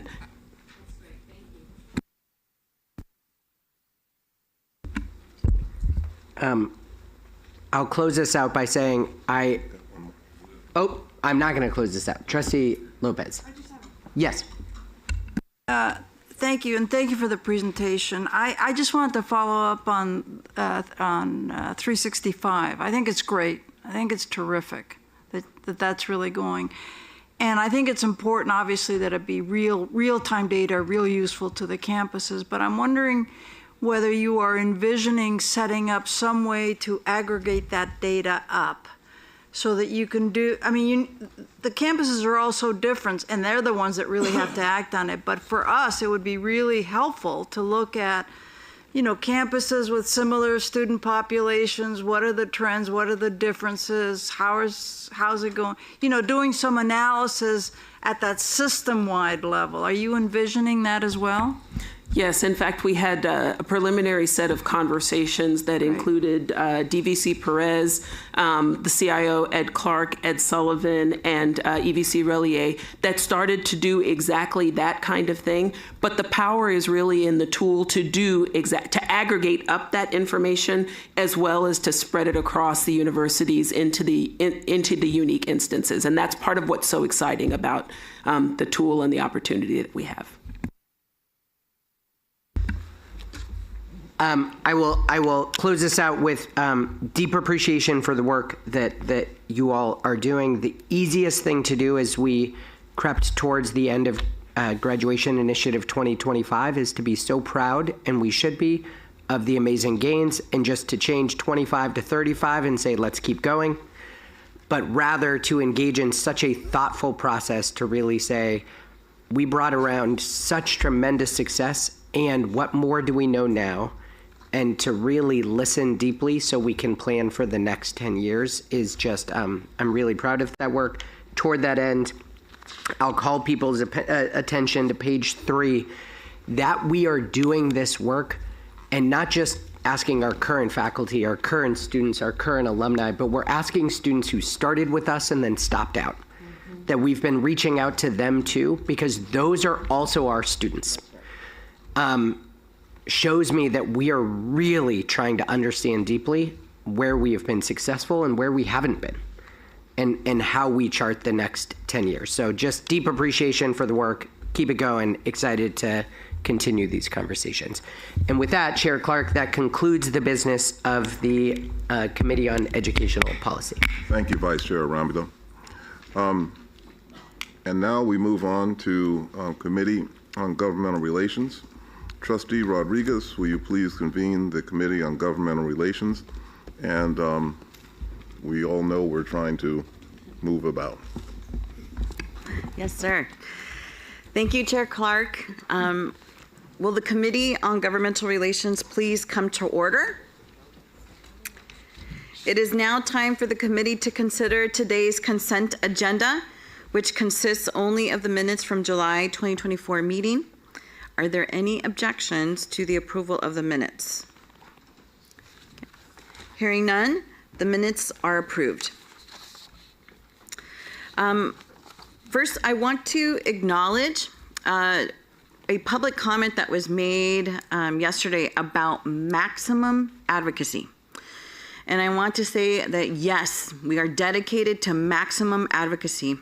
As we had in discussion yesterday about the importance of a robust advocacy plan, I also urge and thank in advance all of our stakeholders who are going to be a part of that process. I want to thank Chair Boyd, who publicly also said yesterday we are committed to advocacy. Also, our President Acera, who has also committed publicly that they're committed. We're in conversations with our Alumni Council to be a part of that process. Our staff, our presidents, and all of our stakeholders.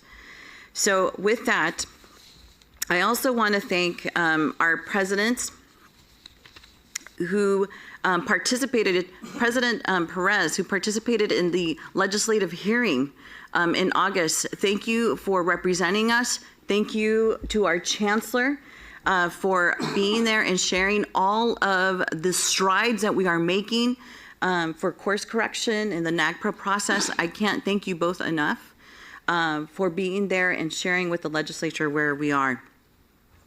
So with that, the committee has 2 items on today's discussion agenda. Item 2 is an update on NAGPRA and CalNAGPRA compliance.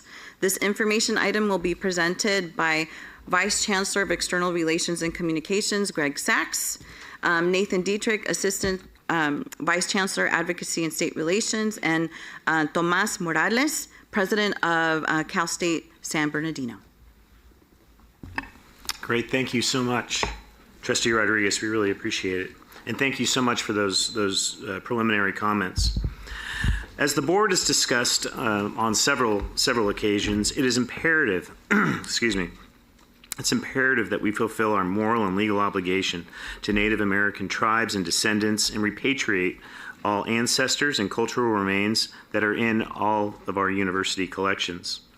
The board has requested regular updates on this work being done at the system-wide and university level to comply with NAGPRA, CalNAGPRA, and the implementation of AB 389.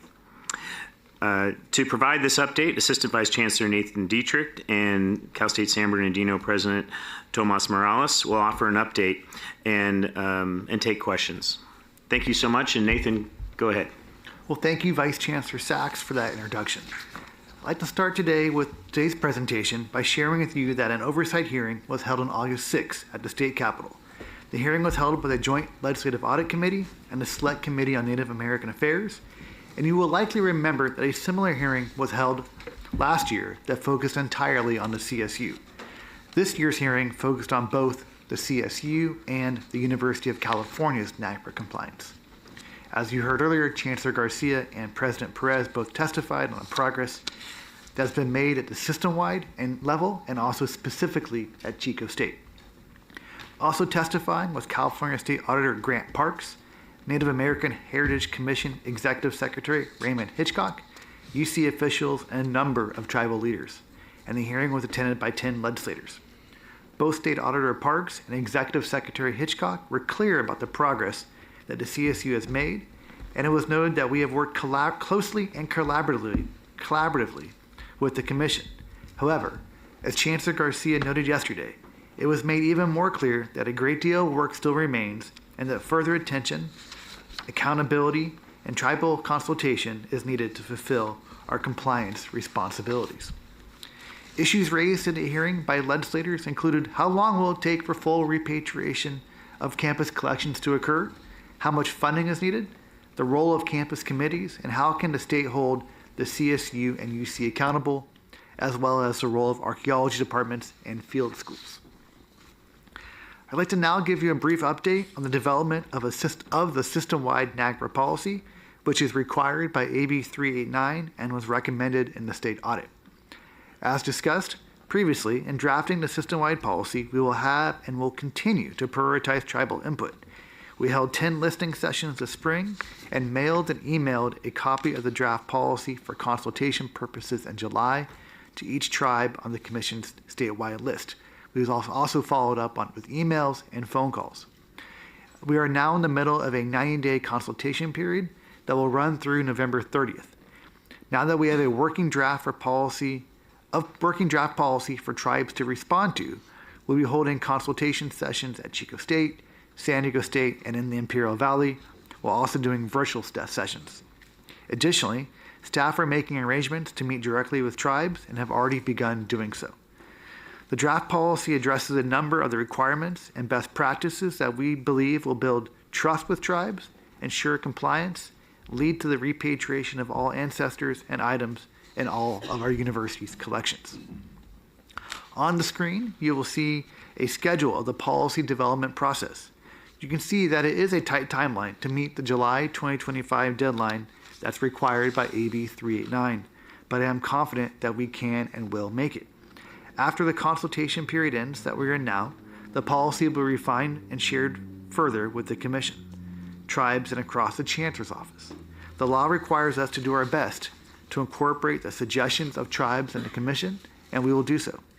We will go back out to tribes for a final 30-day consultation period in May after it's been reviewed across the CSU so they can see the policy before it is adopted. And I'm very pleased to report to you that for the first time in the CSU's history, funding has been assigned to our universities to support the repatriation of ancestors and cultural items. Your 2024-25 operating budget requested $4.25 million for NAGPRA and CalNAGPRA compliance. And despite competing fiscal pressures, recognizing the importance of this issue, the Chancellor has allocated the full amount. $3.4 million was allocated to the 21 universities with collections.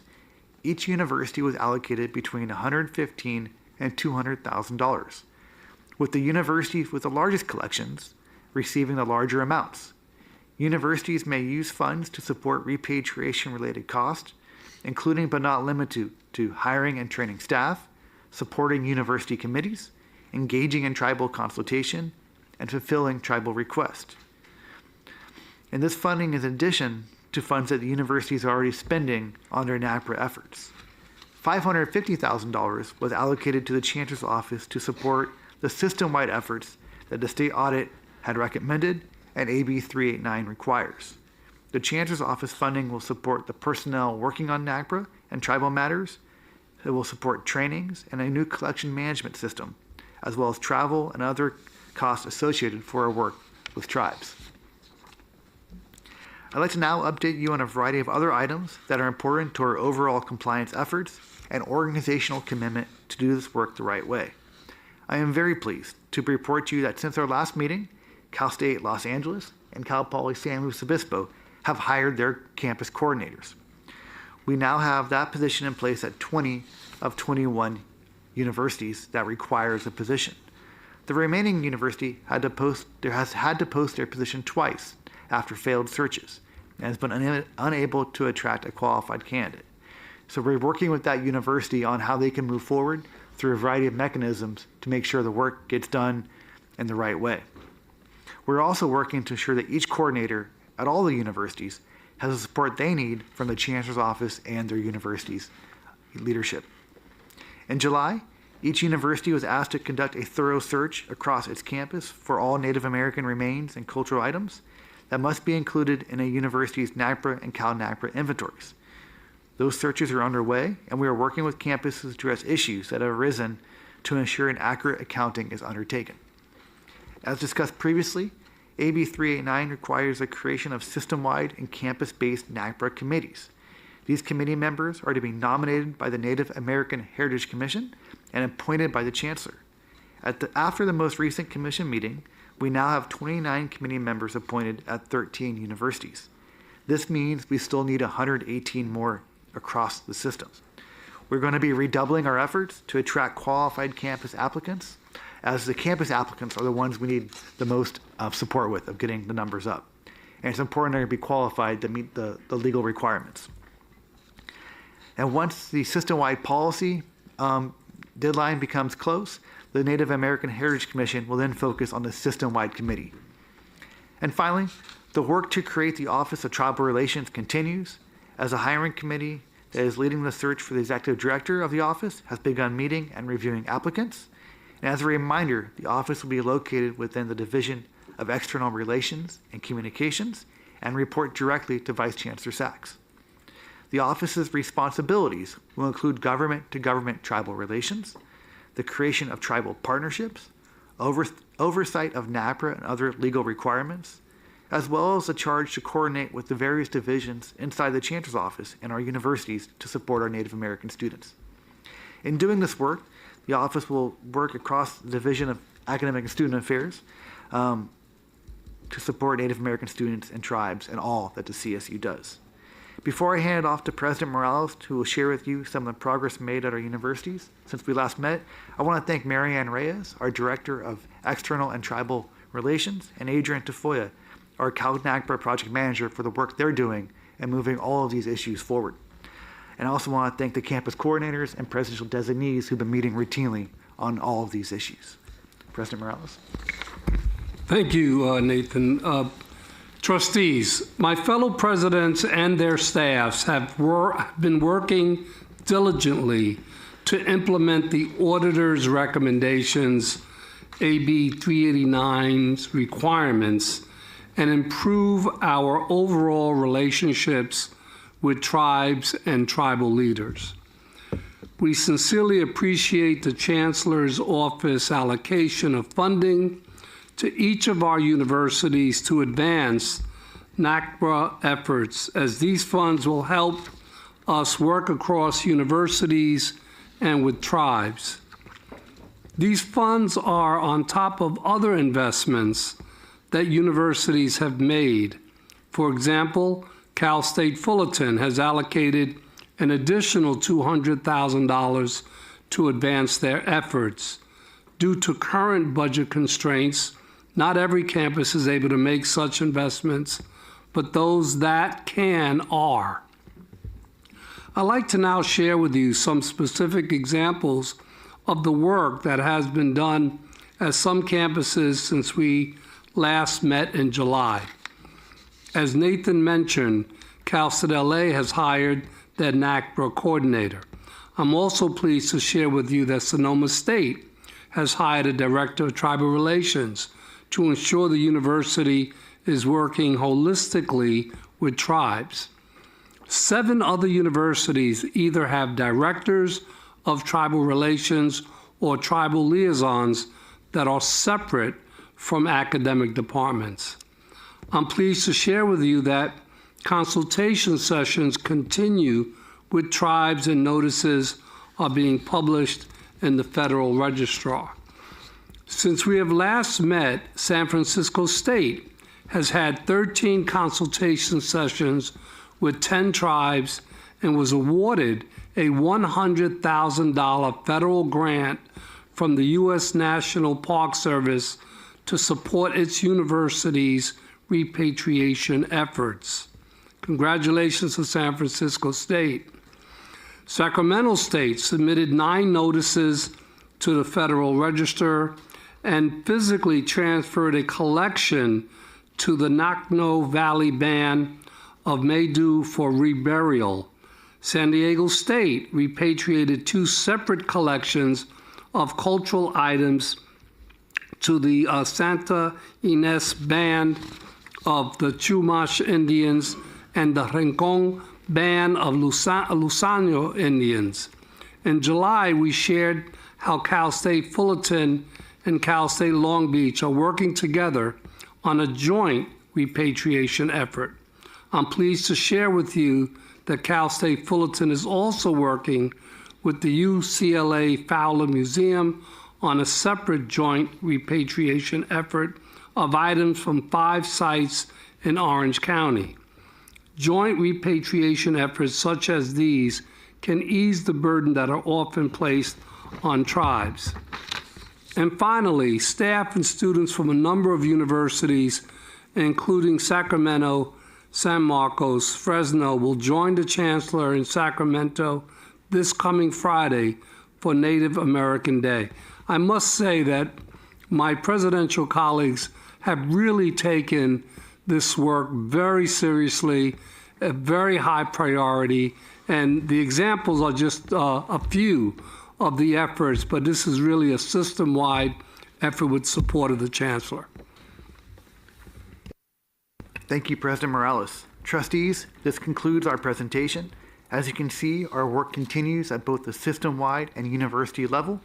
And as we implement the auditor's recommendations and AB 389's requirements, we remain committed to doing the work in the right way and in meaningful consultation with tribes. We are now happy to answer any questions. Thank you so much, President Morales, VC Sachs, and AVC Dietrich. It is absolutely evident. Presidents, thank you. Thank you for the work that you're putting in. Thank you to your campus coordinators. The intentionality behind this is just so real, and I know that our legislature is going to be seeing that we're making the effort and that we're creating meaningful change. And with that, I want to see if there's any of our, yes, go ahead. Trustee McGorry. I just remember when this issue first came up, I think it was several meetings ago. I was always under the impression that we had this incredible, great relationship with tribes across the state. To say that I was frustrated and embarrassed would be an understatement. And I'm just glad we are finally responding to this. Is there a way, Nathan, that you can establish some kind of a metric on how we're proceeding in terms of the return of these the bodies and items that we're keeping on the campuses? Yeah, there are 3 main metrics we look at is consultation meetings that shows the universities are working with tribes, having the conversations on how to repatriate cultural items and ancestors. Second major metric is notices in the Federal Register, the official notice that the process is underway to repatriate items. And third is the completion of repatriation. The state auditor's report had specific numbers of cultural items and ancestors in our possession. We hope to come back to this board at some point. I don't want to promise next meeting, but at some point with an updated number from each university of those to show that progress and do that routinely as we go forward. On the third one, if you could just combine them all and just so we can just see a metric each month, every meeting or something, or every other meeting, so we can know 10%'s been returned, 20%'s been returned, something that shows the progress we're making. Thank you. Thank you, Trustee McGorry, and also just adding to that it was a very needed metric for us to be able to see in some type of table. Any other trustees that would like to, any comments, questions? Okay. Yeah. Great, thank you. Thank you so much.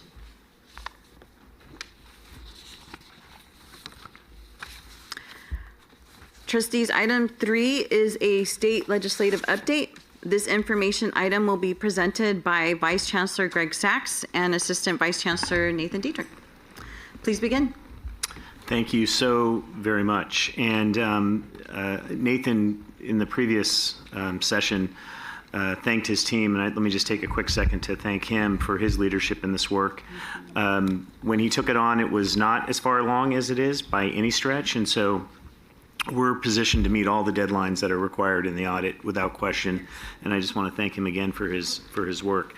In addition to that, really with all the presidents and as the CSU as a whole, this whole entire process is being done authentically to create collaboration with the tribes. So thank you again. Before I provide the quick introduction and ask Nathan to provide an update, I just want to thank the Board of Trustees and add on to what Trustee Rodriguez said about the conversation we had yesterday. The enthusiasm and sense of urgency was really exciting, and as Trustee Rodriguez also mentioned, a pretty comprehensive 2025 advocacy plan has been put together that not only is about traditional advocacy, but really does layer on communication on top of engagement. So it's really hitting on all the marks. And so I'm looking forward to additional feedback on how that is put together. So now, getting back to where we are for this year. On August 31st, the legislature concluded the 2024 session, and as you can see in the agenda packet, the Office of Advocacy and State Relations, in partnership with the Board of Trustees and the colleagues from throughout the system, have worked hard to secure a favorable outcome on the many bills introduced this session. At this point, there are still a number of bills that are sitting on the governor's desk, and Nathan will provide an update on where we are with some of those. In addition, Nathan will also share a little bit about where we see next year going. It will continue not only on the budget front, but in legislation to be a challenging year. So Nathan, please go ahead. Well, thank you, Vice Chancellor Sachs, and good afternoon. As Vice Chancellor Sachs noted, the legislative session has ended, and the governor has until the end of this month to sign or veto bills. In total, this year, more than 2,500 bills were introduced, and 900 were passed in the final weeks of the session, and about 600 bills remain on the governor's desk for his consideration. That's as of yesterday. I am pleased to report to you that all three of the board-sponsored bills have successfully passed the legislature. First, a proposal that would provide an exemption from out-of-state tuition and fees for members of the armed services who are stationed in California for the purpose of pursuing their educational goals was contained in this year's Higher Education Omnibus Bill and was signed into law by Governor Newsom earlier this week. It will take effect on January 1st, 2025. So congratulations. Our two other bills remain on his desk. First, AB 2395 by Assemblymember Sharon Quirk-Silva would provide our universities flexibility in the use of PICS funds so they can be used to develop and expand innovative academic programs to improve student access and workforce preparation. And AB 2005 by Assemblymember Chris Ward would authorize our universities to utilize low-income housing tax credits for the purposes of developing affordable housing for faculty and staff on CSU-owned land.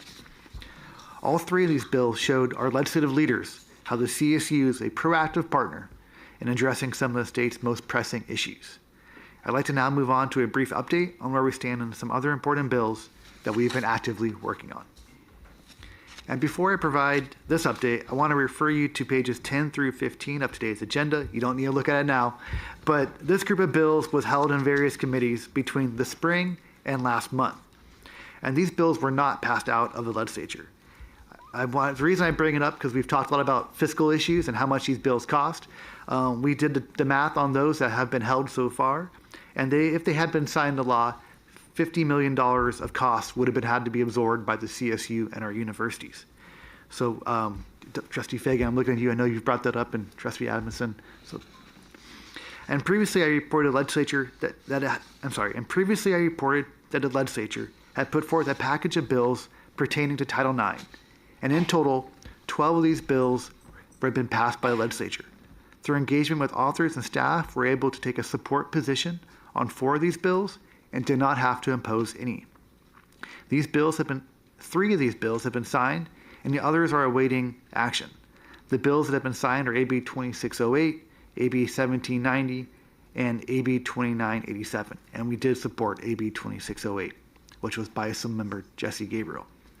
And finally, before I move to the next slide, I want to provide an update on AB 2193 by Assemblymember Holden. This bill originally would have permitted individuals to sue institutions of higher education if the institution knew or should have known about the hazing practices of an affiliated organization. Over the past 2 years, we have been negotiating with the author and legislative leadership to amend the bill to reflect existing CSU practices and narrow the circumstances in which an institution of higher education can be held liable. The current version of the bill now reflects our commitment to prevent hazing and show our support to our student communities and our wider communities that hazing has no place at our institutions. With the latest amendments, we are pleased to announce our shift from an opposed position to a neutral position. The Chancellor's Office, our universities, and some of you have been engaged on 2 bills that would authorize community colleges to offer nursing bachelor degrees at 10 community college districts. These bills are AB 895 by Senator Roth and AB 2104 by Assemblymember Soria. We value and strongly believe in the ADN to BSN model, which is operated in partnership with community colleges, and that it is the right answer for our state and students. And therefore, we oppose both bills. These programs are efficiently run, do not have a waiting list, and have the capacity to enroll more students. As of today, the governor has yet to take action on either bill. I'd like to thank trustees, presidents, faculty, and other partners, including students, for their continued advocacy and engagement through this process on those bills. We have heard repeatedly from members of the legislature about how the voices of campuses and our system leaders have been critical to their decision making. And another issue that has been discussed before this board is AB 2586 by Assemblymember David Alvarez. I can share with you that this bill was vetoed by the governor last Sunday. The bill would have prohibited the UC, CSU, and community colleges from disqualifying a student for employment at a campus due to their immigration status. The CSU is deeply committed to ensuring our undocumented students have every opportunity available to them to support their academic pursuits, and we remain a strong advocate for their rights and access to higher education. And I'd like to remind you that the CSU and the board did not support or oppose that bill, and we do expect the issue to return again next session, and we'll continue to explore additional ways that we can support undocumented students. And as I said earlier, around 600 bills remain on the governor's desk for his consideration, and we will get an end of session report to each of you in early October. As the session came to a close, the Chancellor, ASR, and our universities remained very active at the Capitol. As you heard from Chancellor Garcia yesterday, she was asked to testify in front of 2 committee hearings, and I want to thank President Perez and AVC Schwarzkopf for joining her at those hearings. We reported on the progress made and the work that remains to be done across the system, and shared a deep commitment to accountability and transparency. Both hearings were steps forward in our relationship with the legislature. The Chancellor's Office and our universities will continue to communicate regularly and clearly with the legislature on our NAGPRA, Title IX, and other issues, and we'll be sharing those pieces of information with you too. While in Sacramento, the Chancellor also met with a number of legislators, including Senate Pro Tem Mike McGuire, Senate Majority Leader Lena Gonzalez, and JLAC Chair Greg Hart. The Chancellor and others have been very active and engaged, meeting regularly with members of the Governor's Office on legislation, the Draft Master Plan for Career Education, the use of artificial intelligence, and campus climate issues that were discussed earlier today. Finally, our universities continue to host legislators and state and federal officials to their campuses. For example, last week, U.S. Health and Human Services Secretary Xavier Becerra visited San Jose State to tout new federal research opportunities that are available for universities such as those in the CSU. He also met with students and faculty while on campus. And finally, as we close out this year's session, we're already looking ahead at the issues that we know we'll face next year. The list on the screen reflects only a handful of issues that we believe will remain a priority for both the legislature and our campuses as we go forward. We will use the interim session, which is what we're in the time of year we call now the interim, to educate members on these issues and several other issues like them. We will also highlight the amazing programs that are happening at our universities. In October, as we have done for several years in a row now, we're taking a group of 12 Capitol staffers to CSU San Marcos and San Diego State to see firsthand how we deliver programs for our students, the need for new facilities, how we connect our academic programs to the workforce, and the consequences of any future budget cuts. I'd like to thank President De La Torre and Neufeld for volunteering your campuses and for welcoming us in 2 weeks. And as you know, we're also working on a new and more integrated advocacy plan, a plan that will further use trustees and stakeholders while aligning our government relations, communications, and university-led activities. We appreciate the feedback and engagement from a number of trustees and presidents as we have developed the plan. We believe that combining advocacy with telling the CSU story and reaffirming the benefits of higher education will pay dividends in the short term and over the long run.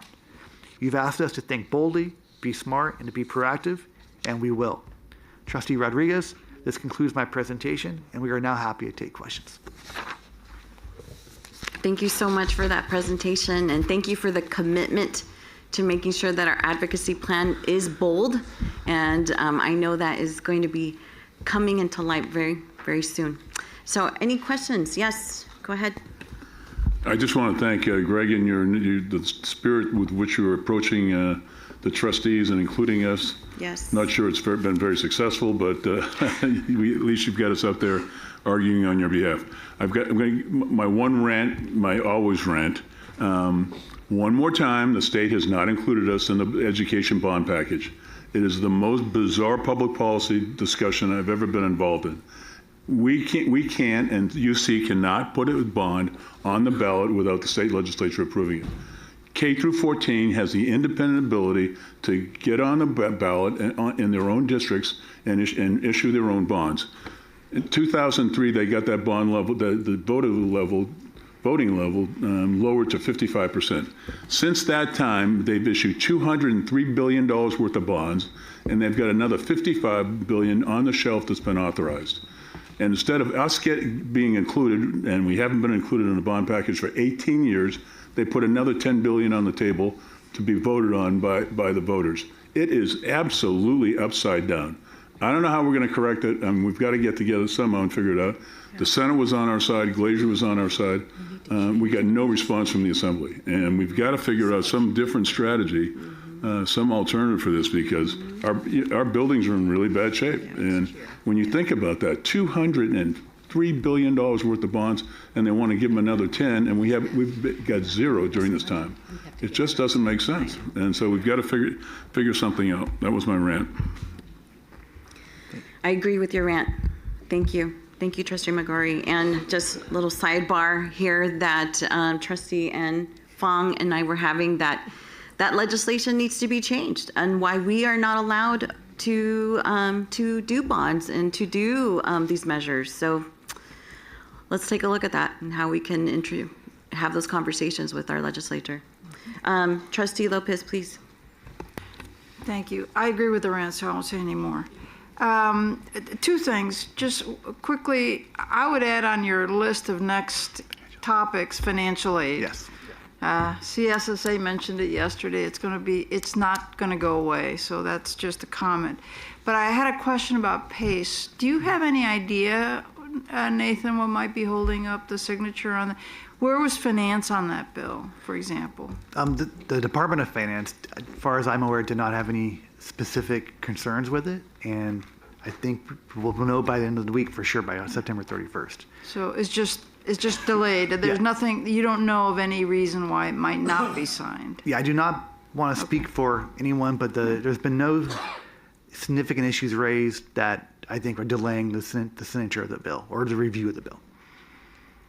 I just want to remind people that this bill is a really important first step to expanding our continuing education program, which is a tremendous vehicle for serving more adult students, and to learn from that at least. So it's key.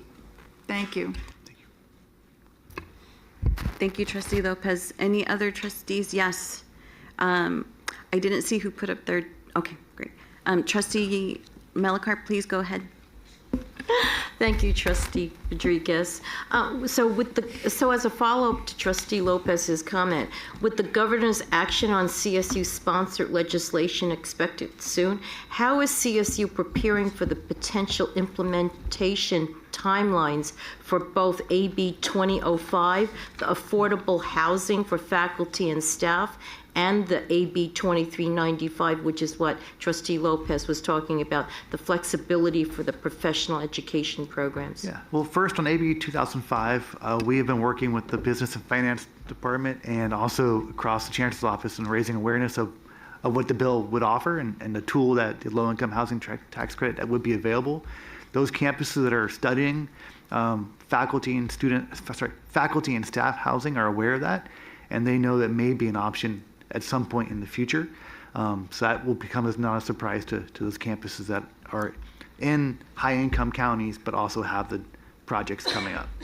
On the PACE bill, our Division of Academic and Student Affairs has been working with the Academic Senate and also Business and Finance, which is how the bill would have to be implemented, to make sure both the Faculty Senate is aware of the changes and the opportunities that come with that, and a reporting requirement comes with that.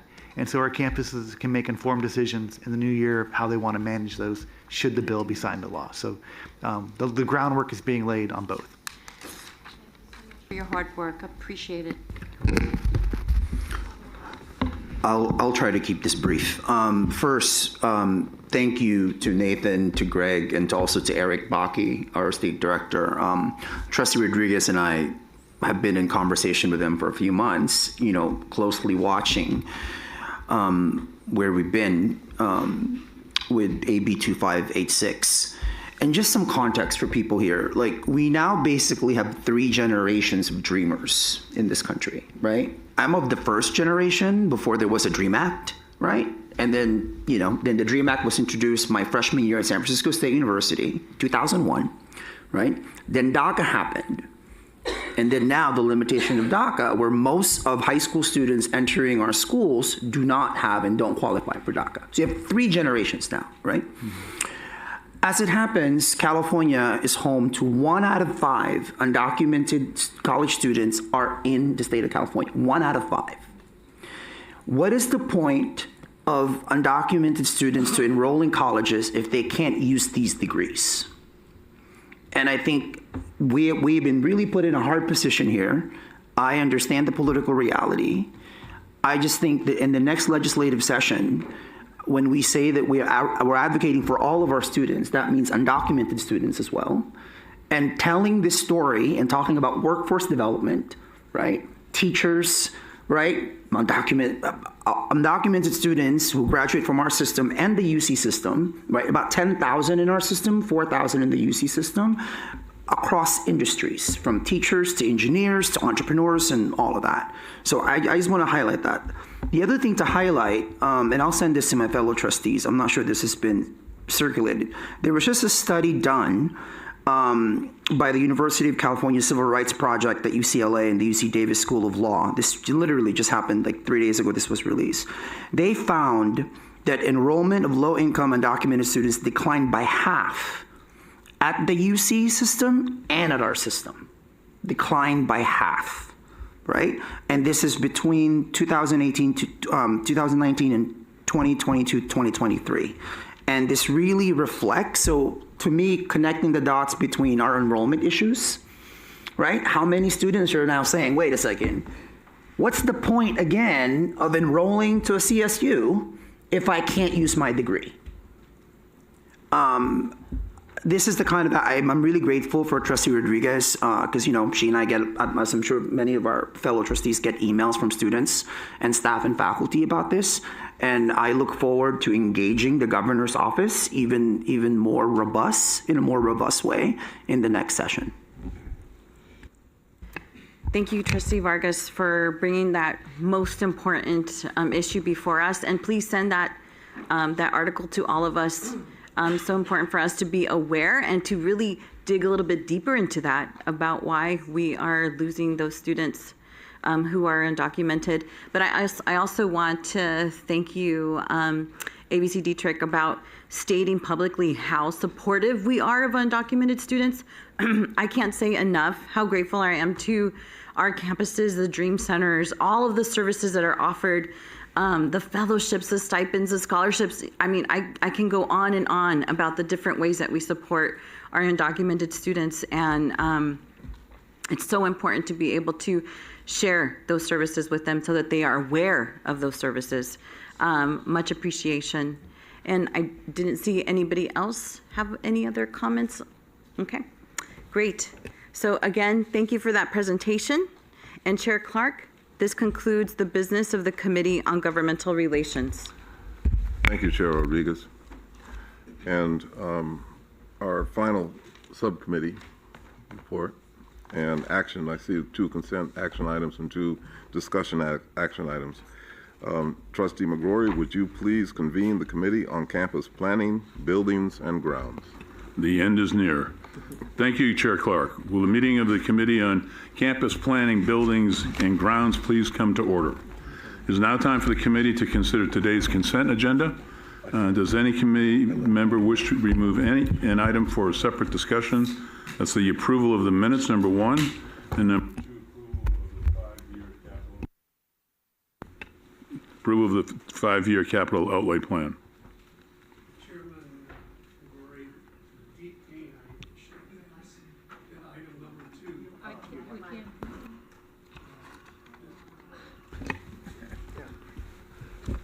Chairman McGrory, with deep pain, I ask that number 2 be removed so that we can discuss that item. Really? Yeah, unfortunately. You don't know how much I'm sorry. Then the motion only applies to item number 1, the approval of the minutes. Is there a motion to approve the minutes? So moved. Is there a second? Second. Any discussion? All in favor say aye. Aye. Any opposed? Abstentions? Okay, the item on the consent agenda is approved. And let's go to item number 2 then, the approval of the 5-year capital outlay plan. Trustee Adamson. Yeah, I don't need a presentation, I just have. So we say to start off, and this is, I do every year, that our first year need of the 5-year capital plan totals $4.9 billion. Our ask that we're to approve today is for just barely over half of that. We do know that in the past, going to the legislature, we did it when we did the our agreement, our agreement with the governor, that when we came back in future years and said we needed more money than what we were granted, that the legislature's response to us was, you got what you asked for. And so I'm wondering, why aren't we asking for 4.9 if that's the first year need of this plan? Why are we only asking for 2.7? And I also realize that in doing this, they haven't given us anything in the last several years. Yeah. And I also believe that it's a bad position to take on our part to ask for less than what we actually need, and to ask for less than we've asked in the previous year, because it sends a message that we don't need it. So that's why I raised this question. It's a great question. You could ask for the 4.9? 4.9 according to the report. You could ask for the full amount or the debt service to support that 4.9. Well, I leave my question on the table. I would prefer that we ask for what we need and not for less. Steve, what do you want to do? Yes, Trustee Adamson, a very good question, and you're right about the numbers in terms of what our need is, what's on our list. What we do is, in years like this, when the state is basically telegraphing to us that they're going to cut our budget, that they don't have enough, that they're barely funding existing state operations, is that we will have an ask. I mean, we would still probably say this is what's in there right now is already unrealistic in terms of what we're asking for.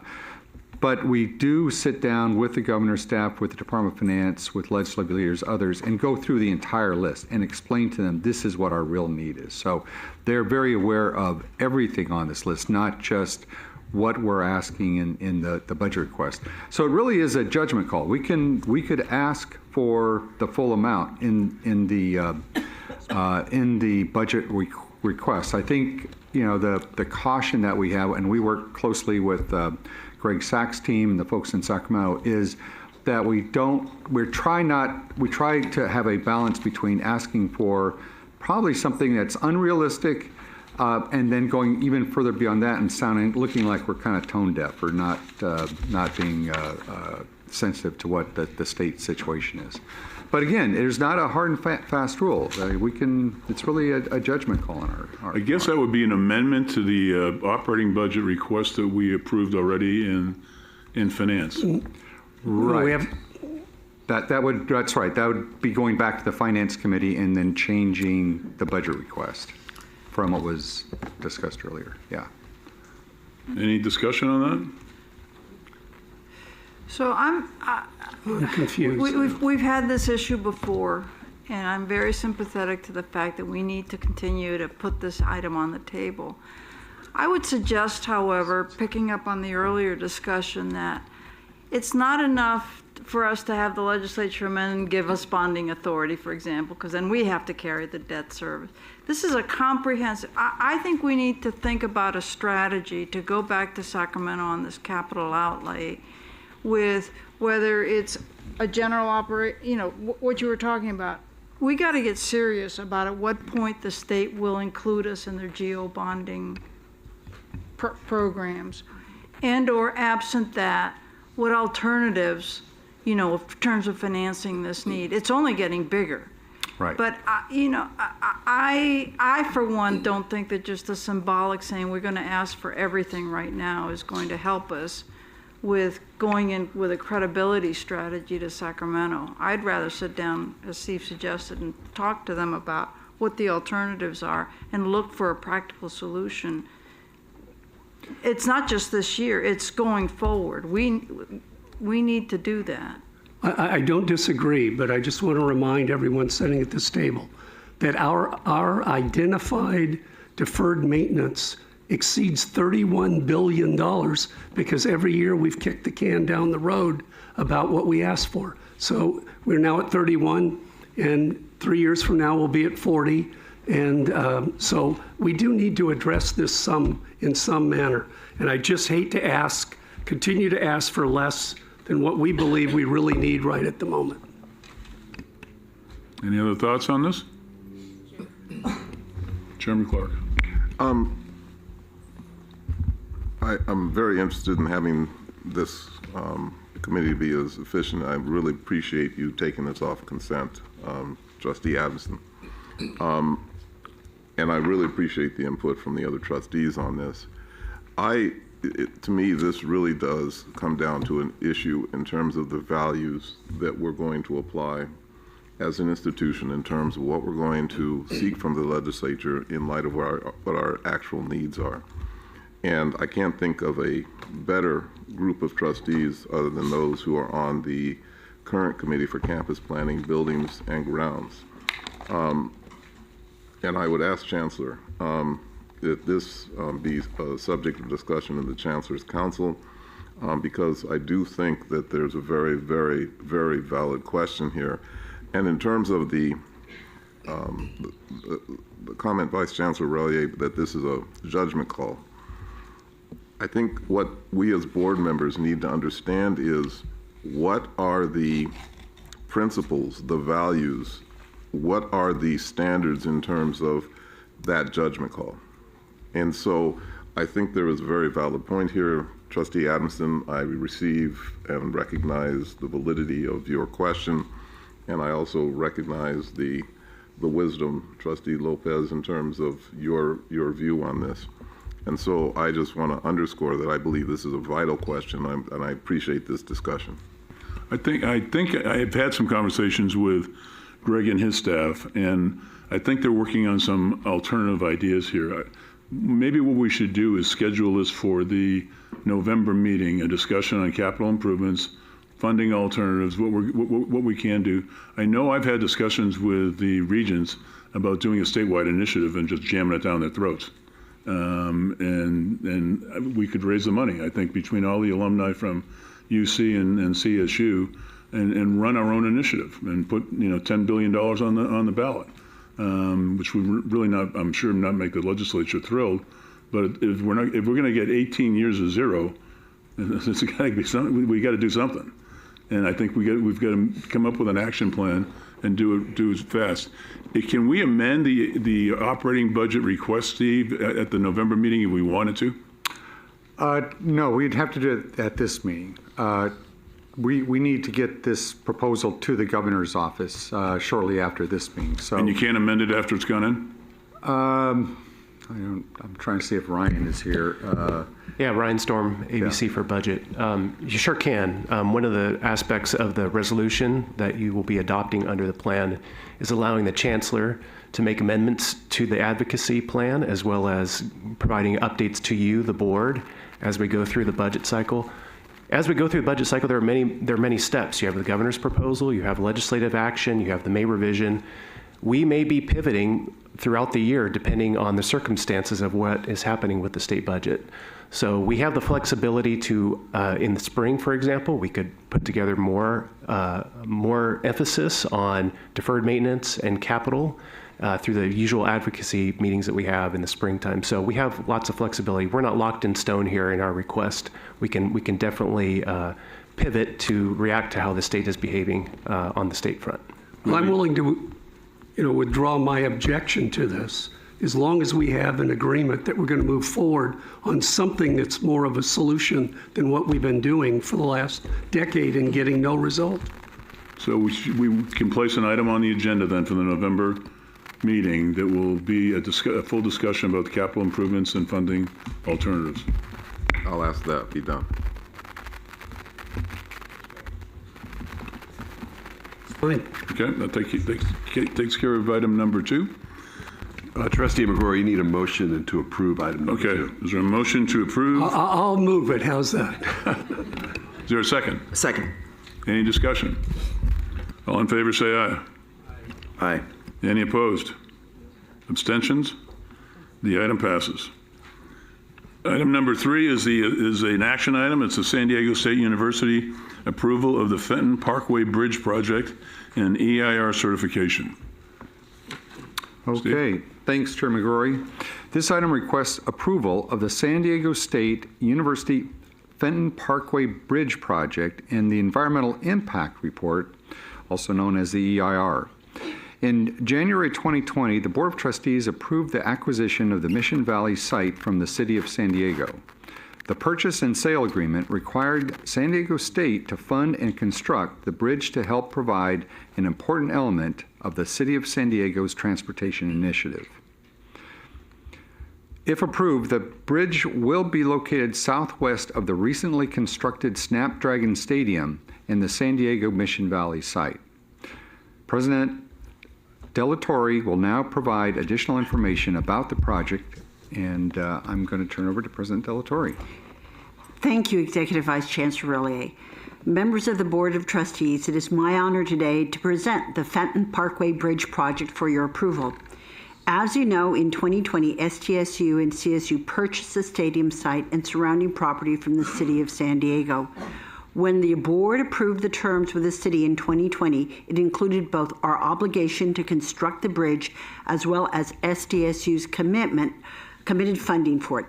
In 2022, the San Diego City Council approved an MOU further formalizing this agreement and establishing CSU as a lead agency for the preparation of the EIR.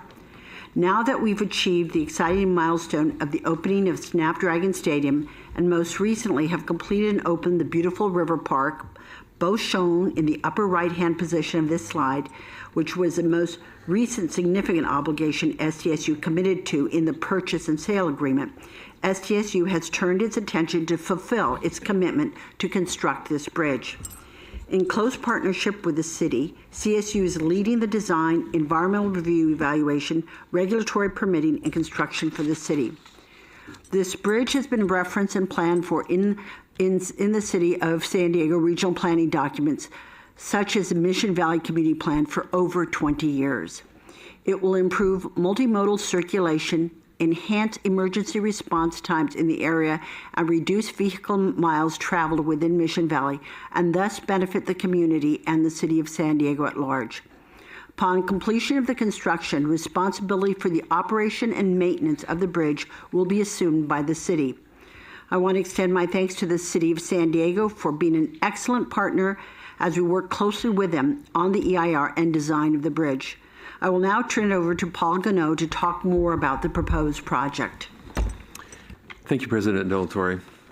The project would include the construction of a vehicular and pedestrian bridge spanning the river from north to south, approximately 450 feet long and 58 feet wide. The bridge would include 2 through traffic lanes and an optional flex lane to use during stadium events or emergencies, as well as combined bicycle and pedestrian pathways. The team has been advancing the design of the bridge, and for full transparency, the cost of the bridge has increased significantly since the original estimate in 2018. Initially estimated at about $27 million, the cost is now estimated at $53 million. The increase is primarily due to construction cost escalation, which has risen by a little over 90% since 2018 for this type of project. The team at San Diego State has compared this project to a recent San Diego project in the same San Diego River watershed, and the estimate, our estimate for this bridge aligns with that comparable project. The team has explored various alternative designs, including cast-in-place concrete, steel substructure, and alternative column configurations. The proposed precast concrete configuration is determined to be the most cost-efficient. The university has retained 2 independent estimators to confirm the builder's estimate, and if the university determines that the current contractor is not providing the best value, they reserve the right to bid out the construction as a lump sum bid. As a reminder, per the purchase and sale agreement with the City of San Diego, the city has a fixed contribution of $8.5 million toward the bridge, plus an additional $2.4 million from developers who have previously paid into the Capital Improvement Fund for the construction of the bridge. As part of the $250 million bond issuance for the Mission Valley site improvements, San Diego State earmarked $17 million for the bridge project. So the current funding gap is approximately $25 million, which will be funded by impact fees charged to developers on site and future ground lease revenue. The team has also evaluated several potential value engineering options that will be considered as the construction design evolves to further reduce costs. So the campus won't be requesting any additional funding for the project. The final EIR concluded that project construction activities could temporarily disturb nesting migratory birds, including 3 sensitive native bird species that have active nests in the project area. The least Bell's vireo, a federally and state-listed endangered species, the California gnatcatcher, a federally listed threatened species and state-listed species of special concern, and 3 willow flycatcher subspecies, all of which are state-listed as endangered, and one of which is federally listed as endangered. All other environmental impacts were determined to be less than significant or mitigable to a less than significant level. This project includes a particularly robust mitigation and monitoring program that takes into account input received during ongoing consultation with multiple resource agencies and the city. Because the project would impact federal and state regulated resources, including wildlife and wetland species, San Diego State is required to obtain permits from the U.S. Fish and Wildlife Service, the Army Corps of Engineers, the California Department of Fish and Wildlife, San Diego Regional Water Quality Control Board, and California Department of Fish and Wildlife, and that process is underway and will continue in the coming months. 6 letters regarding the environmental impact report were received following publication of the final EIR on September 10th. 4 were letters of support from the City of San Diego, the San Diego Carpenters Local Union 619, and 2 local developers, Quarry Falls and the H.G. Fenton Company. 1 letter from the Sierra Club expressed both support for the project and concerns about some project features and impacts. The City of San Diego requested clarifications and minor revisions to the EIR in the form of a brief errata document. The letters, responses to the comments raised, and the EIR errata were transmitted to the board prior to this meeting. None of the issues raised in the comment letters or EIR errata require recirculation of the EIR or additional research. Now I'll turn this over to Executive Vice Chancellor Relier for closing remarks. Okay, thank you, Paul, and thank you, President Del Torre. This item requests certification of the environmental impact report and approval of the proposed Fenton Parkway Bridge project. The project will provide additional motorized and non-motorized transportation options over the San Diego River and to the Mission Valley site. This connection will help emergency service responders in Mission Valley and meets a requirement of the CSU's purchase and sale agreement with the City of San Diego. We recommend approval of the proposed resolutions. Trustee McGrory, that concludes the presentation. We're happy to address any questions. Okay, thank you. Questions? Mark? Thanks for the presentation. I mean, I'm supportive of the project. Obviously, I think $53 million for a 450-foot bridge, that's like $117,000 a foot. Seems to be unbelievably high, and I appreciate the fact that, you know, you've had some independent review of that, but I just wonder, you know, is there an opportunity to maybe get another bid, current bid, to be able to see if you can actually bring this cost down? I mean, $53 million, you can build a building. So I'm just kind of concerned with that and the perception, given the fact of the budget crisis that we're in and the perception that we'll have overall for this bridge. So I welcome your question, Trustee Ghilarducci. And yes, we're also concerned. We actually have 5 independent parties monitoring the costs. So right now we are working on the construction and design, but at any point we can go through the fixed price bid option that was referred to by Paul Gano. And so we are monitoring this very closely, and I believe we can even, I'm going to turn to my associate vice president here to talk, and our school architect. He's been working very closely on this particular issue because I've been concerned with that as well. Thank you, President De La Torre. Yeah, I think we've all been shocked by the cost. I think we first got these updated numbers a little over 2 months ago, roughly. So we don't commonly have 5 parties looking at the cost of a project, so that gives you a sense right there of how serious we're looking at this.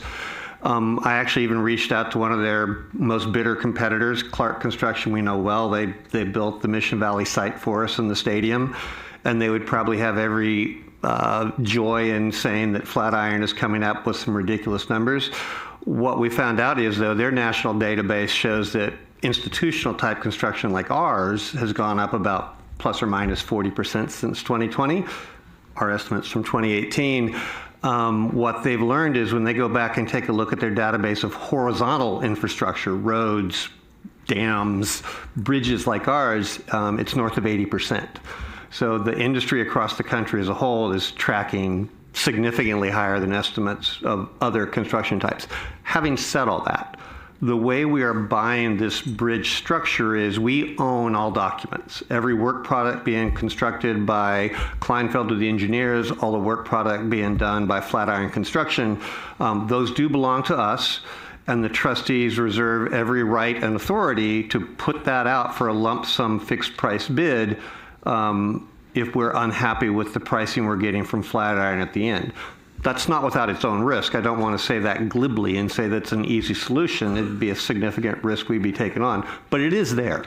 And I also should note, building in a protected waterway is its own kind of complexity that most of our projects don't face.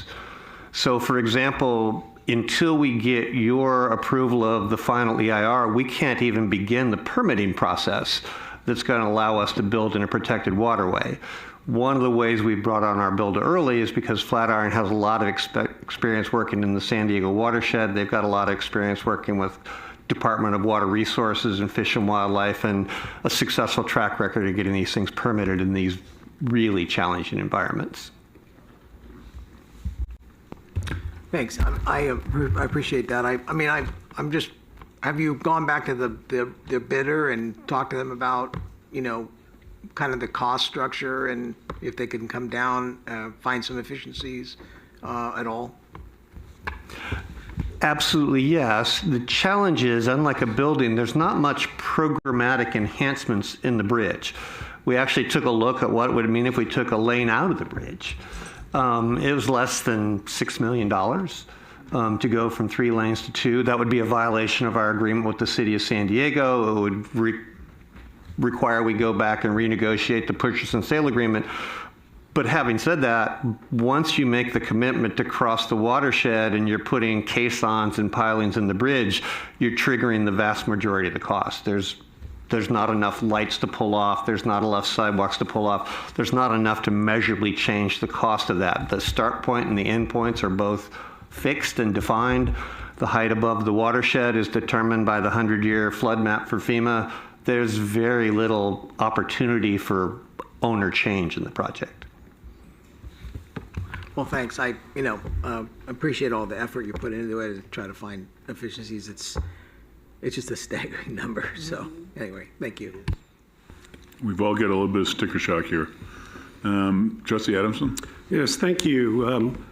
First, I want to compliment you all on the detail and the level of work that went into the EIR. This is a very environmentally sensitive area. I've gone through hundreds and hundreds of EIRs, and I think you've done an outstanding job of addressing this sensitive waterway and water path, and one that my previous employer and I, when I worked there, we got in trouble for invading into that same water path just not far down the road from where this project is. So I know how difficult this area was. I compliment you on it. I do share Trustee Ghilarducci's concern about cost, and I serve on your committee, so you know that I really do believe that we need to take a very comprehensive look at possible builders on this and take a look at the pricing on it. I did take a look at the current published, and I realize they're national data and it's not sensitive waterway development, and it's about $230 a square foot. Now, square foot in Mark, you have to realize this bridge is so many feet long, so many feet wide, and 7.5 feet deep. So you have to multiply it by 7.5 times to get the square footage. So it's really a 200,000 square foot project that they're actually building when you pile it on top of each other. And their costs right now would bring this project in at about $44 million instead of 55. So I hope that we look at this really closely and see whether or not, our current bid is really the best bid for us as we move forward. Thank you, Trustee Addison. Trustee Melchar? Okay. Any other questions? Is there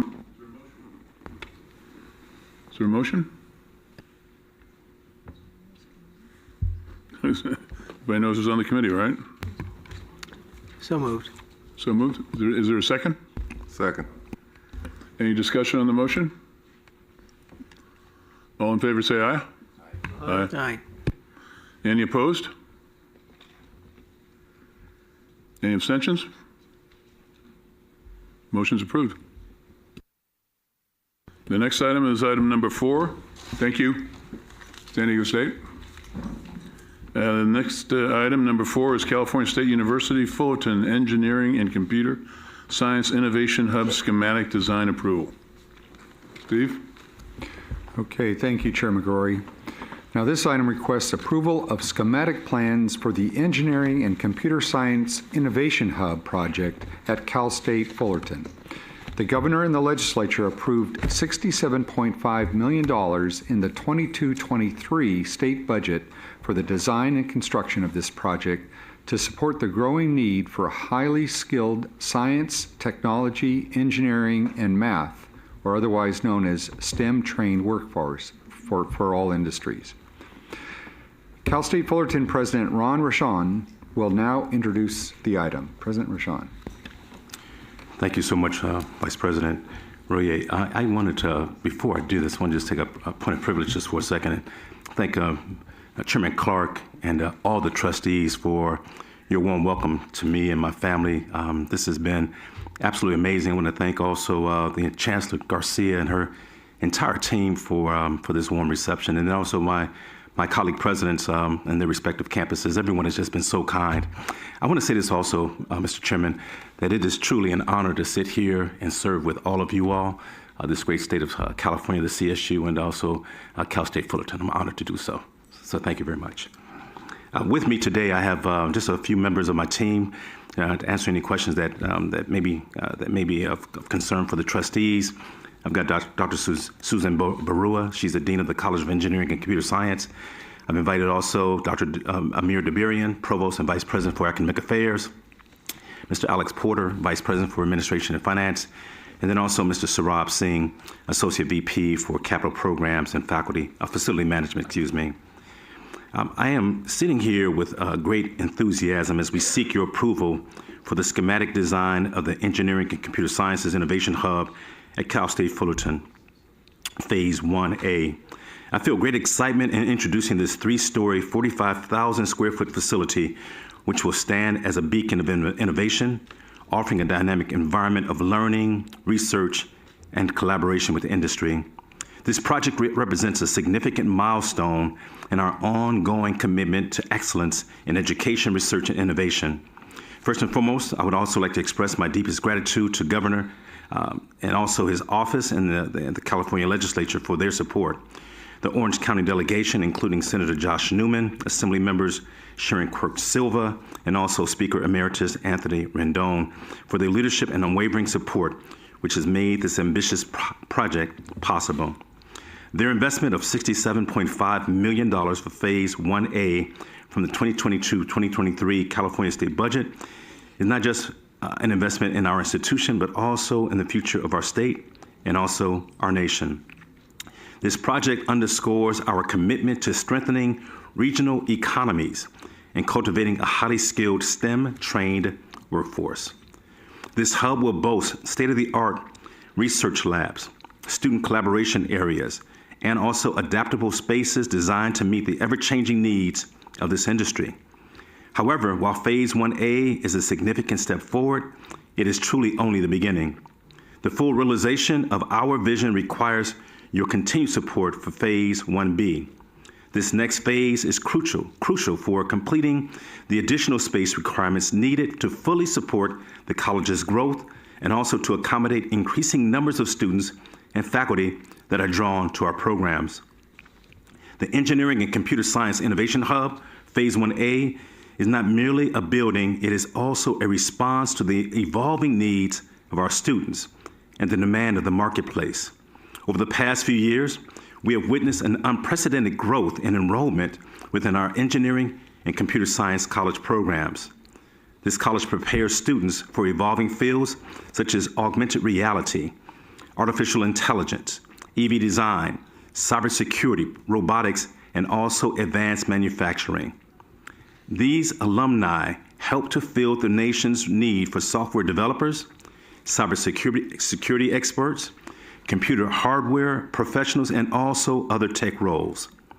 Within the past decade, there's been a 184% increase in enrollment, 184% increase in enrollment growth within this college, and projections show that the college will continue to grow as much as 9% annually, which could mean 8,000 students by the year 2028-29, that academic year.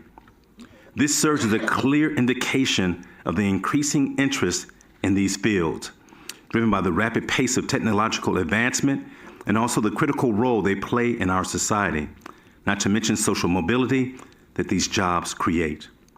Currently, 28% of our students are first generation and 38% are Pell Grant recipients, with the potential of earning 6 figures upon graduation.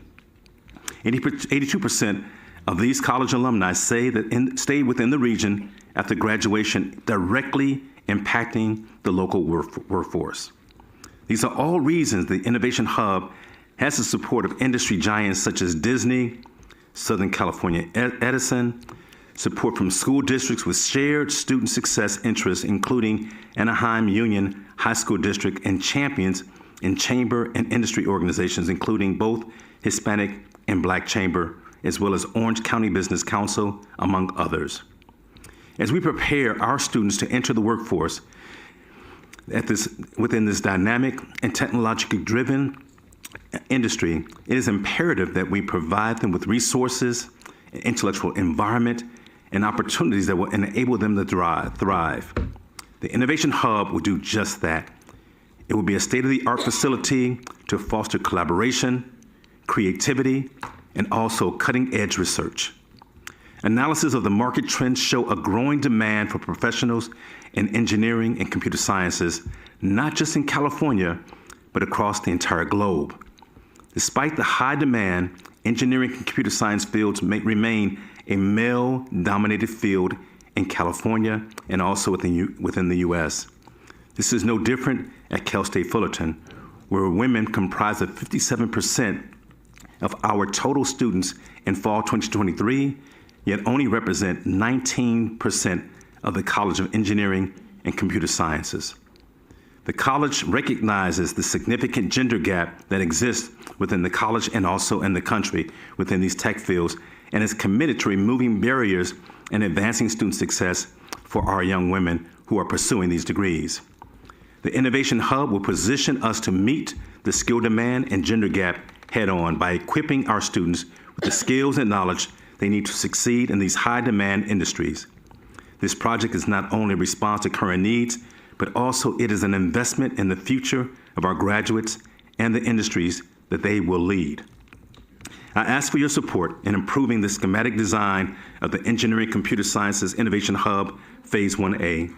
Together, we will ensure that our institutions remain at the forefront of innovation, preparing our students to tackle the challenges of tomorrow by contributing to the economic growth and technological advancement of our state and beyond. This initiative is aligned with our strategic goals of promoting student success, increasing retention rates, achieving graduation targets, and enhancing community engagement. I'll now turn this over to Assistant Vice Chancellor Paul Gano to provide details on this project site, design, and facility features. Mr. Gano. Thank you, President Rochon. On the screen is the campus map for Cal State Fullerton, with north oriented toward the lower right of the screen. The Engineering and Computer Science Innovation Hub building is outlined in red, and the project site is situated in the heart of the campus and west of the existing Engineering and Computer Science complex. On the screen is the rendered view of the proposed Engineering and Computer Science Innovation Hub building looking east. The new building will be 45,000 gross square feet, as President Rochon mentioned, and it's a standalone 3-story steel moment frame structure. The project will construct specialized laboratories for computing, robotics, materials testing, and bioengineering. It will include a 120-seat multi-purpose room, student lounges, group study rooms, project labs, maker spaces, shared offices, and a wellness room. Designed for flexibility and maximum utilization, the new building will organize spaces by function, allowing them to adapt to evolving industry and workforce needs rather than being assigned to specific departments. Additionally, the outdoor hardscape and landscape areas will offer students more opportunities to study and collaborate. The proposed project is currently designed to meet the CSU's sustainability policy requirements. Some of the sustainability features include low-energy LED lighting, low-flow plumbing fixtures, insulated windows and walls and roofs, drought-tolerant landscaping, and efficient irrigation systems. The building will also be fully electric, which aligns with our carbon reduction goals, and will have a 42 kilowatt photovoltaic rooftop system as required by current California building code. These sustainability features will pay for themselves over the life of the project through lower operation and maintenance costs. The itemized building costs for this project are either in line with or lower than those of other comparable CSU projects. The building shell is aesthetically designed, as you saw on the previous slide, but also very cost-effective. Earlier in the design process of the project, Cal State Fullerton set a target project budget of $68 million, which was based on the funding from the state appropriation and donors. During the design process, the project team was able to achieve the target budget. Some of the significant cost reduction elements are shown on this slide, and the team saved approximately $3.25 million in direct construction cost by strategically placing the new building next to the existing engineering and computer science complex to maximize the use of existing utility systems. The design incorporates a consistent lab planning module, aggregating lab space and separating lab support areas that require special ventilation and structural support. The team selected cost-effective exterior systems and simplified interior designs. The building is designed for flexibility and maximum utilization and will organize spaces by function, allowing them to adapt to evolving industry and workforce needs rather than being assigned to specific departments, which is another one of the strategies that help control cost. The university project team has worked hard with the design team to deliver this project at a low cost per square foot, coming in at $893 direct cost of construction. And the university is currently holding about a 5% contingency for the project. More information on project is available in the written item, and I will now turn the presentation back to Executive Vice Chancellor Rallier to conclude the item. Okay, thanks, Paul, and thanks, President Rochon. This project will be instrumental in accommodating enrollment growth in engineering and computer science at Cal State Fullerton, fostering research and innovation in the region, and meeting Orange County's increased workforce demand for diverse STEM field professionals. We appreciate the support of the governor and the legislature for funding this project, and we recommend approval of the schematic design that's before you. Trustee McGrory, that concludes the presentation, and we're happy to address any questions. Thank you. So the key is this is being paid for by the state with a $67.5 million bond that's supported by the state, right? Yes. Correct. And this is lower in cost than the last two science buildings we built, even though you look at these per square foot costs and you would go, wow, pretty high. But it's a science building and it's a very important part of the curriculum for Cal State Fullerton. Are there any questions? Is there a motion on the floor to approve? So moved.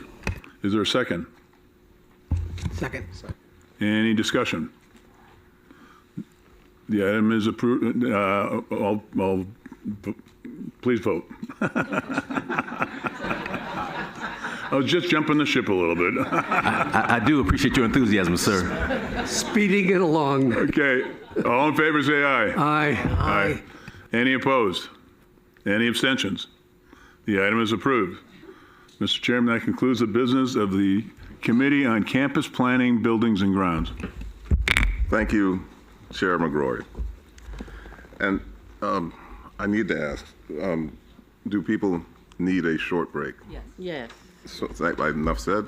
We'll take a 10-minute break and then we'll proceed to the plenary session. State University is the nation's largest and most diverse four-year public university system. Over 450,000 students attend one of our 23 universities. More than 1/4 of our undergraduates are the first in their family to attend college, establishing the CSU as a pathway to student success. The CSU provides a quality education at a great value. More than half of our students who graduate with a baccalaureate degree finish with no student loan debt. Many students receive grants and scholarships. A source of significant scholarship is the CSU Trustees Award for Outstanding Achievement. Welcome to the California State University Board of Trustees live stream. Please adjust your audio as needed. Join us as we celebrate the recipients of this year's CSU Trustees Award for Outstanding Achievement. These awards are the university's highest recognition of student achievement. Each of the 23 universities recognizes a student for their superior academic performance, personal accomplishments, and community service. The honorees have demonstrated financial need and have overcome challenges and hardships. The donor-funded scholarships, ranging from $7,000 to $18,000, enable them to pursue studies and avenues leading to success. Welcome to the California State University Board of Trustees live stream. Please adjust your audio as needed. Reflecting the diversity of the CSU, the recipients include first-generation students, an athlete, a Marine, and immigrants. Just as broad as the backgrounds of the awardees are their fields of study. They range from agricultural business to nursing, from social work to mathematics. These students are not only inspiring in what they've accomplished, they're also seeking to inspire. Some of the honorees dream of educating civic-minded leaders, working with aging populations in healthcare, or advancing equity in STEM fields. Others seek to be role models and to bring their knowledge and skills gained from the CSU back to their communities. The Trustees Awards have recognized more than 500 students since they were established in 1984 by the William Randolph Hearst Foundation. Thanks to our generous donors, these prestigious awards distributed $194,000 in scholarships this year. Congratulations to our 2024 recipients.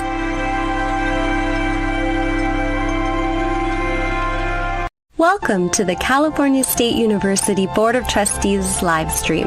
Please adjust your audio as needed. The California State University is the nation's largest and most diverse four-year public university system. Over 450,000 students attend one of our 23 universities. More than 1/4 of our undergraduates are the first in their family to attend college, establishing the CSU as a pathway to student success. The CSU provides a quality education at a great value. More than half of our students who graduate with a baccalaureate degree finish with no student loan debt. Many students receive grants and scholarships. A source of significant scholarship is the CSU Trustees Award for Outstanding Achievement. Welcome to the California State University Board of Trustees live stream. Please adjust your audio as needed. Join us as we celebrate the recipients of this year's CSU Trustees Award for Outstanding Achievement. These awards are the university's highest recognition of student achievement. Each of the 23 universities recognizes a student for their superior academic performance, personal accomplishments, and community service. The honorees have demonstrated financial need and have overcome challenges and hardships. The donor-funded scholarships, ranging from $7,000 to $18,000, enable them to pursue studies and avenues leading to success. Welcome to the California State University Board of Trustees live stream. Please adjust your audio as needed. Reflecting the diversity of the CSU, the recipients include first-generation students, an athlete, a Marine, and immigrants. Just as broad as the backgrounds of the awardees are their fields of study. They range from agricultural business to nursing, from social work to mathematics. These students are not only inspiring in what they've accomplished, they're also seeking to inspire. Some of the honorees dream of educating civic-minded leaders, working with aging populations in healthcare, or advancing equity in STEM fields. Others seek to be role models and to bring their knowledge and skills gained from the CSU back to their communities. The Trustees Awards have recognized more than 500 students since they were established in 1984 by the William Randolph Hearst Foundation. Thanks to our generous donors, these prestigious awards distributed $194,000 in scholarships this year. Congratulations to our 2024 recipients.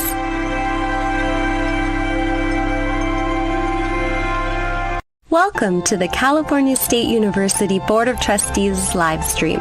Please adjust your audio as needed. The California State University is the nation's largest and most diverse four-year public university system. Over 450,000 students attend one of our 23 universities.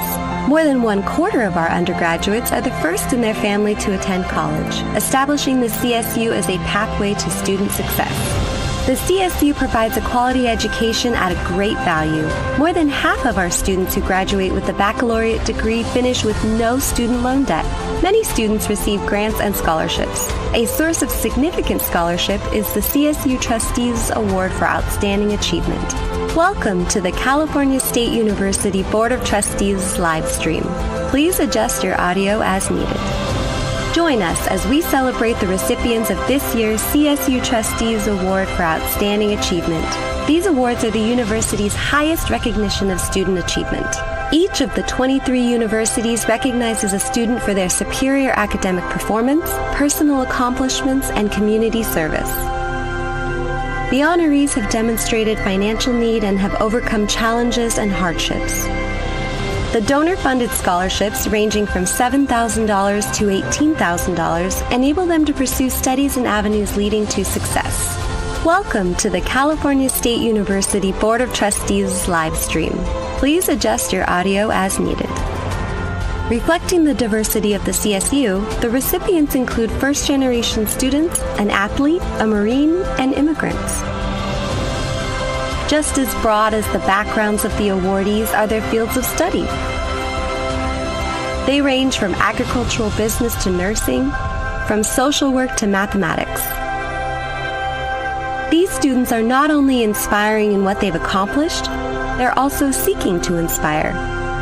Some of the honorees dream of educating civic-minded leaders, working with aging populations in healthcare, or advancing equity in STEM fields. Others seek to be role models and to bring their knowledge and skills gained from the CSU back to their communities. The Trustees Awards have recognized more than 500 students since they were established in 1984 by the William Randolph Hearst Foundation. Thanks to our generous donors, these prestigious awards distributed $194,000 in scholarships this year. Congratulations to our 2024 recipients.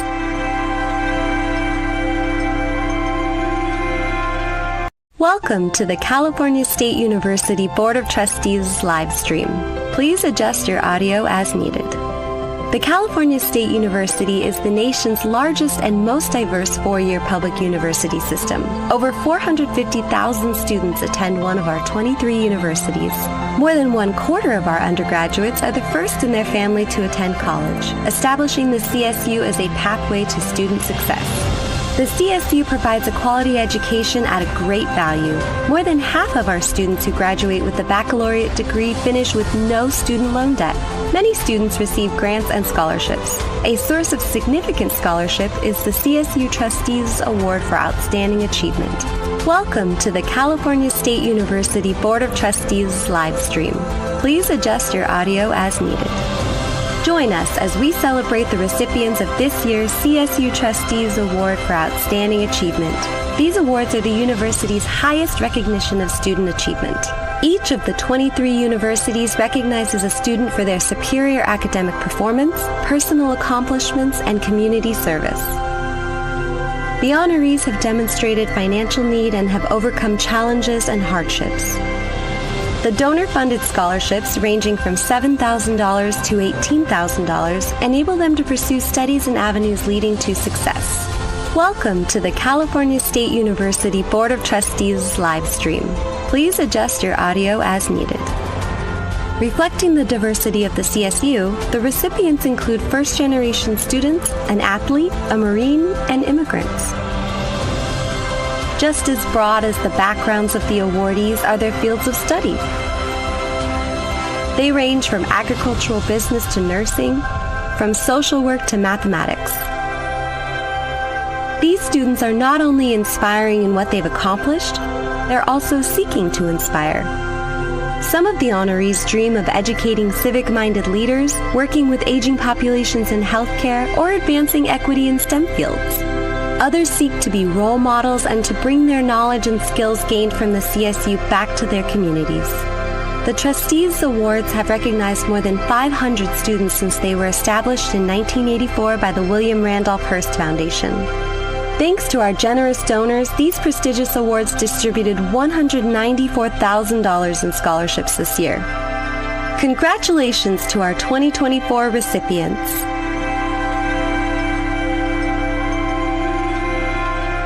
Welcome to the California State University Board of Trustees live stream. Please adjust your audio as...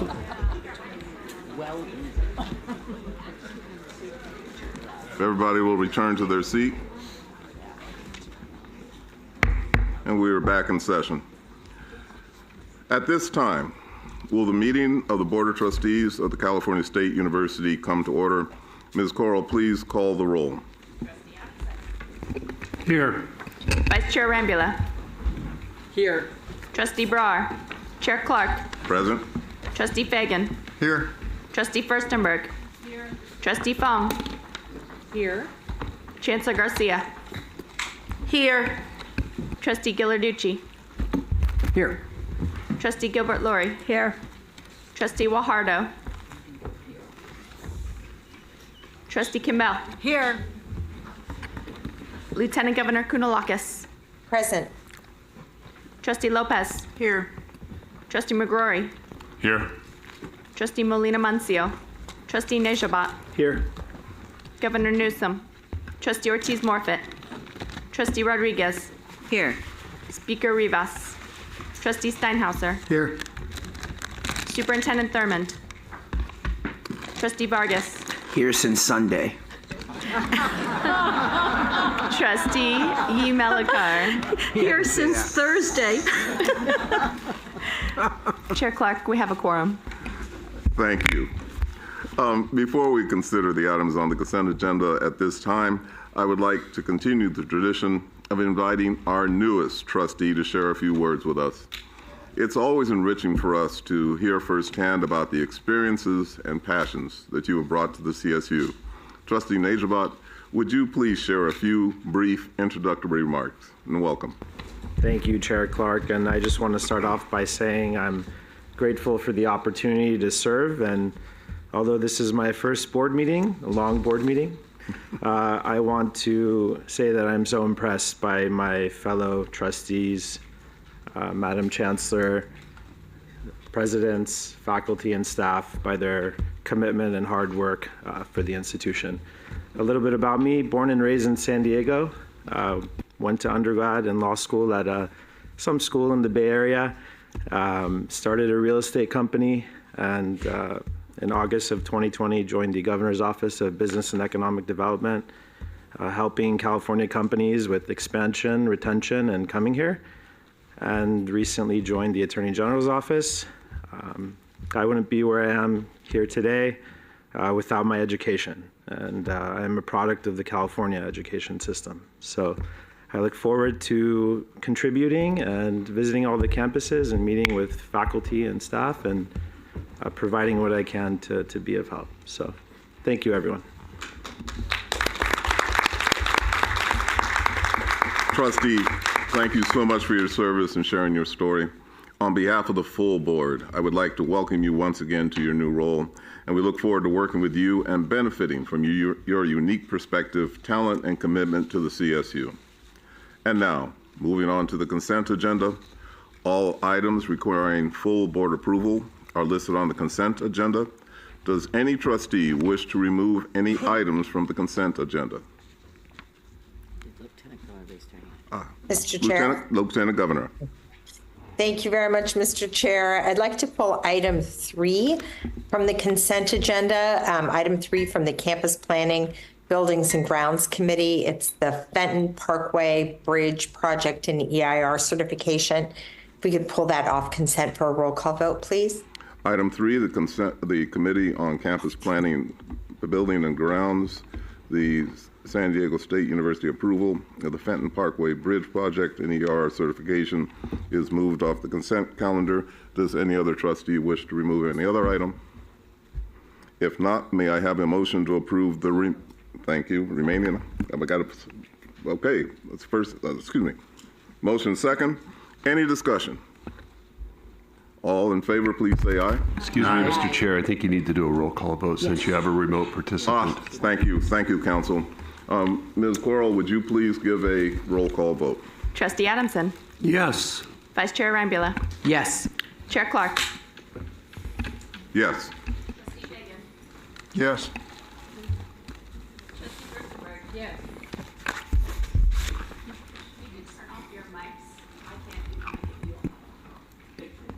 Thank you. Trustee Fagan. Yes. Trustee Furstenberg. Yes.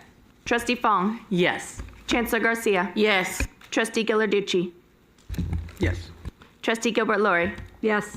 Trustee Guajardo. I have a clarifying question. Is this vote to pull it off, or okay, this is the actual? Yeah, this is everything. Oh, everything aside from what was pulled off. Yes. Okay. Yes. Trustee Kimball. Yes. Lieutenant Governor Kounalakis. Aye. Trustee Lopez. Yes. Trustee McGrory. Yes. Trustee Nejabat. Yes. Trustee Rodriguez. Yes. Trustee Steinhauser. Yes. Trustee Vargas. Yes. Trustee Melikar. Yes. Thank you, everyone. The motion passes. Thank you, Ms. Coral. It has been requested that item number 3 from the Committee on Campus Planning and Buildings and Grounds, the San Diego State University approval of the Fenton Parkway Bridge Project and EIR certification be removed from the consent agenda for separate discussion. Before we proceed with any questions or discussion on this item, may I please have a motion to approve the item? So moved. Second. And I have a second. I will now open the floor for discussion.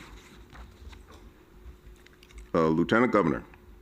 Thank you so much.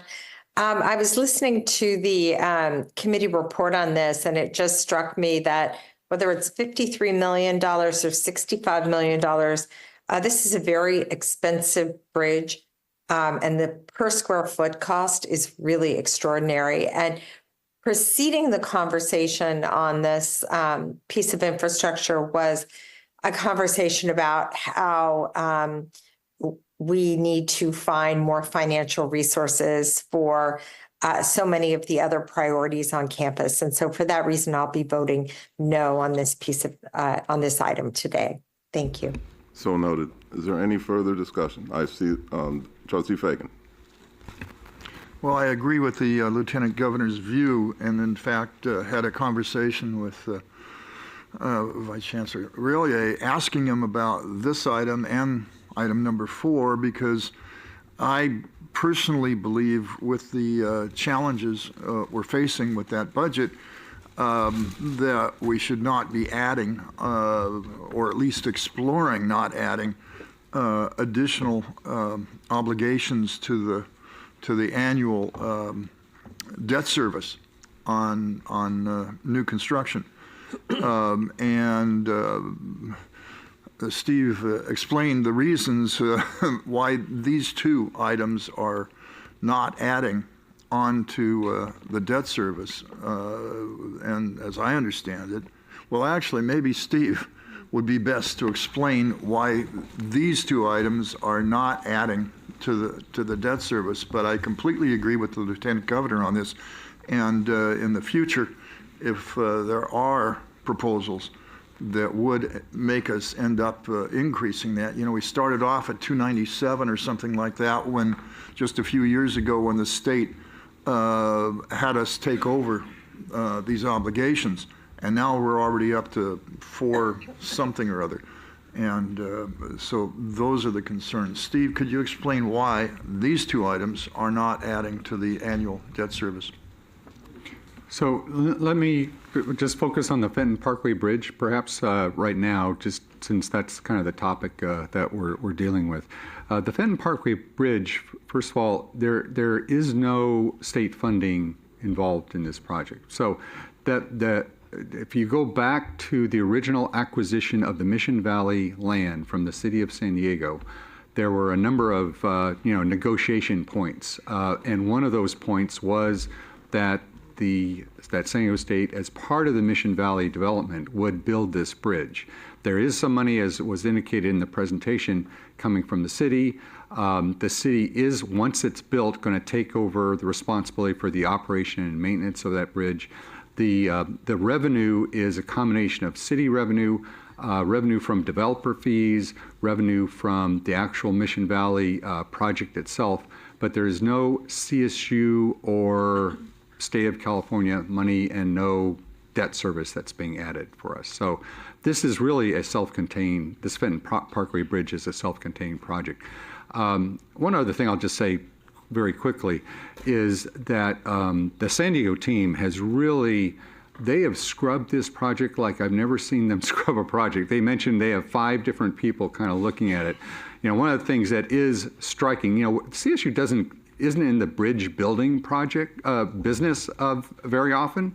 And one of the things that Vice President Schultz had mentioned is nationally, so-called horizontal infrastructure projects like bridges are up about 80 to 90% since 2018 in cost. I mean, it is pretty striking. A lot of us are familiar with how much construction has gone up for things like apartment buildings and retail and all this, but this infrastructure, this horizontal infrastructure area of the industry is very separate and very different. And so we've seen huge construction cost increases, but this particular one outstrips them all, I think. But does that, Trustee Fagan, does that adequately address your question about the funding and debt service and that? Yes, thank you. Yeah. Thank you for that. But others may have more Just a questions. follow-up, I thought that, it was mentioned that 17 million is coming out of the university, San Diego State. That's not correct? I don't, I thought you said 8.5 was at the city, and then 17 million was coming out of the... Beyond the money coming from the city of San Diego State will be paying the remainder of those costs for the bridge out of developer fees that we will be charging the developers on our property, because we are now a master developer. And then as part of that master development, we'll be generating ground lease revenue. And that ground lease revenue will be used to pay the part of the delta. Right. Thanks for clarifying that. Thank you for that. And then Trustee McGorry. Yeah, I was involved in the negotiation of this agreement, and it was long and painful, and this bridge was an integral part of it, and we have an obligation to build this bridge. And it's really unfortunate. I'm suffering from sticker shock like everybody else in terms of the pricing of this, but it was a deal we cut, and we need to live up to it. And as Bob has said, the money is coming out, 11 million from the city, and the rest of it's going to come out of developer impact fees, and then the remainder would come out of ground lease revenues from the site itself. So we have to do it, and pricing is unfortunate. Thank you for those comments. Any further? Oh, yes. Trustee Gilbert-Lori. So just to be clear, because I do appreciate that concern expressed, it just sounds like so much money, but it sounds like we're not comparing it to our other obligations that we have to be funding. And just to ask the final question, what happens if we don't build a bridge? How do we access that site? Well, we're obligated to do it. The site you can access, but there are traffic mitigation features which we are obligated to meet. But also, as a side issue, is from a safety point of view, that area is subject to flooding. And one of the huge benefits is to allow for emergency vehicles, because at that point you have, two freeways, 805 and 15. And we've had occurrences within that area where the flooding is so bad that people get stranded. So it is also a health and safety feature that is critical for the city and the infrastructure of the city. So it is, beyond that, there's also a safety factor that we must consider. Okay, so it sounds like we're obligated, and this is not doing harm to our students. If anything, it's protecting our community. Thank you. Any further discussion? Appears there are no further questions or comments. There's a motion and a second. In light of the attendance today, we need to ask for a roll call vote. Ms. Coral, would you please do that? Trustee Adamson. Yes. Vice Chair Rambula. Yes. Chair Clark. Yes. Trustee Fagan. Yes. Trustee Furstenberg. Yes. Trustee Fong. Yes. Chancellor Garcia. Yes. Trustee Ghilarducci. Yes. Trustee Gilbert-Lori. Yes. Trustee Guajardo. Yes. Trustee Kimbell. Yes. Lieutenant Governor Kounalakis. No. Trustee Lopez. Yes. Trustee McGrory. Yes. Trustee Neshabat. Yes. Trustee Rodriguez. Yes. Trustee Steinhauser. Yes. Trustee Vargas. Yes. Trustee Melikar. Yes. The motion passes. Thank you. And now, with the business of the day almost complete, it is now time to join in honoring and celebrating the dedicated service of two colleagues who are moving on to new chapters in their lives. Chancellor Garcia, would you please join me at the podium?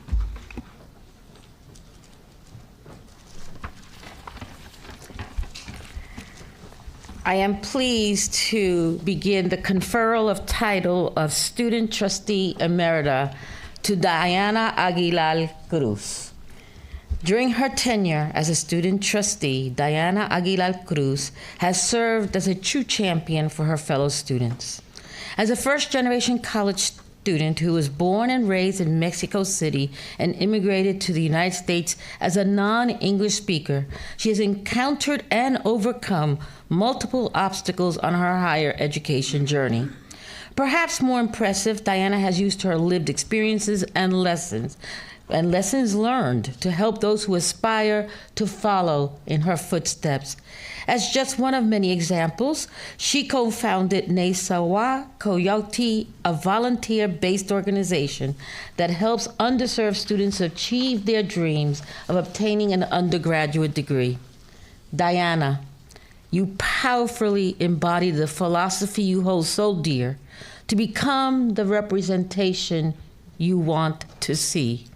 You have done just that. You have always kept the best interest of your fellow students top of mind while honoring your role as a fiduciary of this university system. Your dedicated service to this board and to the CSU more broadly will resonate for your generations. We can't wait to see what the future holds for you. I know it will be bright. On behalf of all of us in this room and the entire CSU community, I offer you my deep appreciation and heartfelt gratitude. And in addition, Diana's mom and family are here joining her, and I want to wish her a happy birthday, feliz cumpleaños. And Chair Clark, I turn it over to you.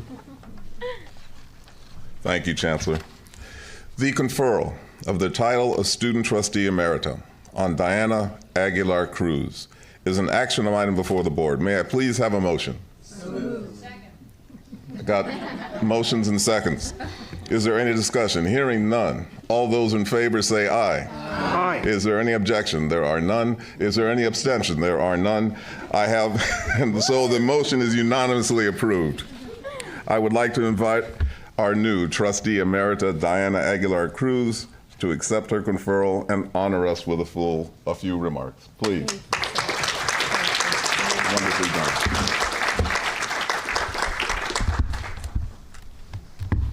I need to set up 1 second.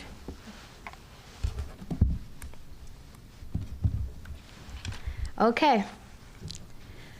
Good afternoon, everyone.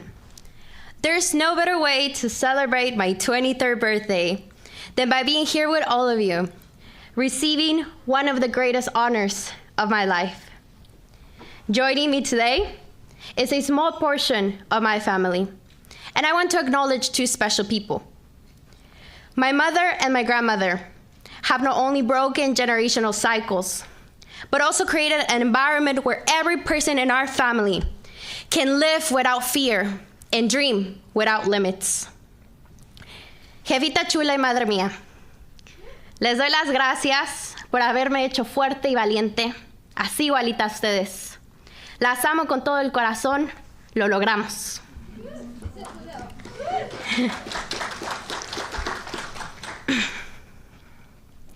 I would like to start by expressing my deepest gratitude to the people of the beautiful state of California. From our sunny San Diego to our green Humboldt, thank you for making my trusteeship experience possible and truly memorable. As I step away from this role, I do so with a full heart and immense joy. Over the past 2 years, we have fostered an inclusive environment where every voice counted and every action mattered. Together, as students, we stood united against tuition increases, and regardless of the outcome, our unity in the fight against injustice was a victory in itself. Nothing was more fulfilling than engaging in conversations that highlighted the real struggles students face across California, such as financial stress, mental health challenges, housing and food insecurity, and limited access to resources. These discussions emphasize the ongoing need to support underserved and historically disadvantaged communities. I am proud of how we harness the power of community to uplift higher education. And it has been an honor to advocate for fair compensation for our faculty, the architects of our future, and our staff, who are the backbone of our institutions. By championing equity, we've shown that when one of us rises, we all rise. These experiences have deeply shaped my perspective, from which I have drawn 3 invaluable lessons. Lesson 1, your most vital asset is your integrity, not your reputation. Always stay true to your values and your word, and never betray the people or the causes you represent. Lesson 2, honor those who came before you and leave the door open for those who will come after you. Always be proud of your roots. Never forget where you came from, and continue to uplift and give back to your community. In doing so, be mindful never to take advantage of vulnerable populations for personal gain. Lesson 3, and my personal favorite. As Benito Juárez once said, el respeto al derecho ajeno es la paz.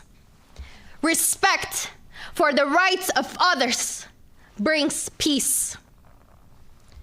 As a devoted public servant, I will always carry these lessons and the CSU mission close to my heart.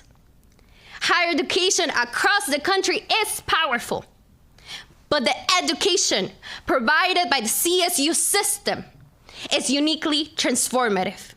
Here's why. On September 27, 2015, I arrived in the United States with nothing but a red backpack and a dream. The CSU opened its doors to me, enabling me to become the first in my family to attend and graduate with both a bachelor's and soon a master's degree from 2 of the best universities in the world, Cal Poly Pomona and Cal State Fullerton. Go Broncos and go Titans. And as if this wasn't enough, the CSU system provided me, a proud, undocumented immigrant, the incredible opportunity to serve on the board of the largest higher education system in the nation. The impact of the CSU extends far beyond just me. By opening its doors to me, it has made it possible for the dreams of many in my family to come true. My story, like many of yours, is part of the countless stories of students and their families who define the strength of the CSU. As my dear friend, President Jimenez Sandoval said, our strength fuels our hunger for excellence, our drive to exceed expectations, and our vision for a better world. The CSU is built on incredible strengths, with many of us being first-generation students, immigrants, children of immigrants. Some come from farm-working families or are farm workers themselves. Others come from foster care systems. Some are veterans. Others are system-impacted individuals. And others are people with disabilities. These are just few examples of the diverse strengths that fuel the collective power of the CSU. Thank you for allowing me to serve a caring, intelligent, hardworking, and brilliant community rooted in humanity. Remember this: education belongs to the people, and the power lies within them. Without the people, there is no education, and without the people, there is no CSU. In closing, CSU, keep pushing forward. Stay strong, speak out, and never give up. Our journey together doesn't end here. It's just the beginning of a brighter future for us all. I am Diana Aguilar Cruz, born and raised in Mexico, but a citizen of the world, and always ready to fight for justice for all. Thank you. Gracias.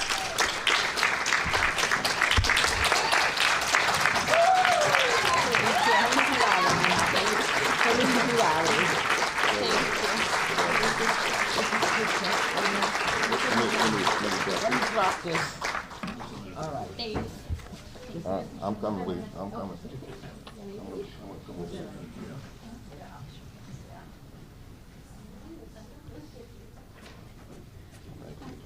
you. Don't forget your computer. Well done. Don't forget. Is this yours? Your computer? Oh, my computer. Important. Thank you again, Diana. I know you will come back and tell us all the wonderful journey that you will have in your future. Muchísimas gracias. And it's now my pleasure to recommend the conferral of title of President Emeritus to Dr. Tom Jackson, Jr. President Tom Jackson has provided visionary, principled, and forward-focused leadership, as well as prudent stewardship of the CSU's northernmost university during a tenure that has spanned the most momentous period in Cal Poly Humboldt's history. During this time, he led Humboldt's bold and consequential transformation to become Northern California's first polytechnic institution, solidifying its already strong experiential learning ethos and engineering and energizing a robust research and innovative agenda.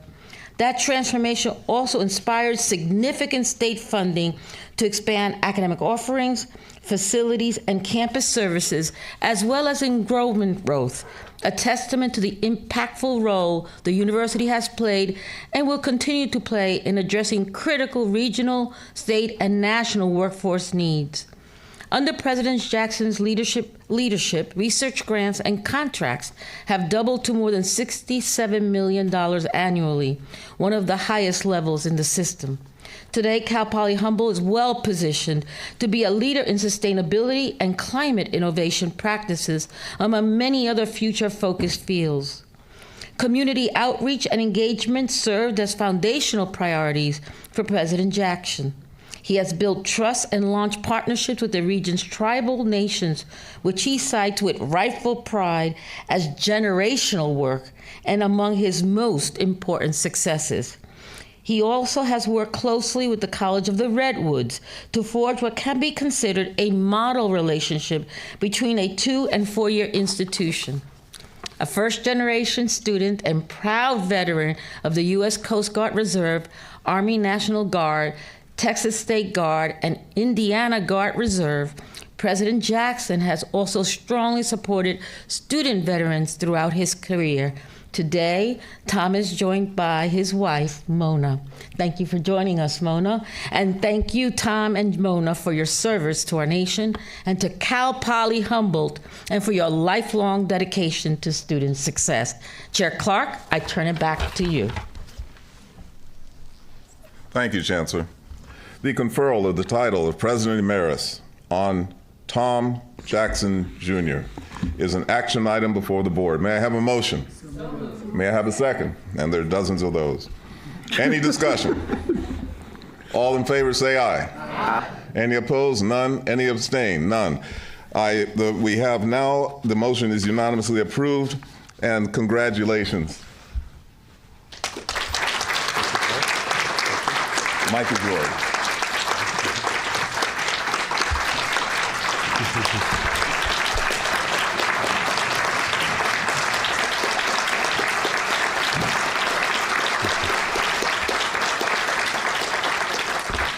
Thank you all. It's difficult to follow such a unique trustee with powerful words. She comes with a laptop. I come with paper and pencil. So, Mr. Chairman, members of the board, and my distinguished colleagues and friends, your acknowledgement of this is more than just looking at Tom Jackson, the president, or Mona Jackson and Tom Jackson, the president. It's an acknowledgement of the team that has worked so hard at Cal Poly Humboldt over the last 5 years to do all of those things that were just mentioned. That staff, not only in that staff, I should say, were the faculty, the many students, the many staff, and the campus leadership that believed that we could be a different type of university, but they worked extremely hard to see that come to fruition over the last 5 years. So while we, both Mona and I, may carry this distinguished title, it's that staff and that community at Humboldt that are very much deserving of it as well. So this acknowledgement goes to them, and so thank you for that, because it's their work that makes it or enables me to be up here today in this fashion. So it was 30 pounds and 30 years ago, by me, that Mona and I started this journey.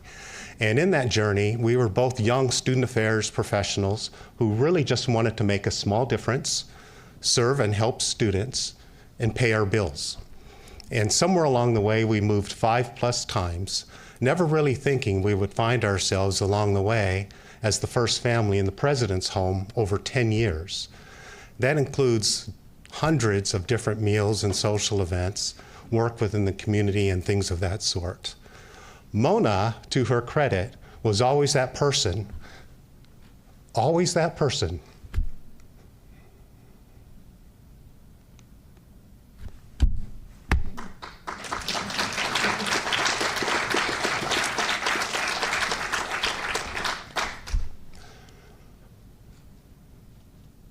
So enough about Mona. Mona was always that person that's had some way of bringing in the community and making a difference on a campus. And so again, while I have the pleasure of being that president emeritus, I ask all of you to acknowledge Mona.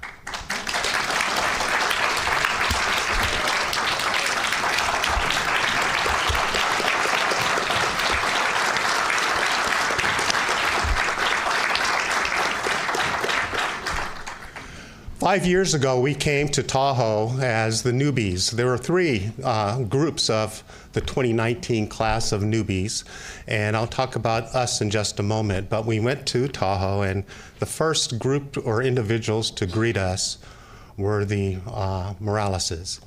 And we realized very quickly that we were joining a CSU family of brothers and sisters. And that's how it's been for 5+ years.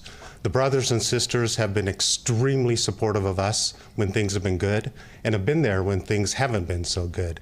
And we acknowledge that fully, and thank you very much for all of you for doing that. But within all of that were two individuals that stood out, and we both, or all three of us, started Excuse Me, like I said earlier, in 2019, just before COVID. And I can't tell you how often both President Mahoney and President Neufeld and myself would meet regularly over Zoom, conversing and comparing notes. It may have been weekly at different times, comparing what we heard on Zoom, comparing what we discussed at these meetings, and trying to make sure that our three institutions were in alignment with the CSU and the other institutions throughout the state. We three worked very hard and diligently and cracked more than a few jokes. And if I had two sisters, other than the one I have, I would add those two to it, because the things that we did together and shared together were magical and helped us really lead when we needed leading. So my hat goes off to the two of you, and thank you very much for your support.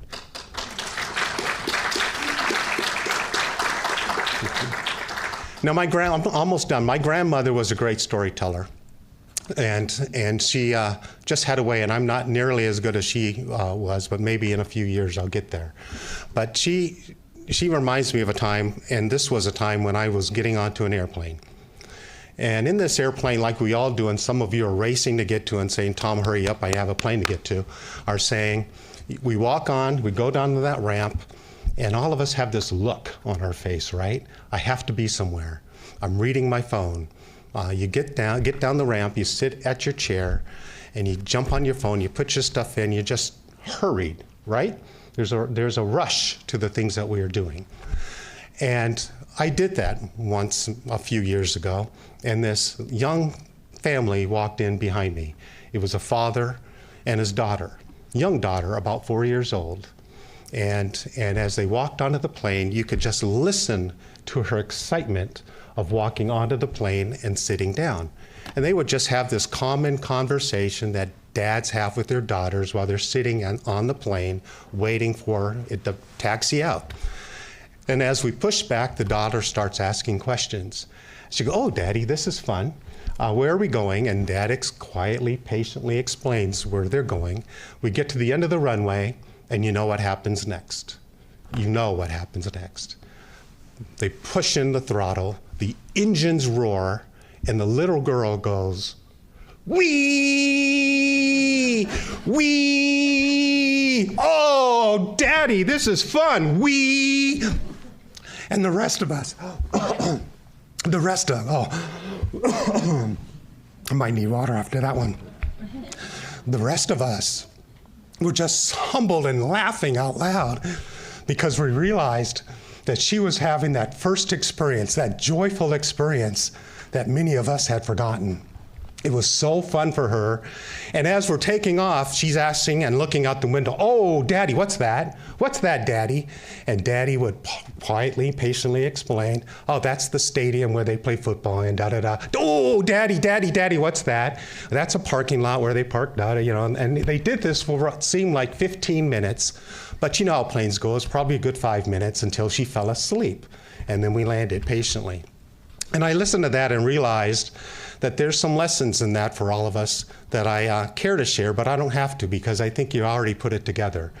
That was a moment where I remembered and realized that may have been my 40th flight on an airplane, but it was her absolute first. And I remember that very first flight on an airplane and how fun that was. And now I remember when I sit there with my phone and what I'm doing on it is nothing like that first experience. Clearly, this was her first experience on United Airlines, but still, she had a lot of fun. And so my message in part of this is to remind myself, not just all of you, that I may have spoken to students 40 different times, or my staff 40 different times on the same subject. But for each and every one of them, it may have been the first time I had that conversation. And that may be the most important time because that very first time might be the reason they come back into the office or have the positive, meaningful educational experience that I hoped that they would have as a college student. And that's why it mattered so much to me. So in closing, I'm a first-generation student, started at a community college, went back after the Coast Guard to run track, as many might know. And in doing that, I recognize that in this group, this body right here, are many other first-generation individuals. I was one of those who didn't realize I needed to stop after earning a degree, so I kept going. But I say this in part because I realize, particularly with my colleagues, the presidents, not just those in the first generation, we wake up every morning and we try our best to do the things that we can for our college and our university. We try hard. We're passionate about the work. Our heart is in it. We're compassionate with our students. And I recognize that the work we do is transformative, and it really, truly can change the world through one individual. And while we may not be celebrated for the things we do, for those that particularly are first generation, but to all the presidents, we are the beacon. We are the beacon for the value of education in this state. To go from zero to a presidency is amazing by itself, but for presidents to do that for so many others is beyond that. So my hat goes off to my colleagues for the great work that you do for this state and the CSU. It's been a joy and an honor serving with you. Lastly, to the new presidents, those that are interims, those that have been selected presidents, both Mona and I extend our warm wishes, best wishes to you and your success. You will do well. This is an amazing place. Difficult at times, but it's amazing, and you have an amazing core of presidents to support you along the way. Mr. Chair, thank you. Let us take a picture with you. Okay.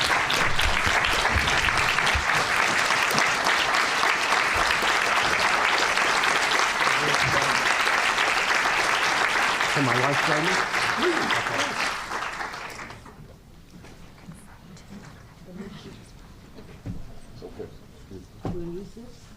Okay. Do you want to use this in the picture? Let's look at that. Leave it there. Okay, so I swing, I go. Okay. Well, yeah. Yeah, but Okay, you that's guys it. switch. That's it. Okay.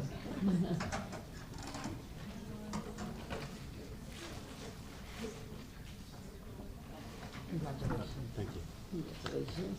Thank you for being here with us. Congratulations. Thank you. Congratulations. Beautiful.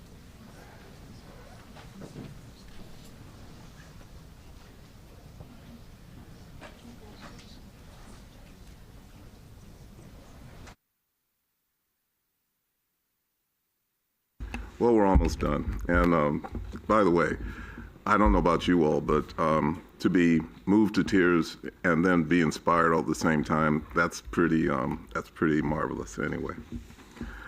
I want to express my gratitude to my board colleagues for your incredible work for this past 4 days, Trustee Vargas. And indeed, I want to thank everyone across our system for your continued commitment and dedication to CSU. Before we conclude, I'd like to note a slight scheduling change for the November board meeting.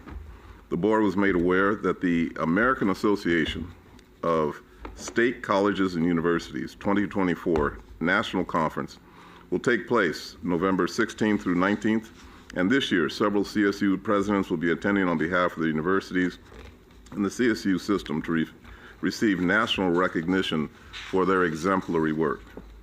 Chancellor Garcia will also be participating as in a national panel highlighting the impactful work of the CSU in uplifting lives and transforming our communities.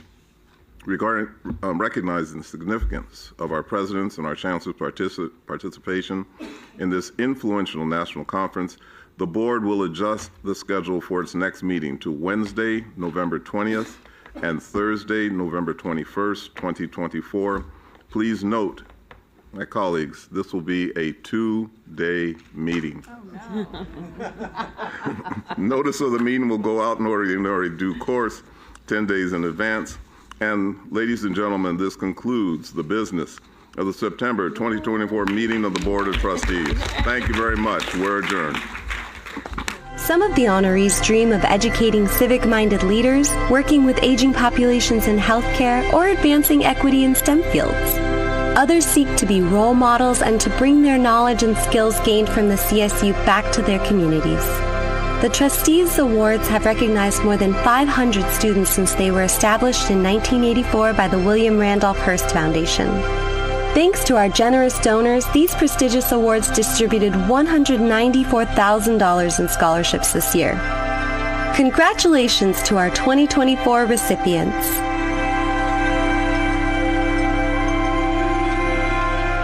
Welcome to the California State University Board of Trustees live stream. Please adjust your audio as needed.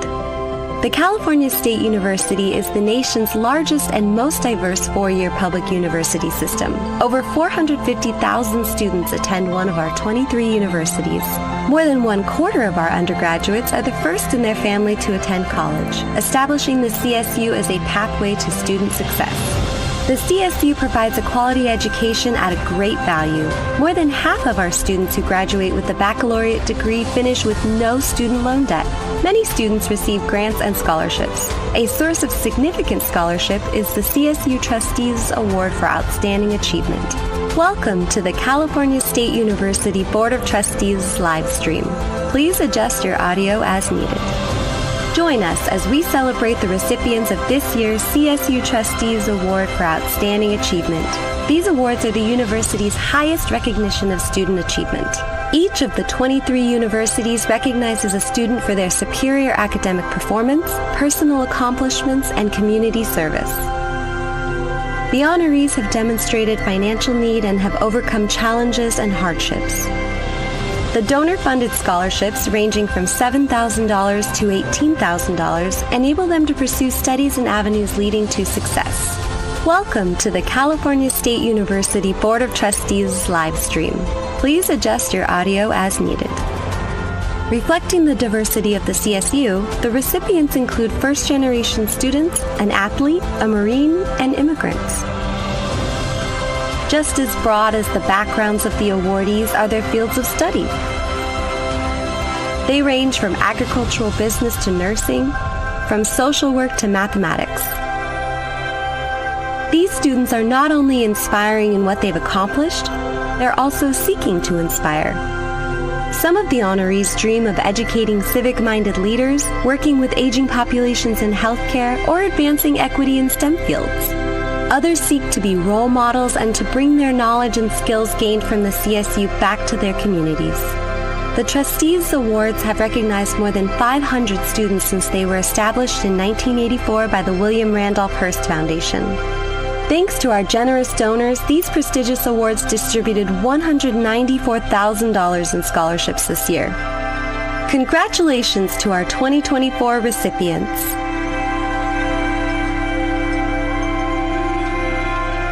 Welcome to the California State University Board of Trustees live stream. Please adjust your audio as needed.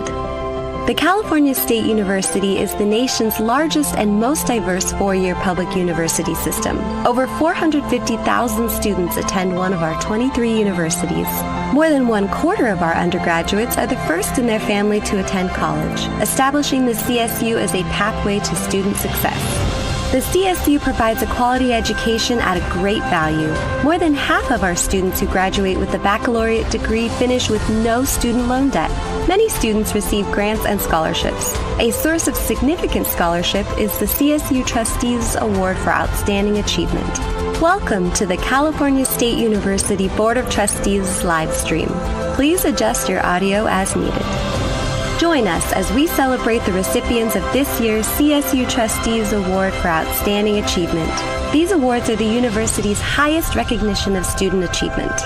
Each of the 23 universities recognizes a student for their superior academic performance, personal accomplishments, and community service. The honorees have demonstrated financial need and have overcome challenges and hardships. The donor-funded scholarships, ranging from $7,000 to $18,000, enable them to pursue studies and avenues leading to success. Welcome to the California State University Board of Trustees live stream.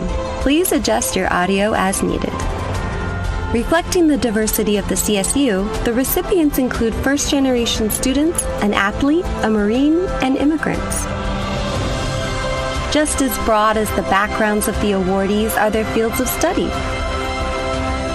They range from agricultural business to nursing, from social work to mathematics. These students are not only inspiring in what they've accomplished, they're also seeking to inspire. Some of the honorees dream of educating civic-minded leaders, working with aging populations in healthcare, or advancing equity in STEM fields. Others seek to be role models and to bring their knowledge and skills gained from the CSU back to their communities. The Trustees Awards have recognized more than 500 students since they were established in 1984 by the William Randolph Hearst Foundation. Thanks to our generous donors, these prestigious awards distributed $194,000 in scholarships this year. Congratulations to our 2024 recipients.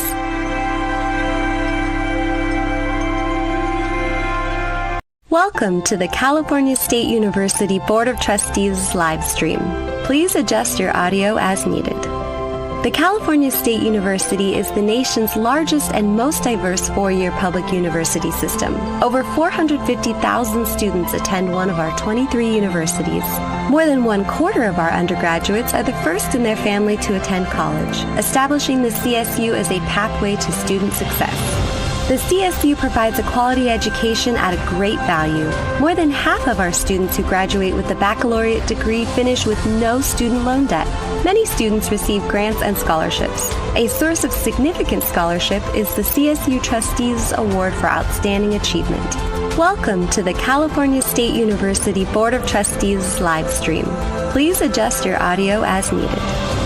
Join us as we celebrate the recipients of this year's CSU Trustees Award for Outstanding Achievement. These awards are the university's highest recognition of student achievement.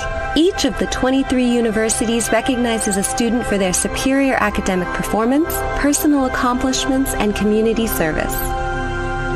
The honorees have demonstrated financial need and have overcome challenges and hardships.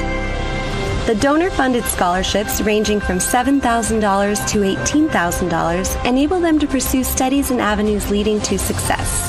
Welcome to the California State University Board of Trustees live stream. Please adjust your audio as needed. Reflecting the diversity of the CSU, the recipients include first-generation students, an athlete, a Marine, and immigrants. Just as broad as the backgrounds of the awardees are their fields of study. They range from agricultural business to nursing, from social work to mathematics. These students are not only inspiring in what they've accomplished, they're also seeking to inspire. Some of the honorees dream of educating civic-minded leaders, working with aging populations in healthcare, or advancing equity in STEM fields. Others seek to be role models and to bring their knowledge and skills gained from the CSU back to their communities. The Trustees Awards have recognized more than 500 students since they were established in 1984 by the William Randolph Hearst Foundation. Thanks to our generous donors, these prestigious awards distributed $194,000 in scholarships this year. Congratulations to our 2024 recipients.